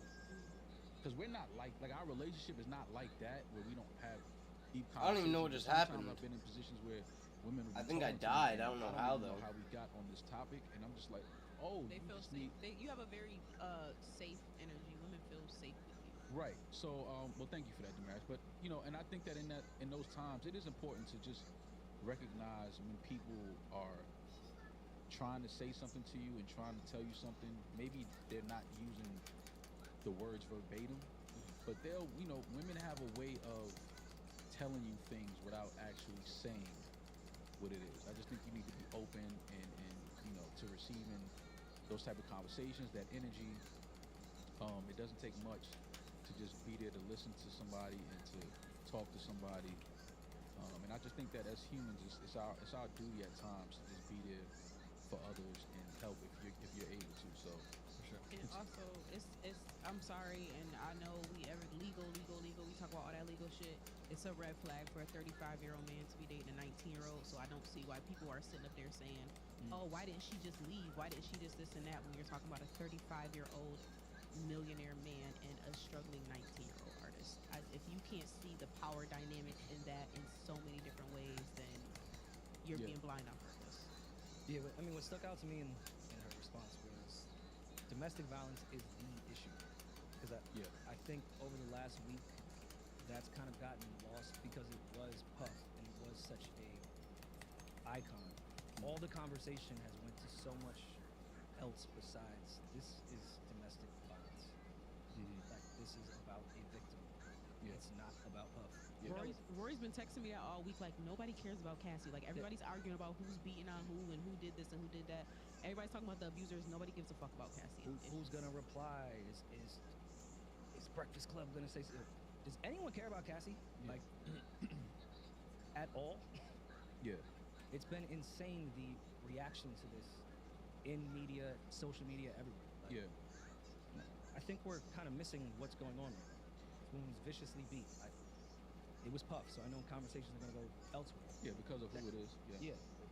That doesn't change that the issue here is domestic violence. Right. Just because they're popular doesn't mean we stray away from what actually happens. Right. But continue prayers to Cassie and any women that are victims and survivors of domestic violence. If you're able to talk to somebody and get help, please do. Know that you are strong enough. I know there's times where women may doubt themselves and the situations they're in and feel like they don't have many options and feel like they don't have, many ways out of their situation, but you are somebody that somebody cares about. You are somebody that someone needs. somebody that someone loves. So, continue prayers, strength, and healing to any victims of domestic violence and physical, sexual, spiritual, verbal abuse. It's just time to hold each other accountable, and again, just be more kind, be more caring to each other, and just display some decency and more human nature. I think that we have enough information, we have enough examples of what not to do and what to do, and how to move and how to treat each other. So let's just try to do that, because it's time to make changes, like real changes, like not just therapy and shit. Like, it's time to make real changes, and I think that we have the information and the knowledge and the education and the resources to make that change. So it's just time. It's just time to stop hearing these stories and having to see videos like that and things like that. It's just, we should be way past this type of shit. I know it's a big ask, but we should be way past this type of shit. Sure. And I mean, kind of what I was saying is why I have mixed feelings about the Cameron thing. Cameron went on CNN. I mean, are we allowed to play some of it? Will we get flagged for that? I hate to come in here as the in-the-middle mixed feeling guy, but let's talk about it. Thanks for being here. First, when you saw that video of Diddy, Cassie in that hotel, did you recognize that Sean Combs? What I want to say first of all, when I seen the video, everything in the video was egregious. I'm against. I don't support all the charges that's alleged against him. I don't support any of that trafficking, minors, domestic violence. I'm totally against it. So when I seen the video, yeah, I was kind of upset with it. Being that I know him, he's not necessarily a friend, but yeah, I was upset when I seen it. But Did you recognize everything I just said? Did you recognize that kind of anger at all? Can we pause this? Because she pissed me off, right? Right. I know she's trying to be a journalist, but you asking that question and you not understanding the ramifications of what you're actually asking. You're asking me, did I know that Diddy was an abusive person? That's what you're asking me on camera in front of hundreds of thousands of people. Did you know that Diddy was an abuser? That's what you're asking. But we know that based off what we talked about last episode. We got a request to go on something just as big as CNN. Yes. And it was like, nah, you're just asking people in the music industry if they knew about it or saw it. That's your only goal here. Both people, I think, are completely wrong in this situation. I even came up last episode and was like, yo, I thought about just taking that shit and then just getting in old boy's ass, pause, with some other shit that wasn't Diddy related. But then I'm also making a mockery out of this situation. Yeah. It's back to does anyone care about Cassie? Yeah. And I'm on the side of fuck CNN too. I've always loved Cam. Anytime he's went up, when he did Bill O'Reilly, I even laugh when the 60 Minutes snitch shit. But I think that all came from authentic place. This is just, I feel Cam. You guys don't call me when it's not Diddy related. You don't ever talk about the good shit that I do. So I feel his spite on that. But then to go up there and start taking fucking like honey pack shit when we're talking about sexual assault, like, just don't go up there. And I'm about to get some cheeks. That was a little unnecessary. That was Not very a little, cringy. Very bad. Do y'all know who Cam is? Yeah. But that's what Cam said. He was like, if y'all, did they not research Cam was being Cam. I know, but I felt like it came I understand what you're saying because of the situation and the subject at hand. It should be it should have been taken a little more seriously. I agree with that. But again, you can't be mad at Cam for being who Cam. Cam gonna plug whatever he got going on. I knew he was gonna have pink horsepower up there and take a sip. Like, he's marketing his brand and his products. Like, but bad time. I understand it. It's Cam and he's being himself, so I can never be mad at somebody for being themselves. Which is why we love Cam, because unapologetically he's Cam. You know what I mean? But in this situation, under these circumstances, under this subject, I think that there was a little, he kind of missed the mark with this one a little bit. Big platform CNN. You want to be Cam, you want to plug your shit, Dipset shirt on. pink horsepower. I get it. But, you know, you're talking about a woman that was abused in some, you know, egregious allegations in her lawsuit that came out a few months ago. I just think that it would have been dope for Cam to still be Cam, but to show that side of Cam where it's like, yo, that's wrong. You know what I mean? And this ain't a time for, you know, trying to go viral and trying to plug shit. You know, because you can still do that. He could have still got his plug shit off. But I just think he just missed the mark a little bit with this one. You're talking about violence against a woman while you're talking. Violence against a woman while you're sitting there talking to a black woman on TV, and you take a sex supplement and say, "Oh, I'm about to go get some cheeks tonight." Yeah. It's like the levels of disrespect. Granted, they were wrong. She pissed me off when she said, "Do you recognize this Diddy?" Like, bitch, you asked me if I knew that this nigga was an abuser. Like, I'd be next to him. Like, that's no. I also don't like the ESPN, the CNN side of this. They know what they're doing, putting her in this seat to have her talk to him. Exactly. Like, this is easily, I'm guarantee you, some old dusty white guy that sits in that seat every fucking day, every other day of the week. But here comes the hip hop conversation. Let's kill a black. Fuck Diddy. Fuck Diddy. But anytime it's like, let's kick hip hop, just like the genre at its whole. And black it's like, let's put people, two black people up there and just like fight it out. Yeah. You know, he was beating bitches. I'm addicted to dick pill. Like, it just optically looked awful. And I think the biggest thing for me, the takeaway was like, these big major networks don't foster real relationships with the people in the culture.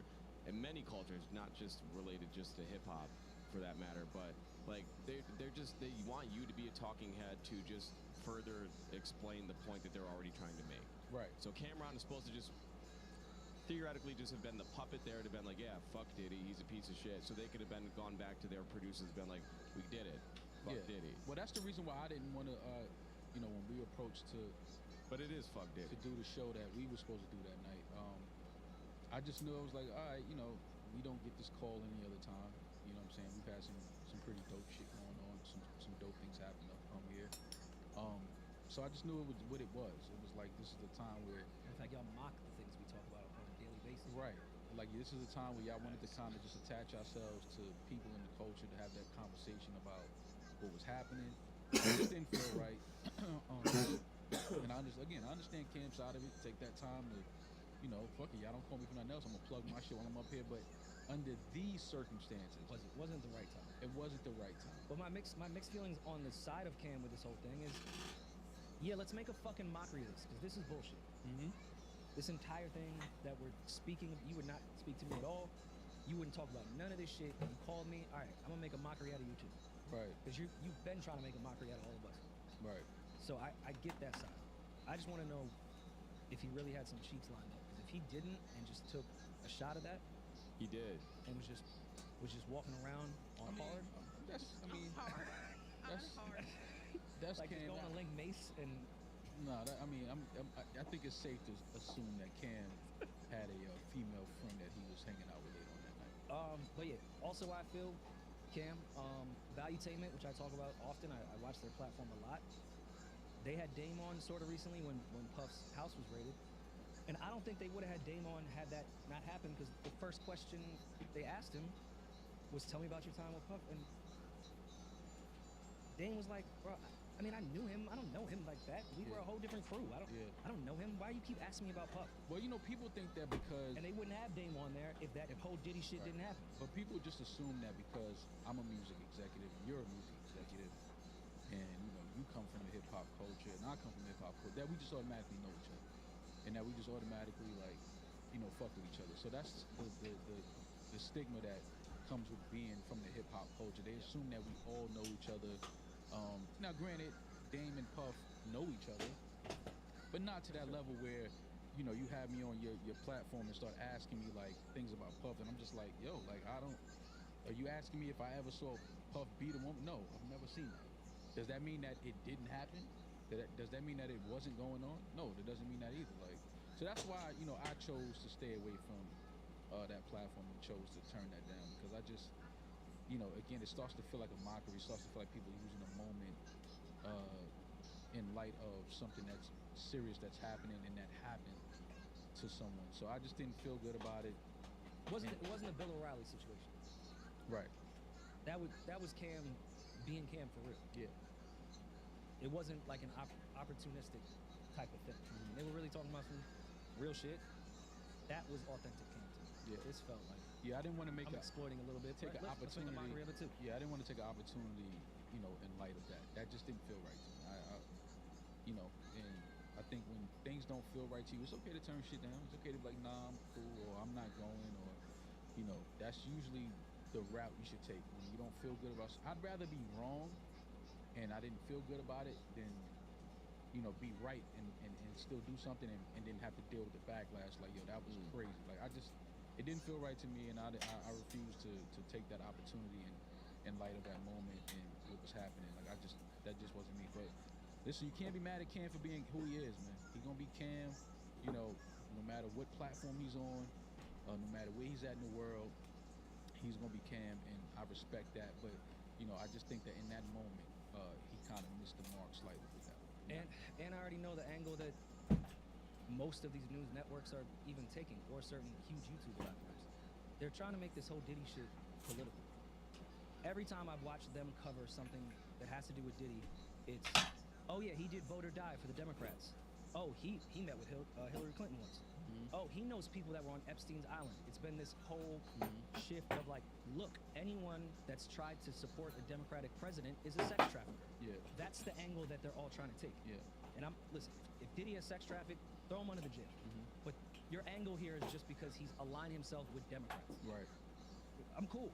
Yeah. You're not about to make this a Republican Party thing that just because Puff is next to somebody who's a Democrat. And like you said earlier, it's disrespectful to the victim. Yeah. Victims. It's disrespectful to them. It's you know, I just don't understand how these platforms want you to talk about something like that. And, you know, has any of these platforms, like, you know, checked on the victims and their families and things like that? Like, it just seems too opportunistic to me. I get the whole journalistic integrity thing, and there's unwritten rules to that stuff. CNN owes us a fucking explanation. Yes. How did you get the tape? Who from the hotel was complicit in this entire thing? How did you get the tape? Was it CNN or TMZ? CNN received the tape for this one. Okay. Listen, I'm glad it went out, unfortunately, but, you know, it added credence to a lot of people that needed it. Fuck your journalistic integrity. How the fuck did you get that tape? Because that's a crime. Yeah. Like, you gotta tell somebody, yo, I got this from this hotel employee. Oh, I got it from the raid from the cops. Like, please tell us what this came from. Yeah, I mean, it's just a weird time. It's just, you know, all of this shit going on. I'm seeing a lot of shit on social media. A lot of people saying some weird shit. We just got weird comments around this shit. The timeline this week has been insane. Yeah, it's like, yo, what the fuck is insane? People are really like, either people are just not smart, which we know. Well, yeah. Or Carry on. people just really don't give a fuck. Both. Yeah, I think it's both. I think people are just not smart and people don't give a fuck. Because the things that I've been reading on like Twitter and, you know, comments on Instagram and things like that, and it's I just don't.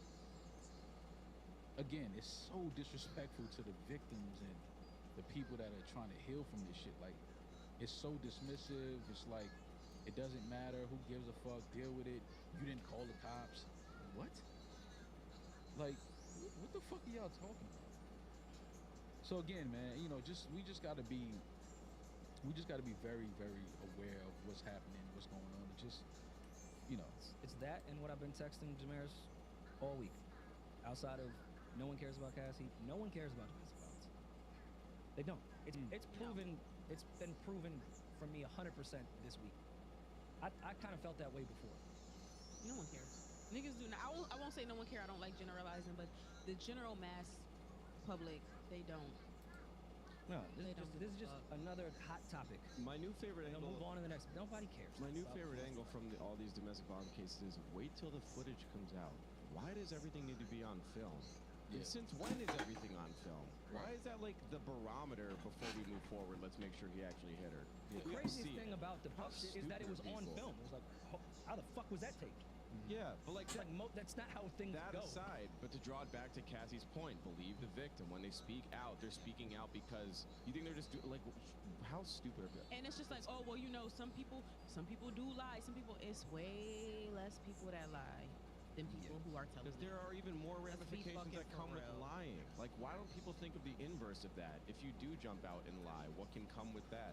Like, it's so asinine. This whole, like, I think we're so desensitized, because I was saying to you guys before, like, the war in the Middle East is on GoPros. I can watch, like, people just, like, walk into a home and just air out a family and go about to go grab a fucking salad in Soho. I stopped watching that footage. This shit is fucked up. We're just so like, well, it's on camera, so I believe it because I saw it. There's mass shit we're not supposed to see or should never have access to seeing. It doesn't mean it's not happening. Well, you know, it's interesting that y'all say nobody cares about domestic violence, because I go back to years ago when Azealia had made claims that Russell Crowe had disrespected her at a party, had spit on her, things like that. A lot of people kind of, you know, turned their backs on Azealia, didn't believe her, things like that. And not until I think RZA was on it, he did an interview somewhere, and he basically backed up what Azealia said, like, no, that's exactly what happened. She's not lying. And it was like, damn, like, so y'all, it took for RZA to say something for people to believe her. And what's fucked up about that, I remember when Azealia was also speaking out on RZA, because unfortunately sometimes it takes a man to confirm some shit when it comes to that. I remember Azealia going, RZA, why aren't you saying anything? Yeah. Like, I'm being called crazy for this shit, and you was right there and saw this shit. Yeah. Why are you not helping me? And even the Meg situation. You think back to the Meg situation. I took the stance I took in that situation very early, because again, a woman, who the fuck makes up somebody shot? Like, who says that? Who makes that up? Like, yo, somebody, he shot me. Like, I've seen women lie about a lot of shit. I've never seen a woman lie about somebody shooting. It went from she wasn't shot to Kelsey shot her to she. It's like that. Watching the narrative of that is the crazy shit. And to this day, there's still people walking around with free Tory shirts on. And it's and again, and this is just all under the guise of, I'm not trying to tie in other people's trauma, you know, together. I'm just saying, on the topic of domestic violence, the topic of violence against women, and men suffer domestic violence too. Let me put that out there. But you know, like Rory said, nobody cares about domestic violence, and it's fucked up. But those are examples where people seem like they didn't care, they didn't believe the victims. So again, and you got to be a perfect person for anybody to consider you a victim.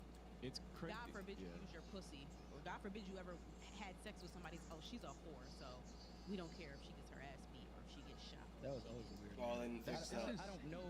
That's Meg's laziness. Sexual past. Nor do I give a But fuck. if you call her a hoe, okay. What does that have to do with this? Right. Okay, she's a hoe. Yeah. Now what? What does that have to do with this? And in those two cases that you named, the Azalea and the Meg one, this is always the thing that people need to consider with domestic violence. More often than not, there are no witnesses, because these things are done in private, In the behind house. closed doors in the house, because the dude's too pussy to fucking show himself out in public. But like, in these cases, there were people, there were witnesses, and even when there are other people that can corroborate literally what happened and validate the victim, there's still problems and hoops that more often than not, the women have to go through to get the truth eventually told. So don't fucking tell the woman that gets beat in her closet at her home in private that, well, it didn't happen, no one saw it, and there's no video. It's called so domestic sucks to suck. violence. Domestic. It's going to happen inside, this shit pisses me off so where outsiders cannot see. Right. Domestic violence. Right. It's in the definition of where it usually fucking happens. Inside your home with no one else around you. Again, prayers to all people, all victims of domestic violence, all victims of abuse. You know, don't want those people and victims to ever think that they're not thought about or they're forgotten. People don't care, because there are a lot of people that care. So again, continue prayers and healing to anybody that had to go through that type of traumatic shit. All right, Rory, the weather's warming up. And springtime is here, and nobody wants to spend a bunch of time in the kitchen cooking. Too hot. Staying out of the kitchen. Exactly. But with Factor, you have your Factor Fresh, never frozen meals, and dietitian approved and ready to eat in just 2 minutes. So no matter how busy you are, you can always have your food on time, enjoy nutritious meals, great tasting meals at an affordable price. It's tough. We record so much that when I get home, I can't sit there and try to put together a whole meal. Nobody Having wants to a do factor that. like that with food that I actually like Yeah. is the best option for me. They got some really good they got some really good vegan options too. Yeah, tell me more. I had the peanut butter bowl before. Okay. Pretty good. Chickpea curry. All right. Pretty good, man. Pretty good options for a vegan like myself. You can choose from 6 different menus, preferences to help you manage calories, maximize protein intake. You can avoid meat if you're mall, but you can also have a well-balanced menu for someone like me that has a lot of people in the house that eat different things. Head to factormeals.com/RoryMall50 and use code RoryMall50 to get 50% off your first box plus 20% off your next month. That's code RoryMall50 at factormeals.com/RoryMall50 to get 50% off your first box plus 20% off your next month while your subscription is active. Do we have voicemails? We do. Just get it. Rory Moore and Mary Julian, loving the pod. Is he in the pool? Get straight to it. So how I got introduced to Rory Moore was through an IG reel through YouTube. My man sent me, and it was about y'all becoming diaper babies. And coincidentally, that was around my same time I started, dabbling in that, diaper change. Nasty So, dabble. My first time, Shorty had me going crazy. Like, I was into locking my fingers, all types of shit. Well, you see a quick reaction thus far. He's getting his diaper changed. Yeah. Just hear about his experience. Also, learning about this on a YouTube reel is fucking hilarious. Bringing the world together. And by the way, I feel it because I had the same reaction my first time. Yeah. You interlocked your fingers? I was squirming like I've never squirmed before. Oh, wow. Sorry. That, even to the point that I started putting near my cheeks, bro. All right, I never took it that far. The fact that this is the cleanup one? Okay. For people that don't know, he's on his way. Maul and I were on an IG live and we're talking back and forth, and we were talking about getting our ass ate, and Maul called it getting your diaper changed. So to add context to this, which was one of the greatest terms that you've coined. Glad I can help. Put Nair down there? Me? No. So it just be hair? You said I'm not hairy. He said he's not hairy. I don't. That's a wild pause, but he's mentioned that before. That's why I know that. Have you dug in between your ass to see if hair was back there? It's hair, but it's like the hair that's on like frog hair. Frogs okay. have hair, but you don't see it. It's kind of Frogs like are very gay, thin. It's like very thin, very like. Ugh. Okay. Like you can feel it, but you can't see it. That type of thing. That's good. Yeah. So back to this gentleman's experience. Yeah, with the Nair. Putting Nair near your asshole is crazy. My second time, I think I left it a little too long. I got a little irritation. Wow. I took it in the chin. I was like, fuck it. You feel me? You don't. So Shorty slipped through. She changed my diaper one more time. And she got a little freaky with it, and she slapped my cheek off pose. And bro, that shit had me jumping out the gym, bro. I felt like I was grown or some shit. Yeah. That shit hurt crazy. So my question is, have y'all ever had a funny ass moment where y'all realized that y'all was looking crazy? Wait. I'm assuming during sex. That was the question based off that story? I'm assuming during sex that you were looking crazy during sex. And my question is, who are you voting for? It's like, all that. Well, I'm glad I could help you experience your first diaper changes, sir. Now he wants to get paid. No. Why you say that? I've had my ass ate and I enjoyed it. I didn't think about doing Nair down there. I also Well, the would Nair is more for her than you. I know, but I'm still like, it's not that deep. Like I'm not gonna Nair my asshole if that's what it's gonna take. To get my ass ate. Just shave it. And then to also, did he say he liked getting his ass slapped? Like he said, what he said was that it like kind of surprised him. Like, I don't think he liked it. So, she did it, and it was. I don't think he hated it. He jumped up. He basically said he jumped up. All right. So don't let us smack you. Guys aren't seeing this breadcrumb trail to pegging? No. He enjoyed getting his ass slapped. That's not. He didn't say he enjoyed it. He said he was as a person surprised who's by it. done both, there's a significant difference between getting fucked in the ass and getting your ass slapped, babe. I'm just saying, he's continuing to take more and more steps When you dedicated say to you his did asshole. both, when you say talking about a person, oh, hold on, I think you just got some information. When you say speaking for somebody that did both, you've had anal sex before? Yes, sir. Talk about it. How was it? Talk about it. This is our cleanup voicemail, by the way. I mean, this is a safe I think space. I want to keep the other one now. This is a safe space. Like, how was that experience for you? Did you enjoy it? Did you like? It wasn't. Was it as painful as you thought? So I did it successfully. I've tried to do it multiple times. I did it successfully one time, and it was with a man with a very skinny penis. But anybody else who's had like a normal size penis, no.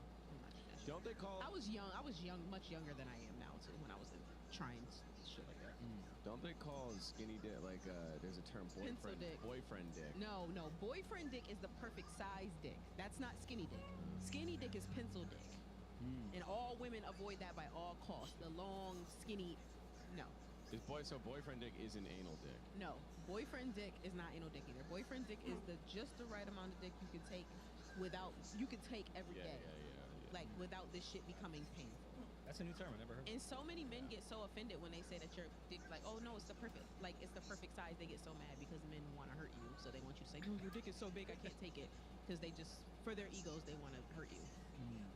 Okay. But boyfriend dick is like the perfect size. Have you given anal sex? Yeah. Not really my thing. Yeah, I'm cool. I mean, it's not something that I run to. I don't need to do that, but women have requested it. I don't mind it. You need a vet though. Don't let me break in some new shit. You need a vet. You definitely need a girl that knows Like how to relax her asshole. Yeah, you need a fucking. I'm with Julian. You need somebody that knows what they're doing. A pro with anal dick, like she riding with anal dick? Not like, nah. That's fucking crazy.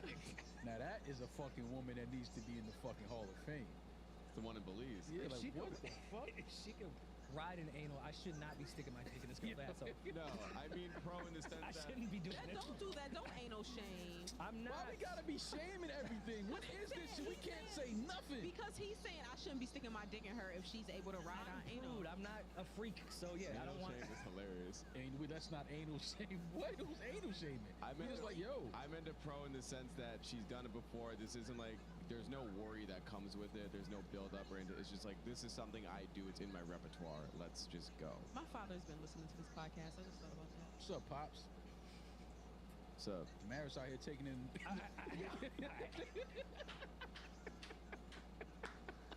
That's the pre-roll. Damaris taking it in the caboose. I don't know if you know that or not, but she took it in the caboose. Smacks you when he sees you, I'm not breaking shit up. I didn't say shit. I'm repeating what his daughter said. She gave me the information. Yeah, you ain't need to repeat it. I mean, fuck. He can rewind the fucking episode. I don't know. Shit. God damn. Put a trigger warning. Damaris's pops. Put a trigger warning. Put a trigger warning for Damaris's dad. Damaris's dad. If you're listening to this, fast forward. No, we're actually gonna Spoiler do that alert. too. Yeah. But I think the anal shit should be like, say that for Valentine's Day or something. That's. I'm not. Look what you want for a gift. What? It's just not like in my regular scheduled sex life. So if every February 14th you want to have anal sex with your girl, let's actually make Valentine's Day a real holiday. Yeah, and that'll be like anal sex day. Yeah, because you can't spell anal without Valentine's. So good. I feel like Vanilla time. That's some Terrence Howard. Vanilla time. Yeah, that's right there. What they call it? Galentines? Anal times? Galen time. That's a lot of anal. Anal time? Anal time. Anal time. Happy anal time. That wouldn't make you want to. Oh, so the chocolate represents something else now. No, all right. Oh, I see what you did, baby. That wouldn't make you like look forward to the day, because like Valentine's Day is. Rory, it would not make it would not make me look forward to the day. But like every year that's like when we go a little crazy. No, I'm cool. I'll stay home that day. I'm cool. I'm not going outside on anal times. No, you can prep for it. No, I'm cool. I'm cool. Well, bro. she can prep for it. But I'm glad that this gentleman found our reel, and you know. He asked you a question. Have you ever had a moment during sex where you realized you were looking crazy? Oh yeah, I forgot the question. That I was looking crazy? Yeah. I'm sure I look crazy every time I have sex. So I don't know. I feel like that's adulthood is realizing that. I know. For sure.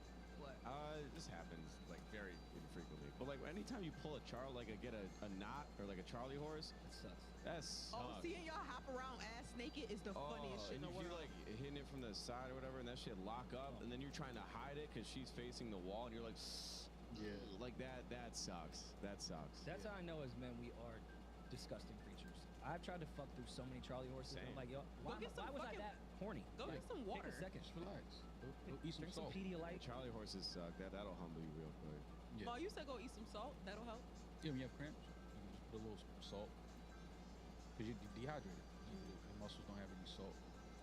Pedialyte. Sodium. I've definitely told a man he was trying to fuck through the Charlie horse, and I was like, sweetheart, go grab some water out of the kitchen. Like, we have time. Yeah. But when you fuck through it and like it ends up, what happens with Charlie horses? Stretching or whatever. Yeah, whatever the fuck it does. You do feel more like a man. Like successfully fucking through a Charlie horse will make you feel like a warrior. And one. It's like you feel like you on some 300 shit. It's like when they took the beaches of Normandy. What are your guys? You can't all take my You're answer. supposed to die in war. Yeah, supposed to die in this pussy. I don't really have an answer. I don't know. Came too quick. Came too quick and then just started eating their pussy, pretending like it didn't happen. Ah! You doing like the slow stroke beat off, And then just trying to get hard again. Yeah, like something like that. Oh, the eating the pussy and trying to get hard, like the stroking of the. Oh, I hate that. It's so embarrassing. I wish I would not do it. It's so embarrassing to watch. How do you think we? What are we gonna do? How is that embarrassing? That's embarrassing. But like, what else would we do? Like if y'all go soft and you're like trying to eat pussy, but I know that you're only eating pussy to like try to wake yourself up. It's very. I think it's a nice gesture because we're leaving you there horny. Like I'm gonna eat your pussy. Hopefully I can get hard again. But like me just nutting quick and walking away, I think that's disrespectful. So I'll just keep eating pussy. Niggas only don't get hard when they cheat. They scared. What? That is not true. They thinking about their girl finding out. Yeah. Because when that's your pussy, you What know is you're wrong gonna with pussy. Do you think all of erectile dysfunction exists because of cheating? Well, not erectile dysfunction, but if you can't get hard for a certain girl. Oh, okay. Because you ain't supposed to be fucking with her. Doing something you ain't supposed to be doing. Get up and go home, man. Get up and go home. It's so funny. Get your ass up and go home to your girl. Well, we're talking about nutting too quick and then just trying to get back hard right away. Oh, see, y'all still at that age? Oh, talk your shit, Ma. Yeah. Listen, just sit your relax. When you turn the fucking TV on, drink something, I'll be back to you in 20 minutes. Ugh. I'm not trying to get right back hard. Who are you trying to prove something to? If she didn't catch hers Girl, yet, I'm and you nutted before she. There's one person I'm trying to impress. It's the naked chick in my bed. Lay there and just chill for a second. Oh, I'll pull out the vibrator while I wait for you. Do your thing. Do your thing. I'm gonna turn up the first 48 because this nigga tripping right here. Like, that's what I'm on. Turn that vibrator down because I can't hear. Put on the low setting. Yeah, put that shit on like a low vibration or some shit. Yeah, I've never had ego with the vibrator shit. That's what it takes. Bring it. That's my teammate now. Yeah, I fuck with him. Shaq and Kobe. What? Because I talk to friends that like really get offended by that type of shit. Maul used to be. Offended? Remember, Maul used to Oh, fight. yes, with right. us Maul did about- say that one time. Maul used to fight us about the vibrator. Fuck, she got a vibrator before she got me. I said, nigga, you don't vibrate. Yeah. Yes, I do. How you know I don't vibrate? I just start humming. I mean, humming on the clip does. Yeah. Same shit. Does do wonders.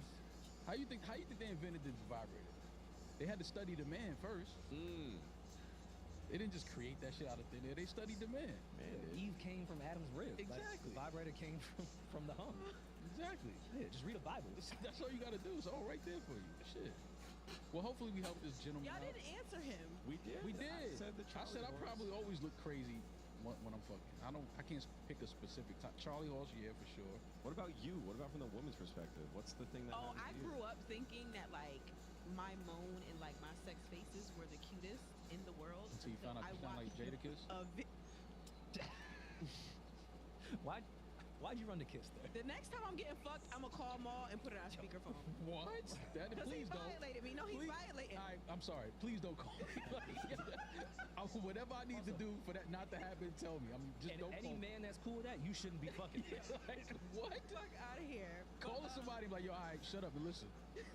I'm like, yo, who you on the phone with? Damaris fucking. She just said, I don't know. That's what my Friday night is tonight, fellas. I probably said some shit during sex that I regretted No, when I nutted. saw a video of me. I was like, I don't know how y'all fuck me. Because the faces. I don't know how y'all fuck me. I had to tell homie. I said, I'm not gonna lie to you. Your dick is not that good. I don't know why I'm making That's sick. Why you gotta make him feel bad about himself? No, because he was flexing like, look at you. Now, I'm just ugly. I didn't. I'm just ugly. It's not you. I'm just the ugly bitch. Bear's gonna make sure he feels bad about himself. Yeah, Damaris, tell us a story when you uplifted a man and made him feel good about himself. I do. I'm very nice during sex. It's afterwards. Like, what happens in Sex Vegas stays in Sex Vegas. Don't tell me what I was saying during sex. Why? That wasn't me.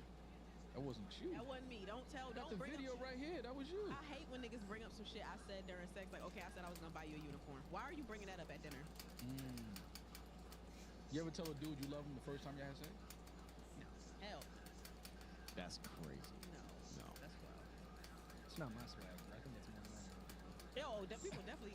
I definitely let it slip before I was ready to tell somebody, but not during.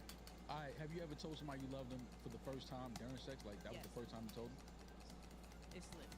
You lying? You ain't let that. If you didn't tell them before that, you don't mean that shit. No, sometimes girls we hold shit in because niggas are niggas, and I don't need to let you know how much I like you. Every time I've let a nigga know how much I like him too early, it backfired. Well, horny brain will just have you saying wild shit. Wild shit anyway. I really told a nigga I want to buy me a And unicorn. it works both ways. Alright, You watch a video back of you, and we're both saying things that are now weird with posts that we don't mean. Like, this is odd.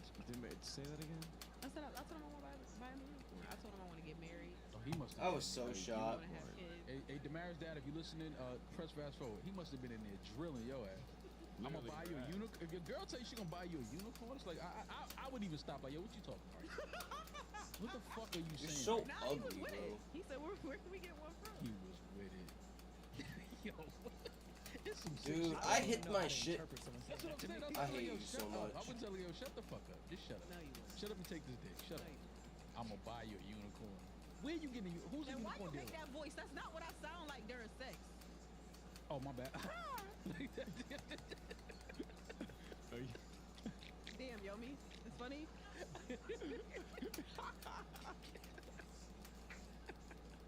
Hey, yo, Tech, make something drop.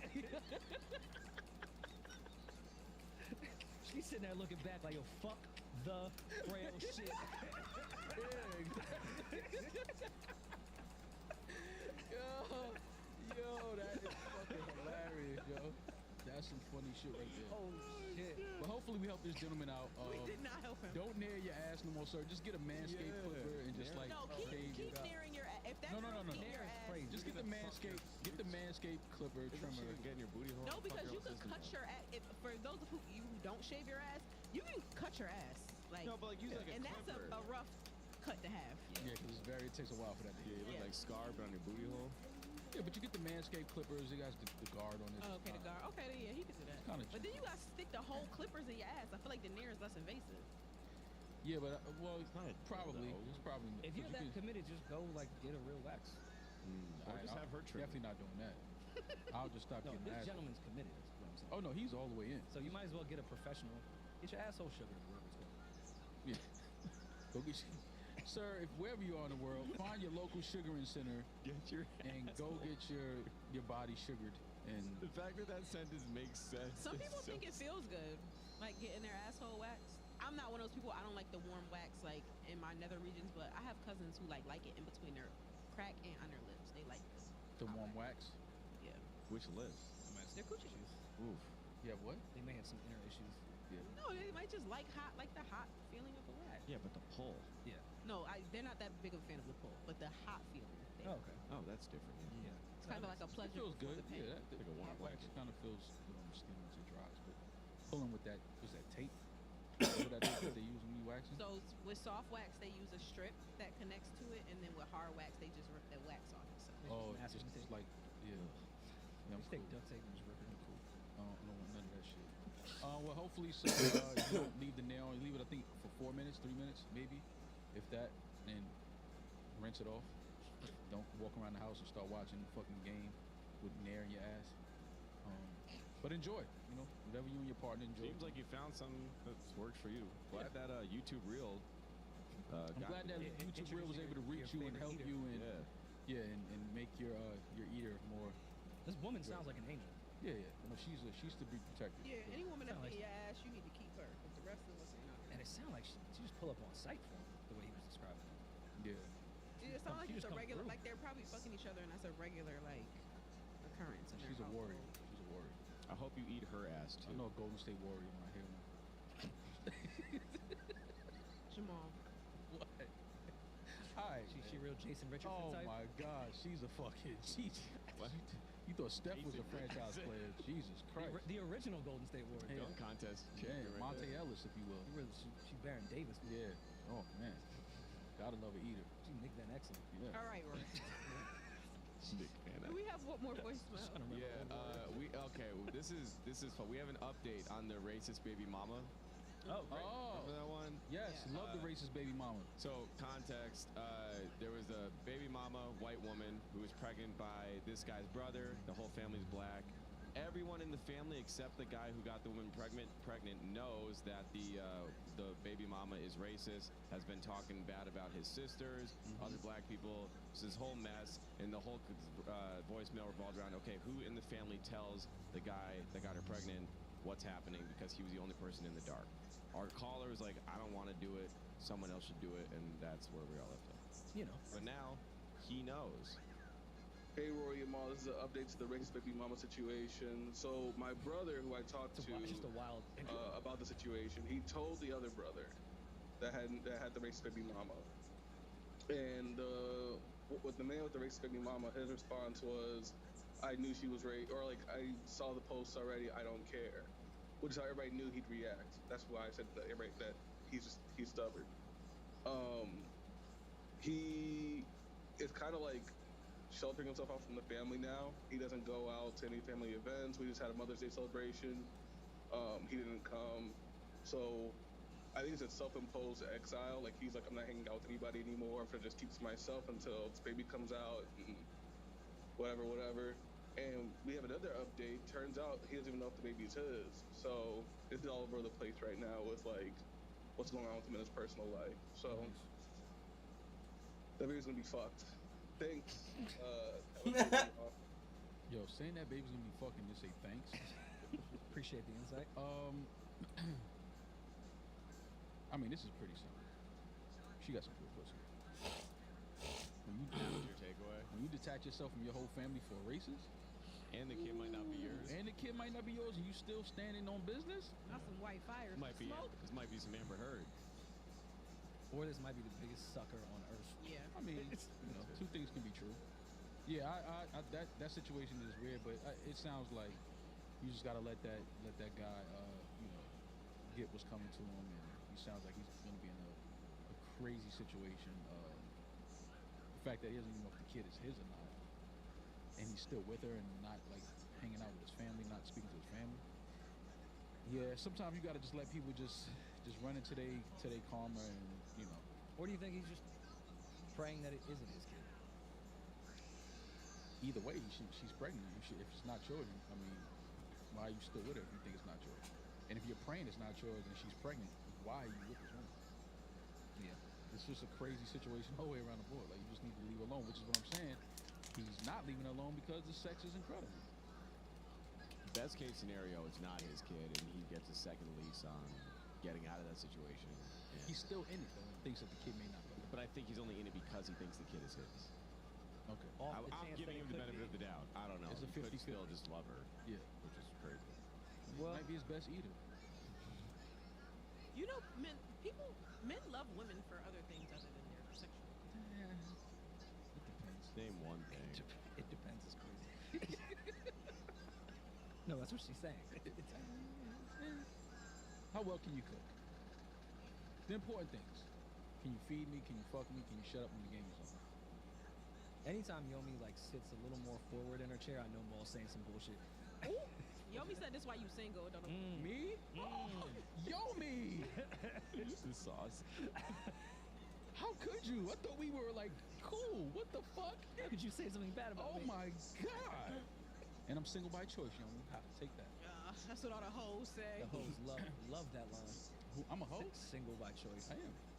By choice. Reform hoes? Oh yeah. Everybody's single by choice. If anybody wants to be in a relationship, some people are not single by choice. All right, do y'all think that I'm not single by choice? Look me in my 4 eyes and tell me that you don't think that I'm single by choice. Please tell me that. It's definitely a choice. I think you would like to be in a relationship. You've said that. You've shared that with us. Yeah. Which is why what I'm saying now is valid. By choice. saving yourself for Indian love. I get it. Just like she smells great. Cotton candy. But First floor Nordstrom's or something like that. that's specific. Yeah, 'cause you know you walk in, all of the perfume clerks are there. This isn't cologne, this is a weapon. Nigga told me that one time. I said, I almost bought that from you just now. I like that line. That was cool. I like that. This What isn't cologne, What was this he is a trying to sell you? weapon. Some Creed? What the fuck was he trying to sell you? Axe body spray. Axe, yeah. Nah. It was cologne. Shea water? Creed, though. I want to That start might have been using like a the Chanel. Arabian like perfumes. They're rumored to smell really good. Yeah, because they got all those garments on. They need to smell good up under there. Just go to 125th and buy some oils. Same shit. I try to get into the oil thing. I'm not an oil guy. They all are named like Pussy Print, Jezebel, What? Coochie Dust. That's what them oils be named. Rory, am I lying? Who wants to smell like I don't know what oil Coochie person you dust. Coochie Yeah, nigga just all the nigga ever tried to sell me was champagne. Like that was the name of his shit, champagne. Like pussy dust? Yeah, the I'm Africans cool. on 125th definitely were not selling that. Pussy dust? When I would go to like the hair stores and stuff, those would be what they would be named. That's wild. Okay, just before we get too off topic, for this caller, what would you guys do? I forgot about the color. He didn't really ask for advice. He gave us an update. He gave us an update. But like, This, what this do is you? where it if you- sucks to be family and a friend, because once he finds out this kid is not his, leaves that girl, he's gonna need somebody to talk to. He's gonna need support. Yep. And You you have to expect be it a to be family member and realize he did some fuck shit, but that's Yep. not who he is for real. He just made a mistake. You need to be there for him, talk to him. Yep. Understand that he was lost. Best case scenario. He was that's lost in not some good. white pussy and made some terrible decisions. So, yeah, just be there for your friends. Family as well, even though she said some racist shit. Just let people be sometimes, man. I'm a fan of that. Just let niggas be in their relationship. Mind your fucking business, man. Let him get what's coming. Would you do that for Biggs though? Like if Biggs married like a racist bitch, like you would just let him rock? That would never happen. Just that thought is so crazy. Big's going, nah, I don't care. That is so crazy. But nah, again, you could try, man. Like I said, I lost a close friend of mine just telling him his girl was cheating on him. Like I caught his girl kissing another nigga in the club. Told him they both cut me off and went and moved and had a family. Like sometimes you just But gotta. they both was fucking that nigga. I'm Yeah, telling you. you were doing too much. They both was fucking the dude she was with? Yeah. Yo, why does your brain go so crazy? Like, you gotta stop watching these Tyler Perry movies. I'm telling you, it's starting to fuck with your real life thinking. Like, that's. Oh, I know you not coming to me like I got a crazy fucking mindset with this shit that you be I know my mind. conclusions. My mind is not crazy. I'm just from a different time. That's all. It's like you talking to somebody that's from the 80s. I'm just Yeah, Maul's mind's in black and white. Yeah, it's like a racist white man. Like, can you blame him? Do you know what the world was like when he was 19? It's just not his fault. He's a product of his environment. But yeah, no. Sometimes just mind your fucking business, man. Let people be in their relationships, however crazy they be. Let people be, man. Because I'm telling you, the sex is great. He ain't leaving her. If that baby ain't his, I'm willing to. Yo, give us an update. If that baby ain't his, I guarantee you he stay with her. He is. He ain't gonna tell them that it's not his baby though. I guarantee you he stays with her. He not He gonna also tell said him. he didn't care about the racist shit. I don't care. That's what I'm saying. He doesn't give a fuck. He's That one of puss those. gotta be crazy. I know people like that no matter what, it's like, bro, you okay? They like, I don't care. Like, all right, so then let me mind my fucking business and shut up. I've hate fucked a girl before though. What does that mean? Because it sounds like you might be admitting to a crime. So. Yeah. No. Not even close. Please clean this up. There was a girl whose dad is a very successful right-wing, like super religious, just racist asshole for Fox News. Very well known, very wealthy. And I met his daughter. Did not know who her dad was. Eventually found out, and then I just didn't like. It irks me so much by how awful her dad is.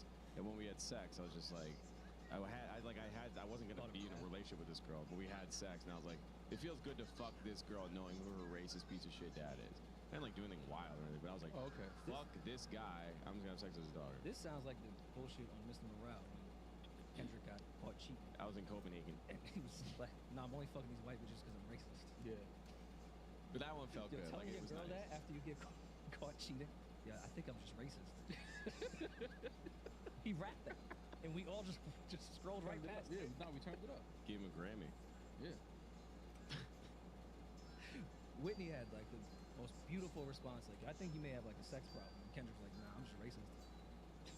Yeah, that's usually what it is sometimes. Sometimes I'm not, sexually demon.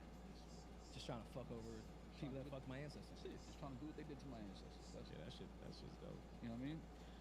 All right, well, we've come to the end of our audio journey. I'm sorry, Damaris. Tell Dad I didn't mean nothing by that. We'll I'm gonna put a spoiler alert there. Yeah, we'll give a spoiler. spoiler. No, just text him. That's his spoiler alert. Like, don't listen to the next episode. Leave it at that.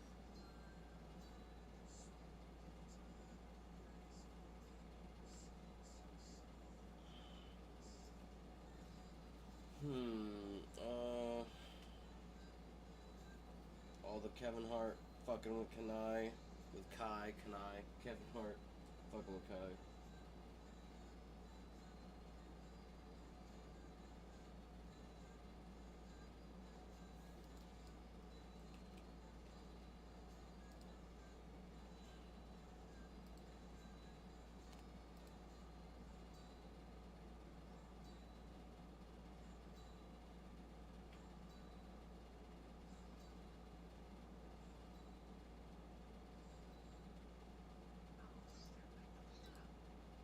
Let me make sure I watch this one.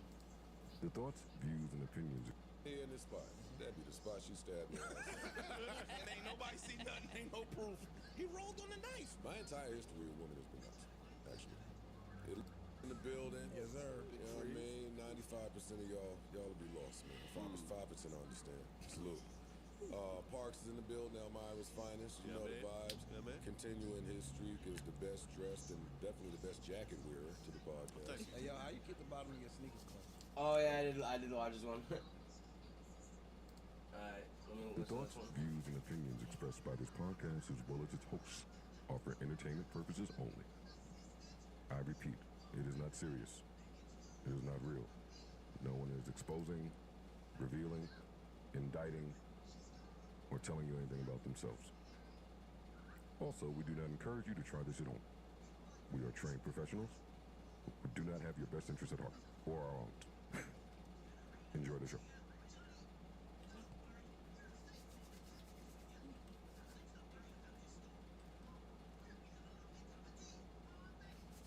I do have theories about people who have 900 active credit cards and a drawer in their bedroom of credit cards that are unused. Ain't expired or nothing. Yeah. They there. You just don't use them. It's like that break in case of emergency stuff. Yeah, I do have now. I'm not accusing nobody or nothing, but I have spoken to people of that criteria a lot, especially since the pandemic. That's all I'm saying. That's all I'm saying. You're not talking about Home Depot credit cards. No, The credit no, the credit cards. Yeah. The ones. Yeah. All them shits. Discovery. All the other Capital One, Capital Grill. All the credit cards. Capital 2. Yeah, come on. You know the ones I'm talking about. All right. What's up? Y'all said y'all had something good for me at the start of this thing. I was outside, so I didn't hear it. Well, everybody was almost outside. We just heard the song "Bad to the Bone." That's what we heard. So we like niggas looking around like, what the fuck is? It's a phone ring. Somebody's phone ring with that as the ringtone. So we all. Who That's funny already. That's funny. We mosey over to look at the phone. Having a ringtone alone Already is funny. It's funny. Bad to the bone. Bad to the bone. That's a slap. It's a slap. For a 60-year-old motherfucker from Montana. Ain't no nigga from the Bronx supposed to have bad to the bone as my ringtone. That would be awkward. Right. So now we go see who phone it is. Gotta do that. And sliding across the FaceTime says, what it say? Blah, blah, blah, blah, blah, blah. The 69 goddess. Oh, shit. Come on. So we knew right off the bat. We knew. Nobody knew who phone it was. Until we saw XYZ, the 69 goddess, and everybody said, that's Imani shit.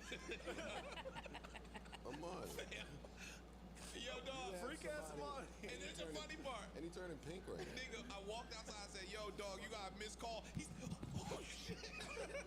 And we bust out laughing like, yo, fam, That's what you doing? The 69 Goddess. Wait, before you start, I need an apology. Start there. My bad. I did tweet that you was a freaky ass nigga. Take it take back. that back. Thank you. You cool. You good in my book. Did a picture of the person pop up? No. So just the ringtone and the freaky name. 69. You're never beating the allegations. Oh, no, it get better. No, it gets Let him talk. So what happened after that, E?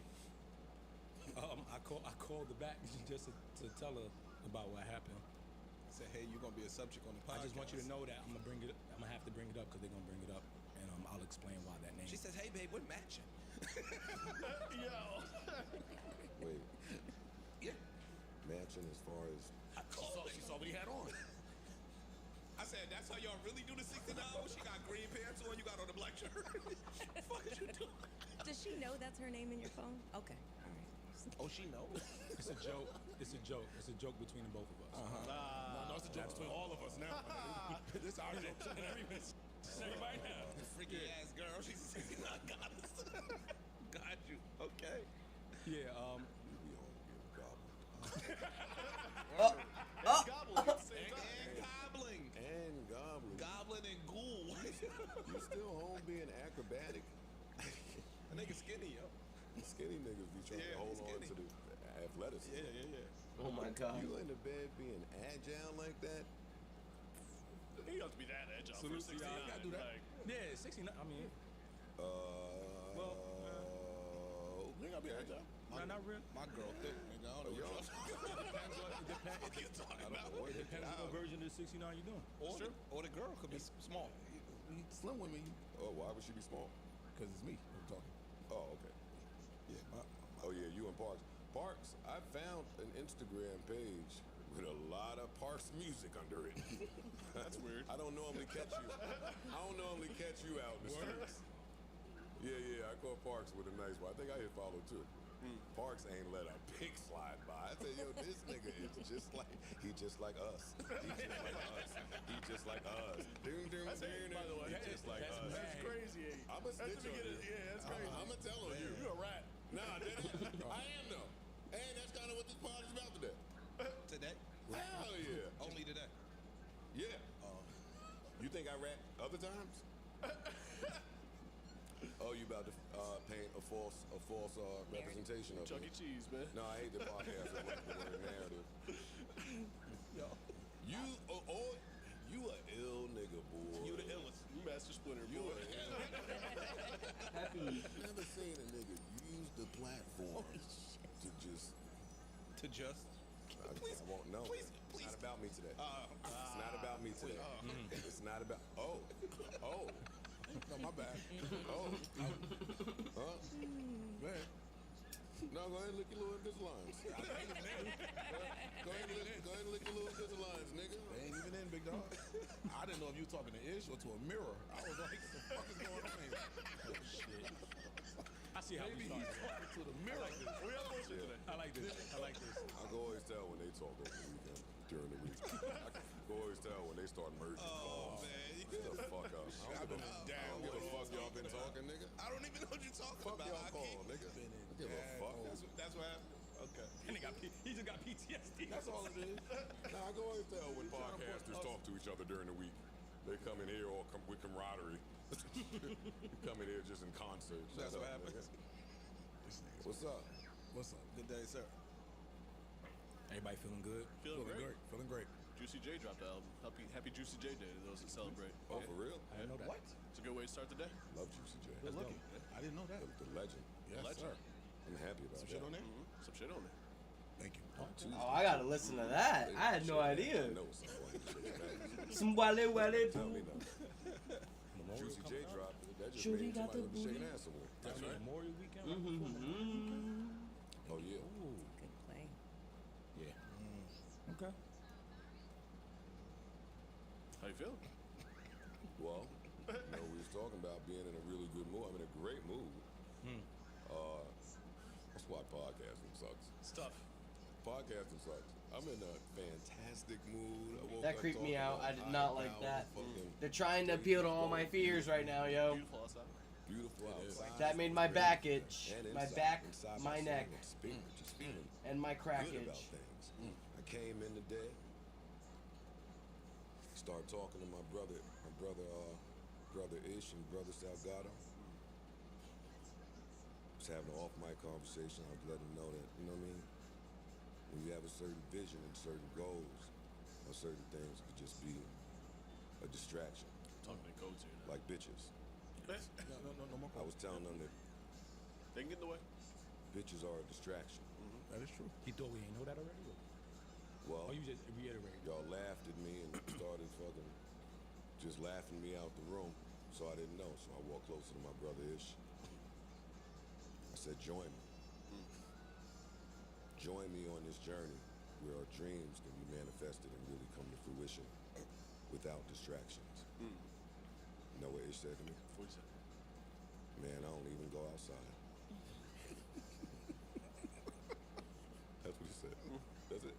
That's it. Punchline. That is the punchline. You're not gonna take my brother Ish at his word, so he don't go outside? No, that wasn't all. We laughed him out the room because he was saying this kumbaya bullshit. First of all, see. So he comes over to me and says, "Yo, yeah, you should follow me on this journey." Yeah. I don't have to, dog. I'm at the mountaintop. You climbing up, my nigga. I'm cool. What is the fucking journey y'all are talking about? Not letting women be a distraction? Is that the journey? That's the you're speaking journey? to? You at the mountaintop of that journey? Very much so. Ice. Yeah, I'm at the mountaintop. No, I ain't asking you about you. I am. I'm at the mountaintop. I don't know what you're I'm not asking you about you. Ask him about me. I didn't ask him. All I said was ice. I would love to hear. Sound like you asked. No, it did sound like he was asking you. you. At the mountaintop of that? I'm gonna start the bar. I got soul for real queued up. Yeah, when he's at the mountaintop of what? Of that. Women being a distraction? He up there. Wait, what? What's He going up there. on right now? He up there. They talked this week. I'm No, telling they you. did not. I haven't. No. Hold on. I'm with you. No, I'm with you. Oh, yeah. I got a pecking order in here. All right. Parks would be at the top of the mountain, married, invested. Ian as well. They sitting up there, and then right behind that is Ish. Wait. You skipped me. No, you're after him. Shit, rat cast. My relationship is longer than Icy, so and they have a child together. And Okay. Then you right there, and then what else is going on? I don't know about Poe. Poe. Damn. I just automatically put Poe there. Mel. Oh no, Flip. We forgot Flip. Oh yeah, Flip. No, Flip. So Flip is above. Flip, Ian, and Parks is there. Yo. All right, now I'm not starting the pod. Now I'm not starting the pod. For real. The pod has to wait. If you're just now joining us, shout out to the Patronies. Shout out to the first and last time listeners. Yo, your ability to spew bullshit should be in a museum. How is that bullshit? First of all, it's a podcast. That's true too. So let me. I know that because I watched it firsthand with my own two eyes. What are you talking about? So the other night I'm out with Imani. It ain't even a wild night. It's like calm. Just a light lull. Let's hit the bar. Look at them, look at us. And we'll see where the night goes from there. For me, that meant going home, probably getting in bed. But we out. That's what it meant for you. Yes, Antoine. Y'all niggas what? He don't speak to me in real life. So he come on here with these jokes and make people think that he knows something. Oh, okay. That's what I do. Yes. So listen now. Yo, we in a Twilight Zone? That's not cooking. He burning some shit. I'm just trying to tell a story. That's all I'm trying to do. Easy shit. I'm burning oodles and noodles. We burning oodles and noodles up. Go ahead. What? But we're seated next to each other. And I order a steak. And Imani got his hookah and a drink. And when I tell you that people that get drunk and just talk too much, oh man, I know. They could smell our cologne. Literally. Yeah. So they kept coming over. I won't name no names. But people that talk too much kept coming over to me and Imani. Oh, there are people that you knew? Yes, people that I knew. Okay. But it was in those moments where I learned two things. One, Amani and I operate very differently when people come over to us that talk too much. He embraced it. See that? And two, Definitely see that. Amani has an uncanny ability to just spew bullshit. That's important when you deal with people that talk too much. That I don't have. So one of our main mans come over, drunk as fucking can be. Archie Bunker drunk. He is lit. This is after the people that talk too much is over there. They're talking to me. I'm ignoring them. Deadpan, straight face, eating, word. It's quiet. They keep talking, but eventually they walk away. Those people talk to Amani. He give him rhythm. He give him rhythm. He continues the conversation. Our man come over and say, talking to both of us, yo, I got this idea that maybe one of you brothers can help me out with. One of those. Already, look. Oh, that's my cue. I'm already clocked out. I'm already tuned out. Hey, I got this idea that maybe one of you brothers can help me with. He continued. He said, that's the worst. He said, yo, and I'm not quoting him. I already know that. He said, yo, I'm just thinking, with all this gun violence going on, and brothers dying, and the young rappers, with all of these bodies dropping out there, I'm thinking that I could do a 2024 version of self-destruction.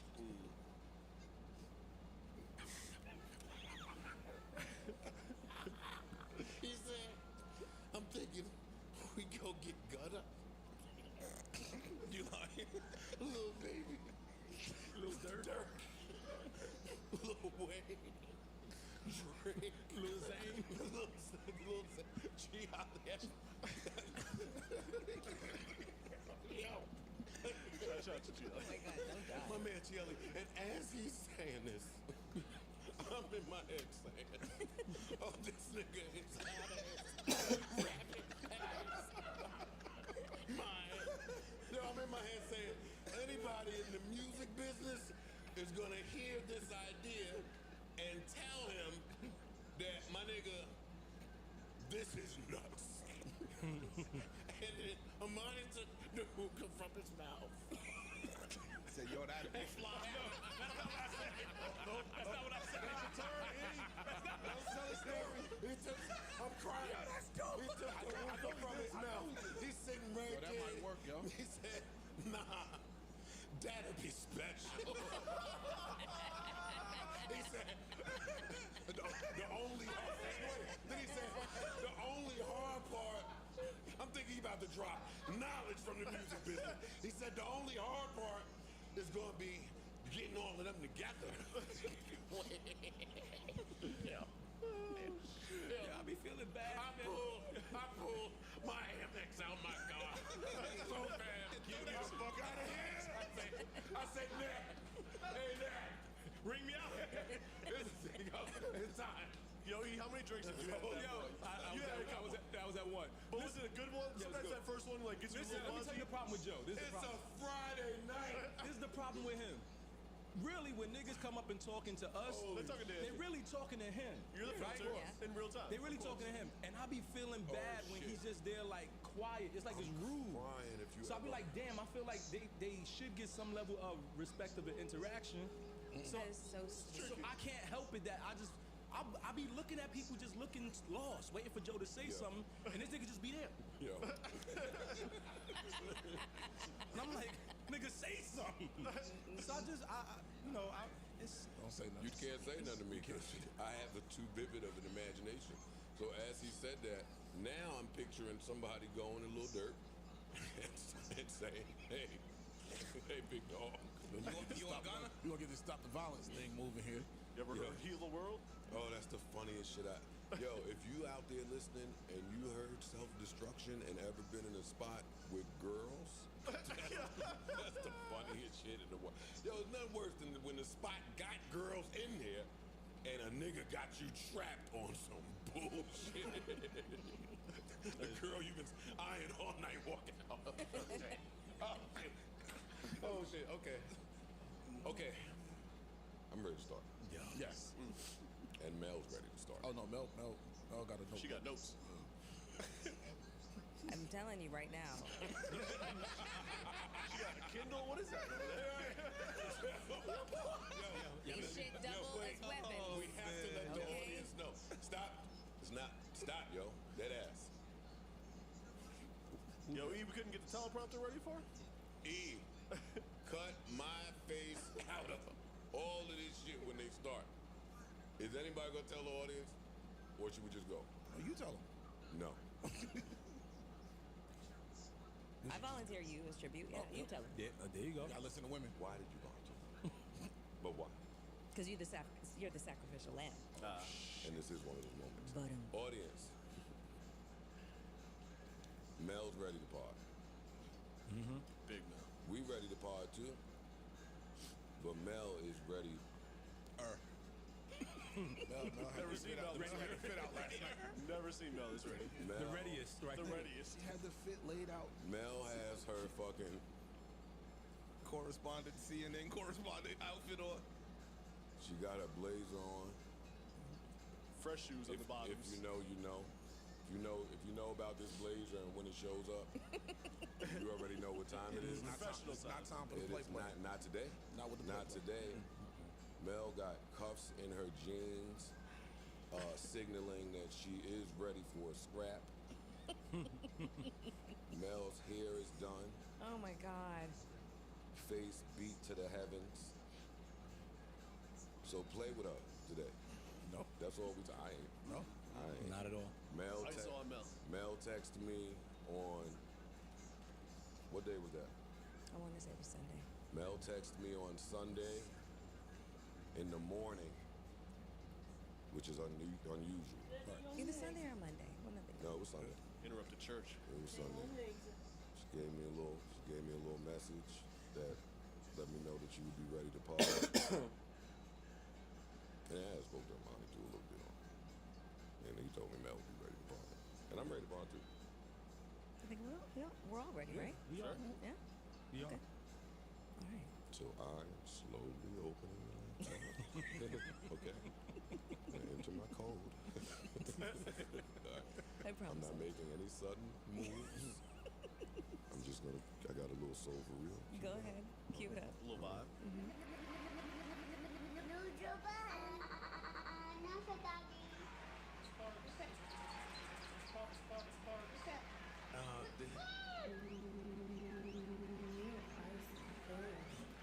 New Amani and Mel. We can read. That's the nice thing about the manual drop. Yeah, about the manual drop. Yeah, new Ian Mel. What episode is this? 727. Welcome to episode 727 of the Joe Budden Podcast, brought to you by Fueled by Prize Picks. I'm your humble, gracious, grateful, highly favored, happy to be here, host Joe Budden here with a few really amazing people. To my right, the beautiful, the intelligent Melissa Ford is in the building. Hootie hoo. The well prepared. Took her a second to even come sit by us today for some strange reason. Yeah, I mean, get her notes together, Big Amani is in the building, Parkchester's finest. You know the vibes. Ish is here, Ice is here. Flip is here now. Flip was not here because he called out. And nobody high-fived over that. Nobody was excited that Flip was gone. Everybody was sad. And then Flip, popped up in a show of great initiative, is here. It's fine. Clap it up for that. Parks is in the building. Ian and Keeb are here. Ian got on his. I ain't even gonna talk about his outfit. I ain't gonna talk about it. You was right though. The description. 1,000%. That was it. 1,000. You can't say it, but that was it. What? We can't say that? No. Yeah, they got a good setup. They do. I know you're talking about the best. At the Diamond District.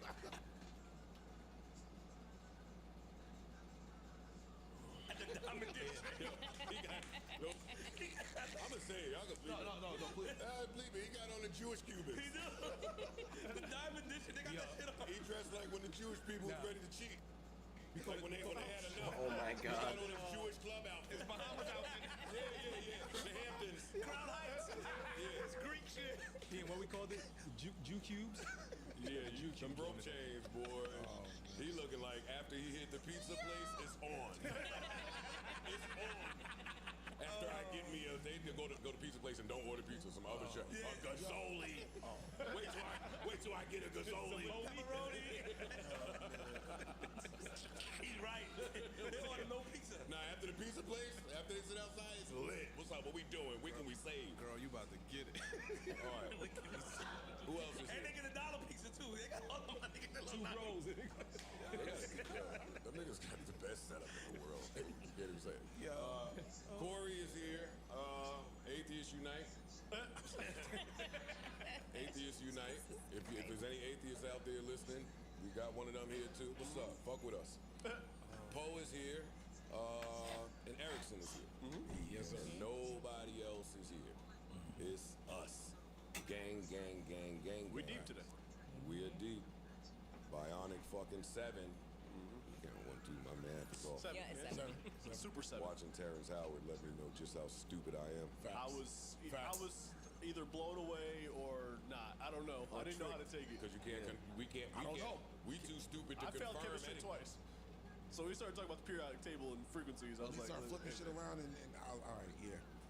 The bubbles. I couldn't wait to come here and talk to somebody smart. Nah, You're not here. Yeah, they ain't in here. Not that I can understand that shit. Wrong pod. Ain't the wrong pod. Niggas been beating me down about being well-read for ages. I ain't. So the people that are, take it away. Yeah, now's the fucking time to shine. You good at math. Periodic table. You good at math. You understood any of that shit he was saying? A lot of There you go. Well, later, explain it to me. Because I left way before school. I left in typewriting class. I've been taking that pod in a half hour at a time. Because it's just like It's a lot. overload. A lot. All right, let me go watch some music shit. Every 20 minutes, I feel dumber. Yeah. I feel like dumber and dumber. I realize if a person says some shit with enough conviction and move their hands enough, niggas will believe him. Nah, he had to be right, because helium be doing that shit. That's what I was saying. Helium and the boron, you know that they... and electricity is trying to get up there, I guess. So... Look at the points right there. Nah, the points was there. You're right. If you take that shit off the flat shit... It's all about the equator, if you think about it. Y'all We looking shit at from the everything equator, flat. so why wouldn't planets come from the equator of other planets? If you're out there listening, we're talking about Joe Rogan and Terrence Howard's interview and how stupid you felt watching it. I had no idea Terrence Howard was a genius. No, he's smart. But we're not getting to that because Mel will throw a heel at one of you niggas. I won't. I dare y'all start with Terrence Howard. No, sir. I dare you. No. Try it. No. Somebody try to segue into Terrence Howard right Yo, now. you seen what he tried to... Look, All right, man. No. Don't throw no glass in here. I'm not. He tried to convince us that 1 times 1 should not equal 1. It wouldn't balance out the... It wouldn't balance. Well, 1 times 1. Tell me later. Is keep 1. going. Yeah. He's saying that shouldn't be the case. Can't be the case. He's been saying that for years. Oh, you trying to... And gravity and all... Einstein was on some bullshit, basically. Go ahead, get your shit off. Hey, maybe he was. I don't know. I don't have the depth. All right, man. Don't throw that glass. I'm not gonna throw the fucking glass. I didn't even see the interview. I've seen Terrence Howard interviews before. He is so esoteric. It goes over my head, and I'm This not is even. beyond esoteric. I know. I'm not even ashamed to admit it. Like, you got it, dude. Like, for real. I don't know. Same. Yeah. Ish, you understand it. So. Okay. Valedictorian. Actually, I'll start there, That's a great... I'm ill by mistake. Before I started that motherfucking State of the Culture job, me and Puff had like a heart-to-heart where he looked me in my eyes and said, yo, I heard a lot of stories about you, and I hear that you are a lunatic. And here, we appreciate the creative part of being a lunatic. So if you want to create in that fashion, you can. All I'm telling you is don't throw anything hit anybody. And you'll be fine. And boy, I felt so at home hearing that. But also in hearing that, it led me to believe that he understood the importance of not hitting people. Because that's important as you running a business and building a business.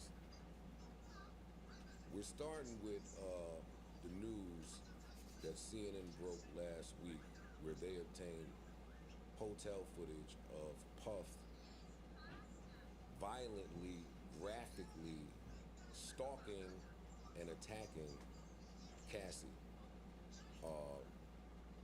If that other angle come out, maybe kidnapping as well. But when it turned the corner, we don't get to see. But you ran a long way down that hallway, and if you dragged her even 4 more feet, we now include kidnapping. That shit was disgusting, what we all had to witness. That shit was almost unbearable to watch. I'm certain that was triggering for a lot of people. Absolutely. A lot of people that saw it. And that was Friday. Yes. I assumed that he would go and just hide somewhere.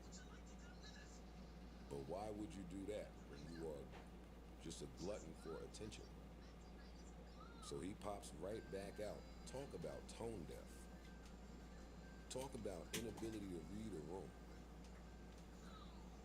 Where are the fucking publicists? Where's anybody in this moment? But he pops back out with this half-hearted bullshit apology that was like, it's almost offensive. It was like a slap in the face, that apology. I didn't even watch it. I don't need to hear it. I mean, I watched it because it was quick. It wasn't even, he didn't even try to put some sincerity into this thing. Friday, everybody here was in a good mood, good vibes. And it was our Friday weekend episode. We normally try to keep things, I prefer to try to keep things light for the weekend episodes. And that CNN Puff story broke as we were recording. And while we did touch on it, when I listened back, I didn't feel like enough time was devoted to just how much of a fucking lunatic that nigga looked like and what that means industry-wide for all parties involved. I think this broadcast is too big and comes with a great responsibility in matters like this. And I know that a lot of the music industry listens to this podcast. And I don't think this is the last of it, nor do I think that he's the only one. So at any point, we want to start having some uncomfortable conversations. Not only am I down for it, but I'm down to initiate it. Because this shit is a mess out here. And he looks like a fucking nut. He looks like a complete, just a complete evil piece of shit. What I saw on that video, as horrific as it was, lends a lot of credence to anything horrific I've ever heard. And that's the uncomfortable spot. Well, it's all uncomfortable, let me be clear. But maybe he was unaware of some of the things that were out there about him, that real niggas is just running around saying, nah, shit sounds so crazy. When you hear about people blowing up cars, it sounds like some movie shit. I need footage. I need something. When you start hearing about some of the other things we've heard about, I think that video allows for everything to be back on the table. Anything that we've ever heard about Kim Porter, may she rest in peace, is back on the table. The rumors about Al B. Sure are back on the table. All of the violent stories that niggas refuse to believe because of who he is and what he has meant to the culture. After seeing that, after seeing him run down that long hallway in a towel, I've dissected that video plenty. And this is coming from somebody that doesn't typically look at things on the internet that'll make my stomach turn that way. But I thought it was important. To run down that hallway in a towel after a woman that is barefoot trying to escape. At one point I thought that maybe he was in the shower, so she felt comfortable trying to make a getaway while he's in the shower. Maybe he had to run out. Another theory was maybe this nigga was asleep. Something was happening in there where she wrote felt. She wrote it in her civil suit. She wrote that he was sleeping. She was sleeping. And she took that opportunity to grab some things and run out the door. So, like, the strange thing is, like, the civil filing that she filed back in November, all of this is in there. Yep. It's all in there. Yep. It explains why the feds raided all his houses. It's all in there. Like, after I watched that video, I was like, I gotta go back and read this thing, like, with a fine-tooth comb. And I decided to do that. And the shit it's vile, and what's so disappointing is that it requires for us to believe collectively, not just us in the room, but just us collectively, it requires us to actually see something of that magnitude for us to say, oh, well, she was actually telling the truth. You know what I'm saying? Rather than just reading the words that were written out thoughtfully by 3 legal attorneys, reputable legal attorneys. When I saw the video, I had so many questions. I don't know if you had the same ones. The first thing I thought was, like, how is this coming out 8 years later? Second thing I thought was, doesn't the hotel have some kind of liability involved to where if they see somebody being abused in their hallways, isn't it mandatory that they have to call the police? Like, that was another one of my questions. No. I don't think so. No, you ignoring all of the under table. No. Under the table inner workings of these infrastructures. And I understand. If somebody steps to the person that's operating these tapes and says, I got 50 grand cash for you, 75 grand cash for you, they can get that tape. And I understand that, and that just, points to how insidious his whole operation was, and how. I'm not to cut you off. Before all of that stuff, for me, while important, was secondary. The first thing I'm thinking is, yo, dog, that's somebody's daughter. And you have daughters. And you have daughters. Mm-hmm. That's somebody's sister. That's somebody. People love this person. This is a tiny, little, beautiful girl. And for you to do this where you know there's cameras in a public setting, her response to it, where it was, the response told you that this has happened 20 million times. Mm-hmm. And in this moment, I think the best way to deal with this is to dead fish. Yep. I've dealt with worse. So let me just take this moment. Dog. That was the 2 things for me. The 2 things for me was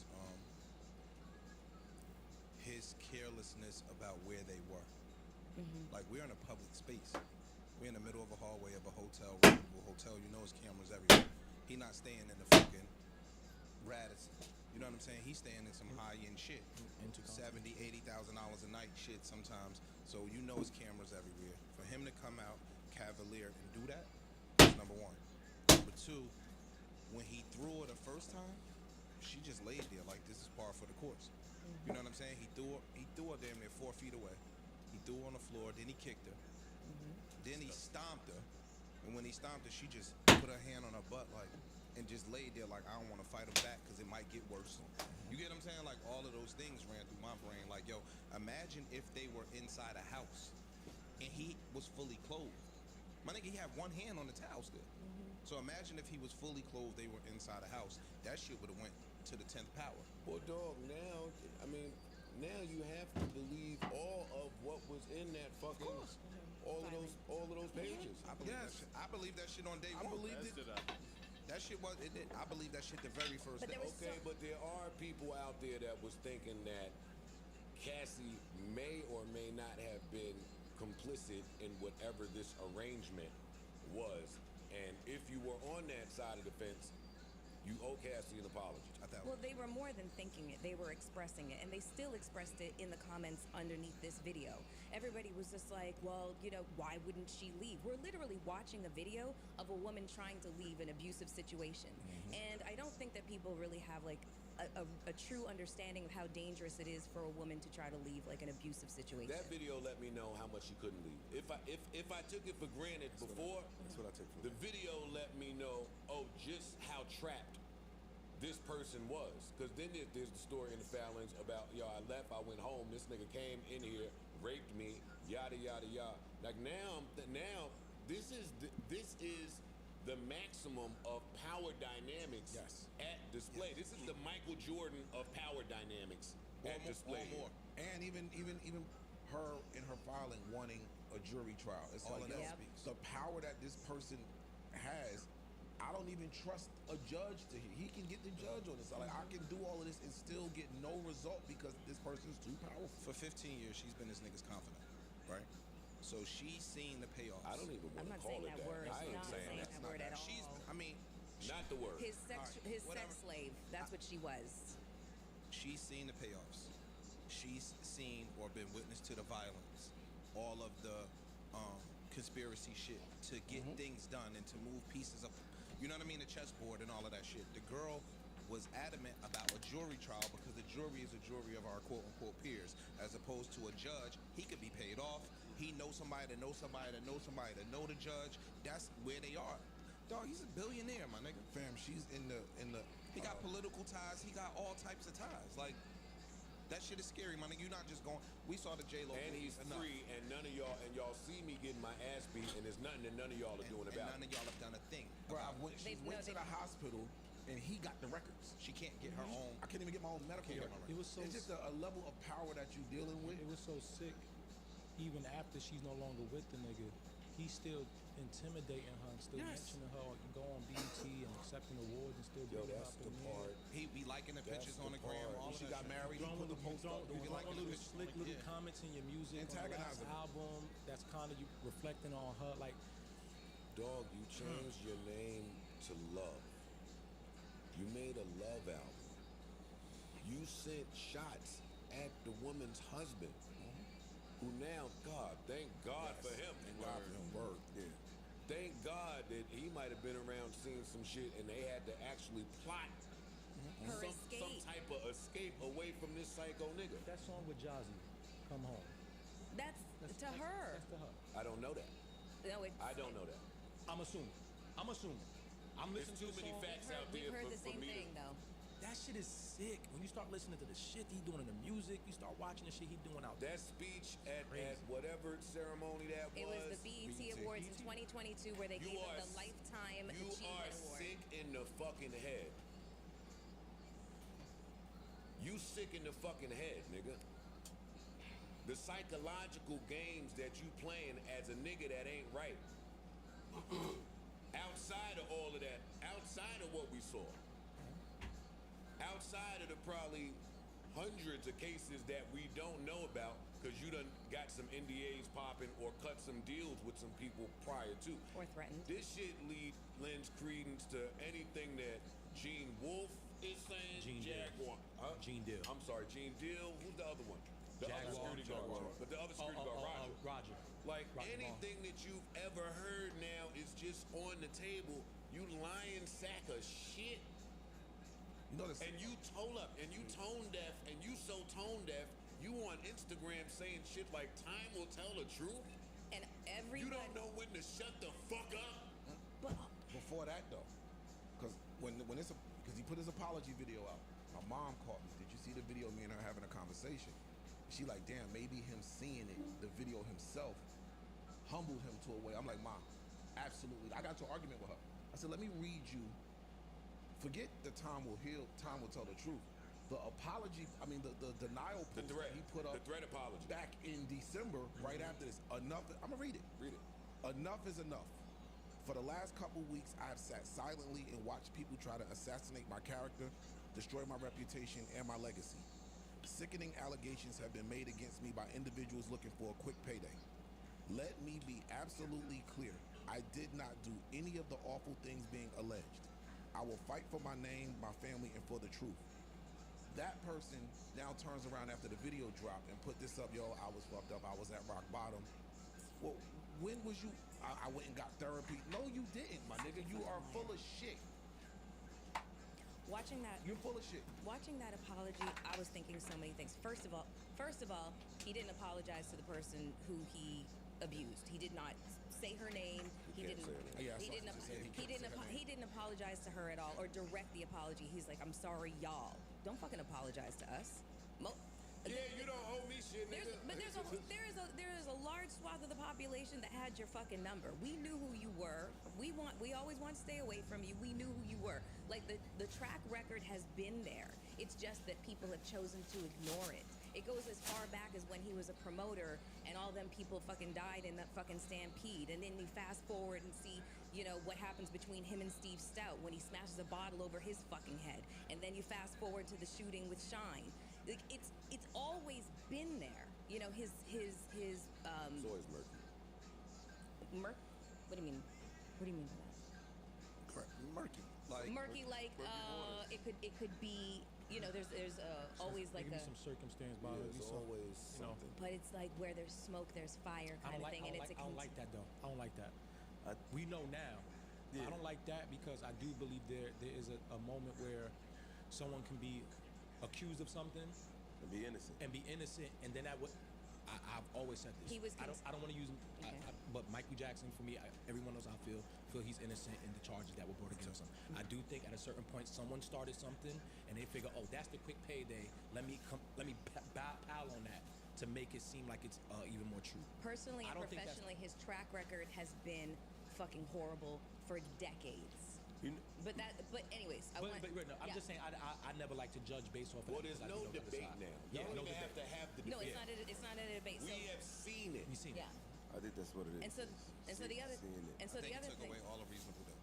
And that's the other thing I was thinking. Like, I'm sorry to cut you, Flip, and I'll just let you speak in 1 second. But I thought to myself, I was like, who the fuck is advising him? Like, where's his legal team? Because literally, what he just did was he admitted to everything, and that can be used in future cases. So I'm just like, this isn't even a PR nightmare. This is your legal team is either. He basically apologized. By apologizing, that is admitting one, he admitted to guilt. watching the video. Two, he admitted to the things that transpired in the video. So now, if they want to bring charges against you, you admitted it once. I'm not certain charges, and it's not. They can't charge him. That's not true. That's not true. They can't charge him for assault.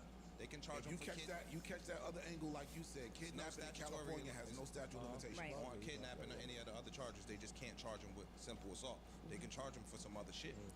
Now, nigga, you just got up there and admitted to the other shit, you dodo. And what's crazy, your lawyers will tell you, if you have pending litigation, no fucking comment. Don't even say no comment. Don't say anything. But what about him? His character as a man would make us believe that he would believe that someone else could know better for him than his own self. He might think that he's at that. And when he's in a room, he's the smartest nigga, he's the most powerful nigga. So I'm not taking y'all word. I'm gonna just move how I want to move. He's reacting in a space where it's like God-like shit. Like a lot of people, they walk in the room and they feel like they God. And how's that worked out for you in the last month? Cool. So how's it worked out for him for the last 30 years? No, it's worked out for him for the last 30 years. That's what I mean. So at this point, you only doing what you think is the most natural thing to do is I'm gonna rely on myself, and everybody going to at some point fall into what I think.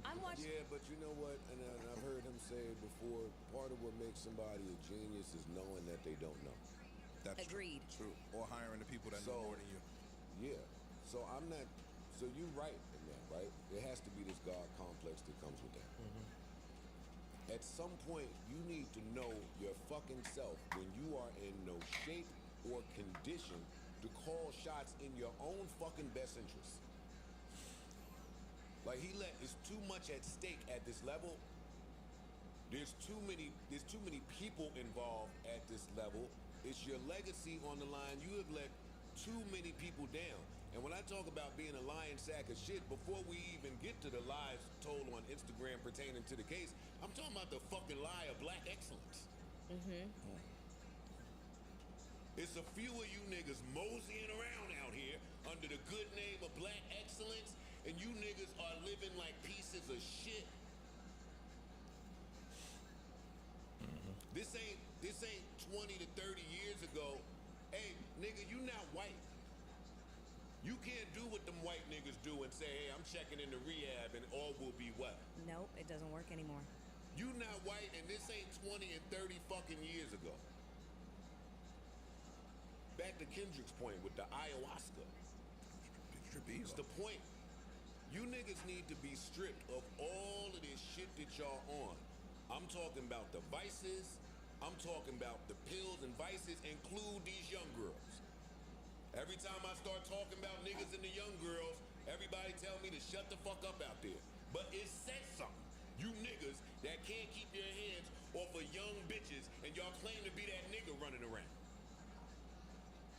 Don't tell me that you that nigga and you can't get a girl that's above 22 and 23 and do something outside of manipulate these chicks into whatever web of cockamamie bullshit you got going on. Therapy's not enough now.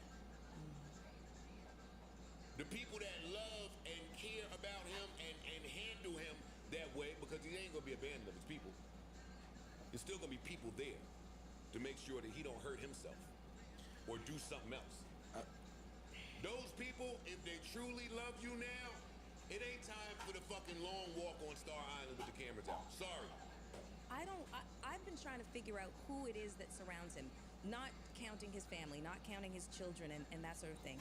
But by reading the court documents, all I see is not only enabling, but enforcing. That's all I see is people who uphold his fucked up behavior and have done it for years for whatever reason, because he funds their lifestyle, because he pays their bills or whatever the case is. But like, at what point do you see the fact that you're trying to cover up the fact that he's raping and trafficking and beating people, like the women in his lives? I want to have a real. I know you want to. But I want to have a real conversation about that, because I hear what you're saying, but this is a layup.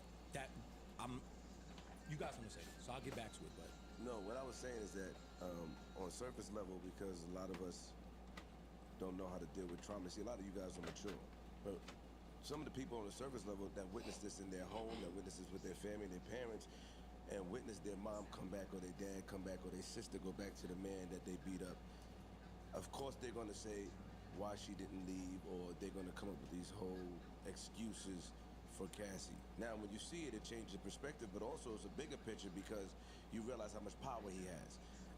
And you're like, okay, it's bigger than just a typical DV situation.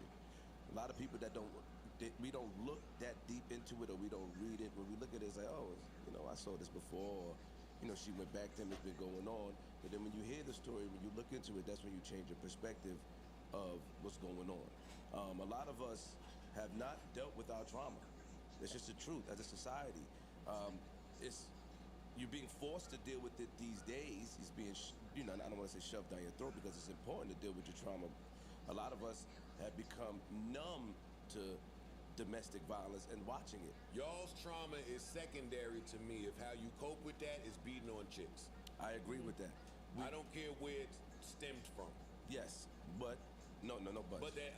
But my mind did wander there, because nigga, you've been you for so long. Mm-hmm. And just typically, historically, if somebody is on this type of shit, that means that it existed somewhere way before. Like, what the fuck and it ain't even about giving him this bandwidth in my brain to figure it out right now. Yeah. But what the fuck happened to you early in life that everybody just overlooked? I just think that I don't. It's not the time for that. I think it's a cop out, and also, that's a cop-out. and I think that people also have to address the fact that there is classism attached to their thought process with DV. Most people think that this is something that just working class or people in the living above or below the poverty line. They cannot imagine that domestic violence exists in such a high level. With great power comes great responsibility. That's not what I mean. That's not what I mean. But Ish, what I'm saying is most people cannot wrap their minds around it existing at that level with a billionaire beating on his girlfriend. We just watched a white man punch his wife in the club. Joe Rogan. I'm sorry. Dana White. We just watched Dana White slap his wife. And there was a difference. It's a difference. That's why I agree with Joe on this one. Like, black and white is different. We watched it in the club full of people, punch his wife, slap whatever in the face. But then people make assumptions about the character of the woman that stays in a situation like that. Okay. Like they've been trying to assassinate Cassie's character for saying, well, she stayed because she was living in the lap of luxury. I need people to, everyone who wanted to shoot Jalen Green, is that who had the baby with Drea? I want everybody who was trying to shoot him bail about being the younger one in that relationship to do the same thing for Cassie. He was 37, she was 19. She was brand new to the scene. I don't understand why people are expecting this young girl from the middle of fucking nowhere to have a level of sophistication and cunning and calculation and discernment to know what to do when a 37-year-old fucking man that's rich and famous that has every resource all these in the world at his disposal. Exactly, and so he listens to her song at the club, and then he sees her, and that is what he wants. Can I just point out, and I don't want to remove it from the GV being the center of this conversation at this point, but when we talk about Diddy, he doesn't have a domestic violence problem. He just has a problem. We have stories of him doing this shit. He has with a men. violence problem. He has a violence problem. So overall, we need to focus on the fact that this is what happens in his household with the women, but his power complex and his God complex, just over people as general, is the issue for him. That's what makes him sick. He doing that shit, Steve style shit, the Kid Cudi shit where they talking about blowing up the car or whatever, hanging nigga over the balcony. Like he just has this God complex. He done popped off on a bunch of niggas over there.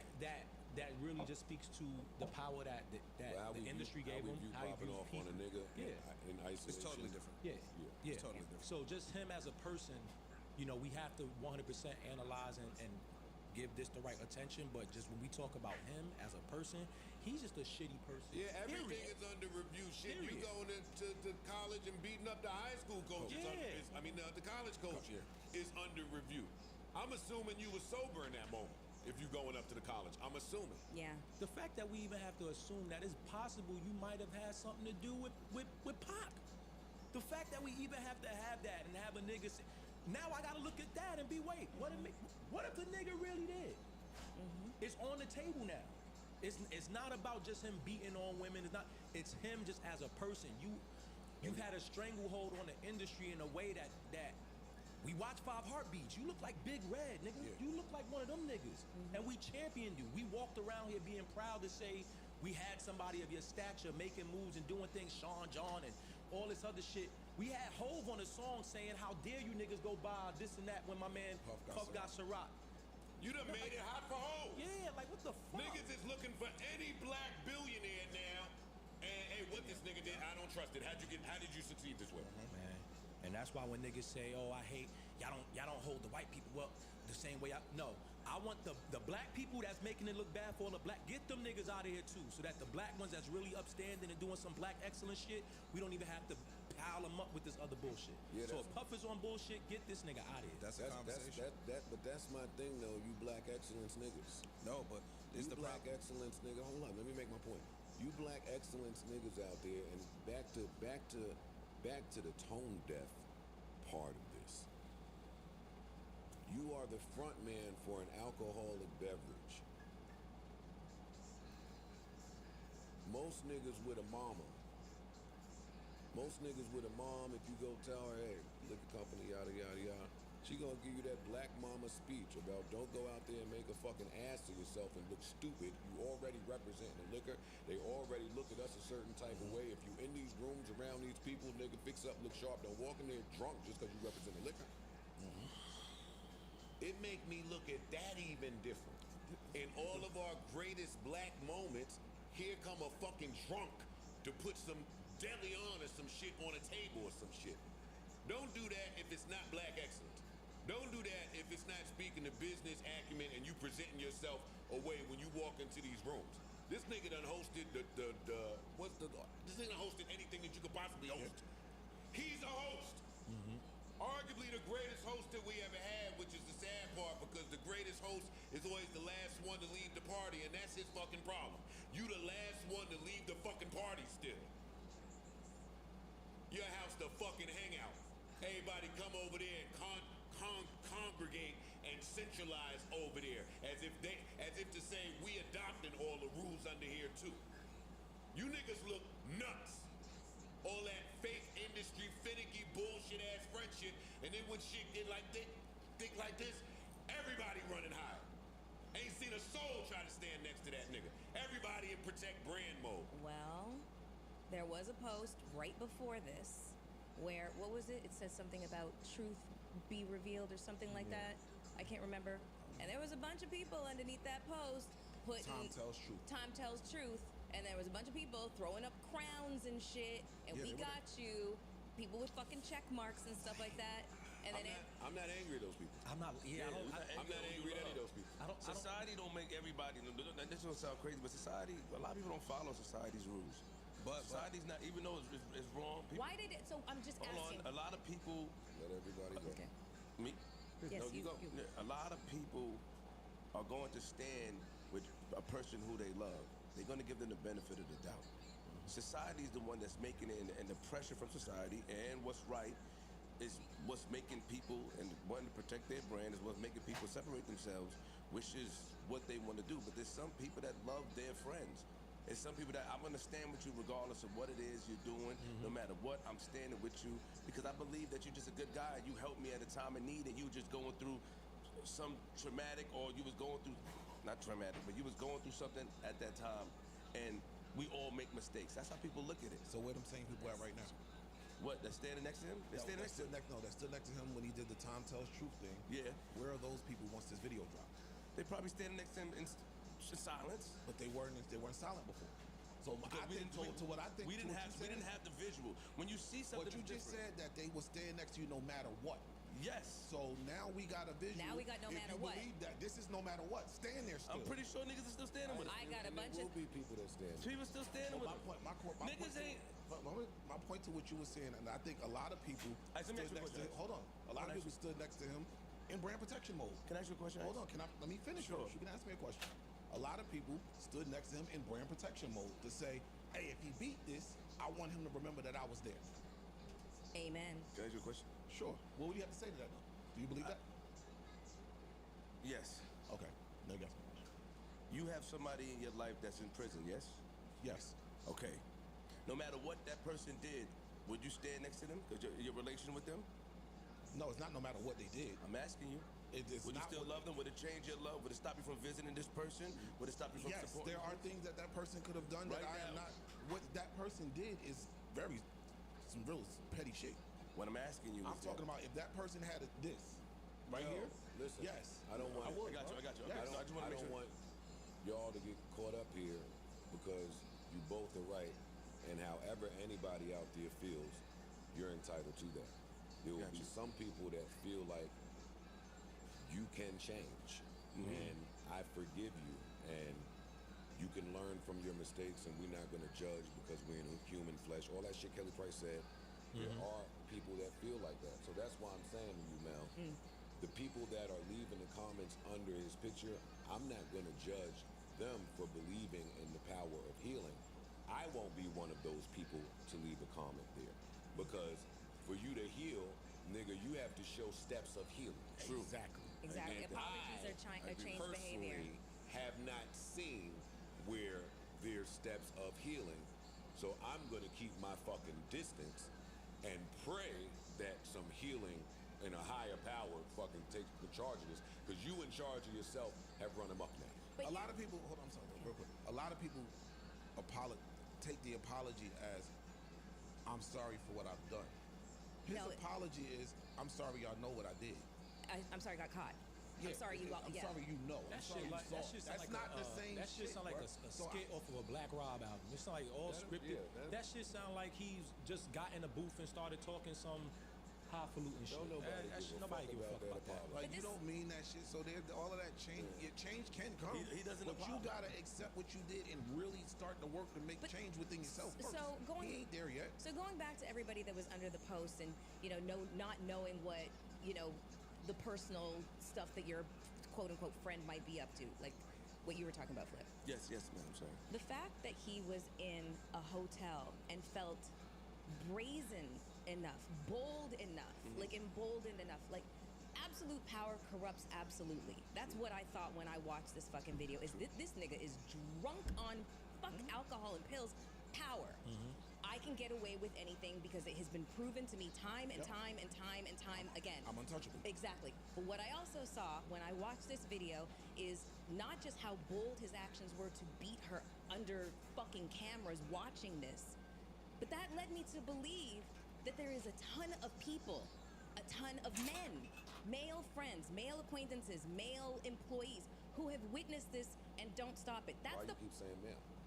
I know that there's women too, but for me, I think that an element of this conversation that's not really being had is the accountability of men amongst men to really try to say, like, your behavior is fucked up. That's not. You just speaking, but you just talking about how a powerful But motherfucker. hold on. But that's They're still. not But saying even that, that's still an assumption, right? We don't know what these people behind the scenes might be saying to him. You talking about men? That nigga has a mom. Yeah, like This ain't just on men. Yeah, I don't. Not just that. I think that when you exhibit a certain amount of power, when you get to a certain amount of power, we've seen people go to prison for other people. Yes. That's a certain amount of power. You are going to say, fuck my own kids, fuck my own family, I'm going to go be taken away from them for another man. Right? So when you start talking about the male on male dynamic, yes, it is true and it's present. But when this person employs you, when this person pays you a handsome ransom that you can't get elsewhere, that's a different, it's a power thing.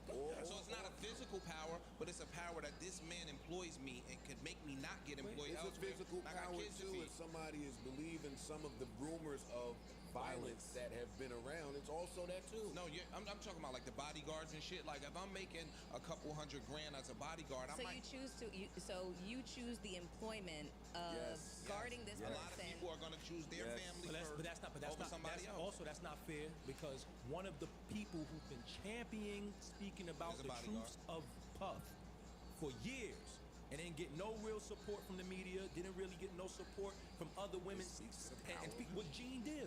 He been saying this shit for years on YouTube, any platform that'll speak, and no one gave him the time of day to say, "Come up here." Know what, So though? there was a man out there trying to go ahead, There was a couple of and them. there was a couple of There them. was a couple of Wayne Barrow. There's been people who've always been talking about the history of Puff and the things that he's done with men, to women, everything, and no one champions. So I don't want to make it seem like, oh, it's just men not wanting to go ahead and hold him accountable. Also, for her to believe all these violent claims that he's made, he's blowing up cars. Yeah. There's rumors of all this other shit, and you're working there. You see this. You're probably gonna be a little bit scared to intervene because I don't want to be the guy with the car blown up or I understand, the guy who goes or missing. murdered. And I totally And get then that. there was a woman who just went on CNN, who used to be his assistant, who she went up there and said, I never saw him do anything like that, but you know, you can just tell. You can just read, like, you can just tell. That's the story you got. So all the bodyguards and everybody's seen everything, and they got stories, and you don't got nothing to say about nothing, but you just took your instinct. Sometimes niggas is so sadistic that they pick and choose who sees what. Yeah, who sees what. I love the point that you make, Mel. I just think it applies to all people. No, and that's what I'm trying to say, that it's not just about Puff. Like that's why I said absolute power corrupts absolutely. Because this made me think about Weinstein and how many enablers there were over the course of those 30 years. Any powerful person. Yes. You know what I'm saying? Exactly. We've heard rumors about Ellen DeGeneres. We've heard rumors about all of these people that got a shit ton of money, Donald Trump, whomever, and allegedly behind closed doors, they treat people like shit, and they are shitty people, and nobody says a thing because of the power dynamic. Whether you're a female or a male, if you possess a certain amount of money and power, niggas are gonna bow down to it and cower to it. You know what? When I watch that Self-preservation mode kicks in, and it's like, yo, I'm not gonna pick her family over my family, so mum's the word. When I watched that apology video, last thing for me is that all I saw is that he never apologized before. He doesn't know how to apologize. He's been enabled his whole life. He doesn't know how to apologize. Never had to apologize. He never had to do my that. way or the highway. Fuck you. I Yeah, never had to he apologize. never, money and everything always solved it. So That's a great point. All right, it's time for my. I mean, this is how you want me to segue. You can't segue off of the DB into your ad, so let me break a little silence. All right, it's time for my favorite part of the hype shit. Though. Nah. Listen, man, I'm gonna tell you about some wonderful shit. Let me tell you about Prize Picks, the #1 daily fantasy sports app in all the land. Super easy and simple to play. All you have to do is select 2 or more players, look at their projected stat line, and pick more or less for your chance to win up to 25 times your money, in some instances up to 100 times your money. So make sure you lock in on a lineup with prize picks for this week's playoff matches, such as the Celtics and the Pacers. The Celtics and the Pacers. We gonna get to game 8. The Celtics and the Pacers. Jason Tatum was the first one in my DMs. That's all. Wow. He was the first one in my DMs. He screenshotted all that shit I said to him. He was like, man, this sure didn't age well. And then I said some shit back just because I'm a man with pride and ego and dignity. But yeah. You said good luck? No. Oh. I said, you better win it this year. You better get it this year. I'll tell you that much, boy. Matches like the Celtics versus the Pacers and the Wolves versus the Mavericks. I got my lineup and I have Jason Tatum scoring more than 30 points. I got Siakam for the Pacers scoring more than 21 points.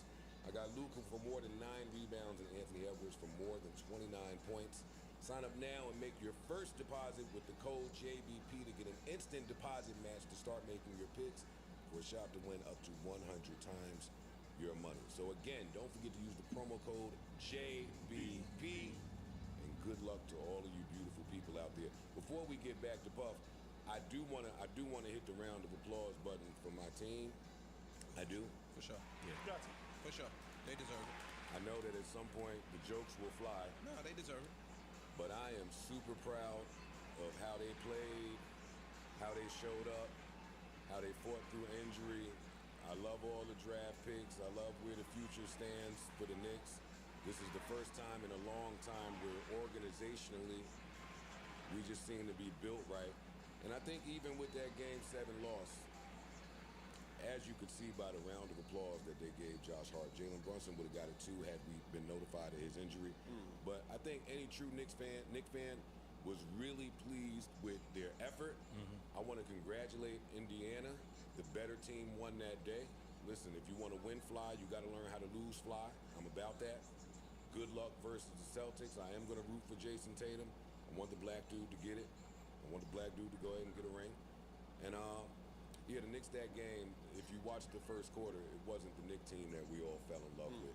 Like, those guys were hurt, tired, injured, limping through one of the best defenses, couldn't guard a pick and roll. The Pacers had the highest field goal percentage in the history of Game 7, Hey, y'all. 71%. Players spoke to how tired the Knicks was. I wouldn't want them to Thank y'all for watching me as always. I appreciate it. Hope you have a good day. Enjoy the rest of your Saturday. Take it easy.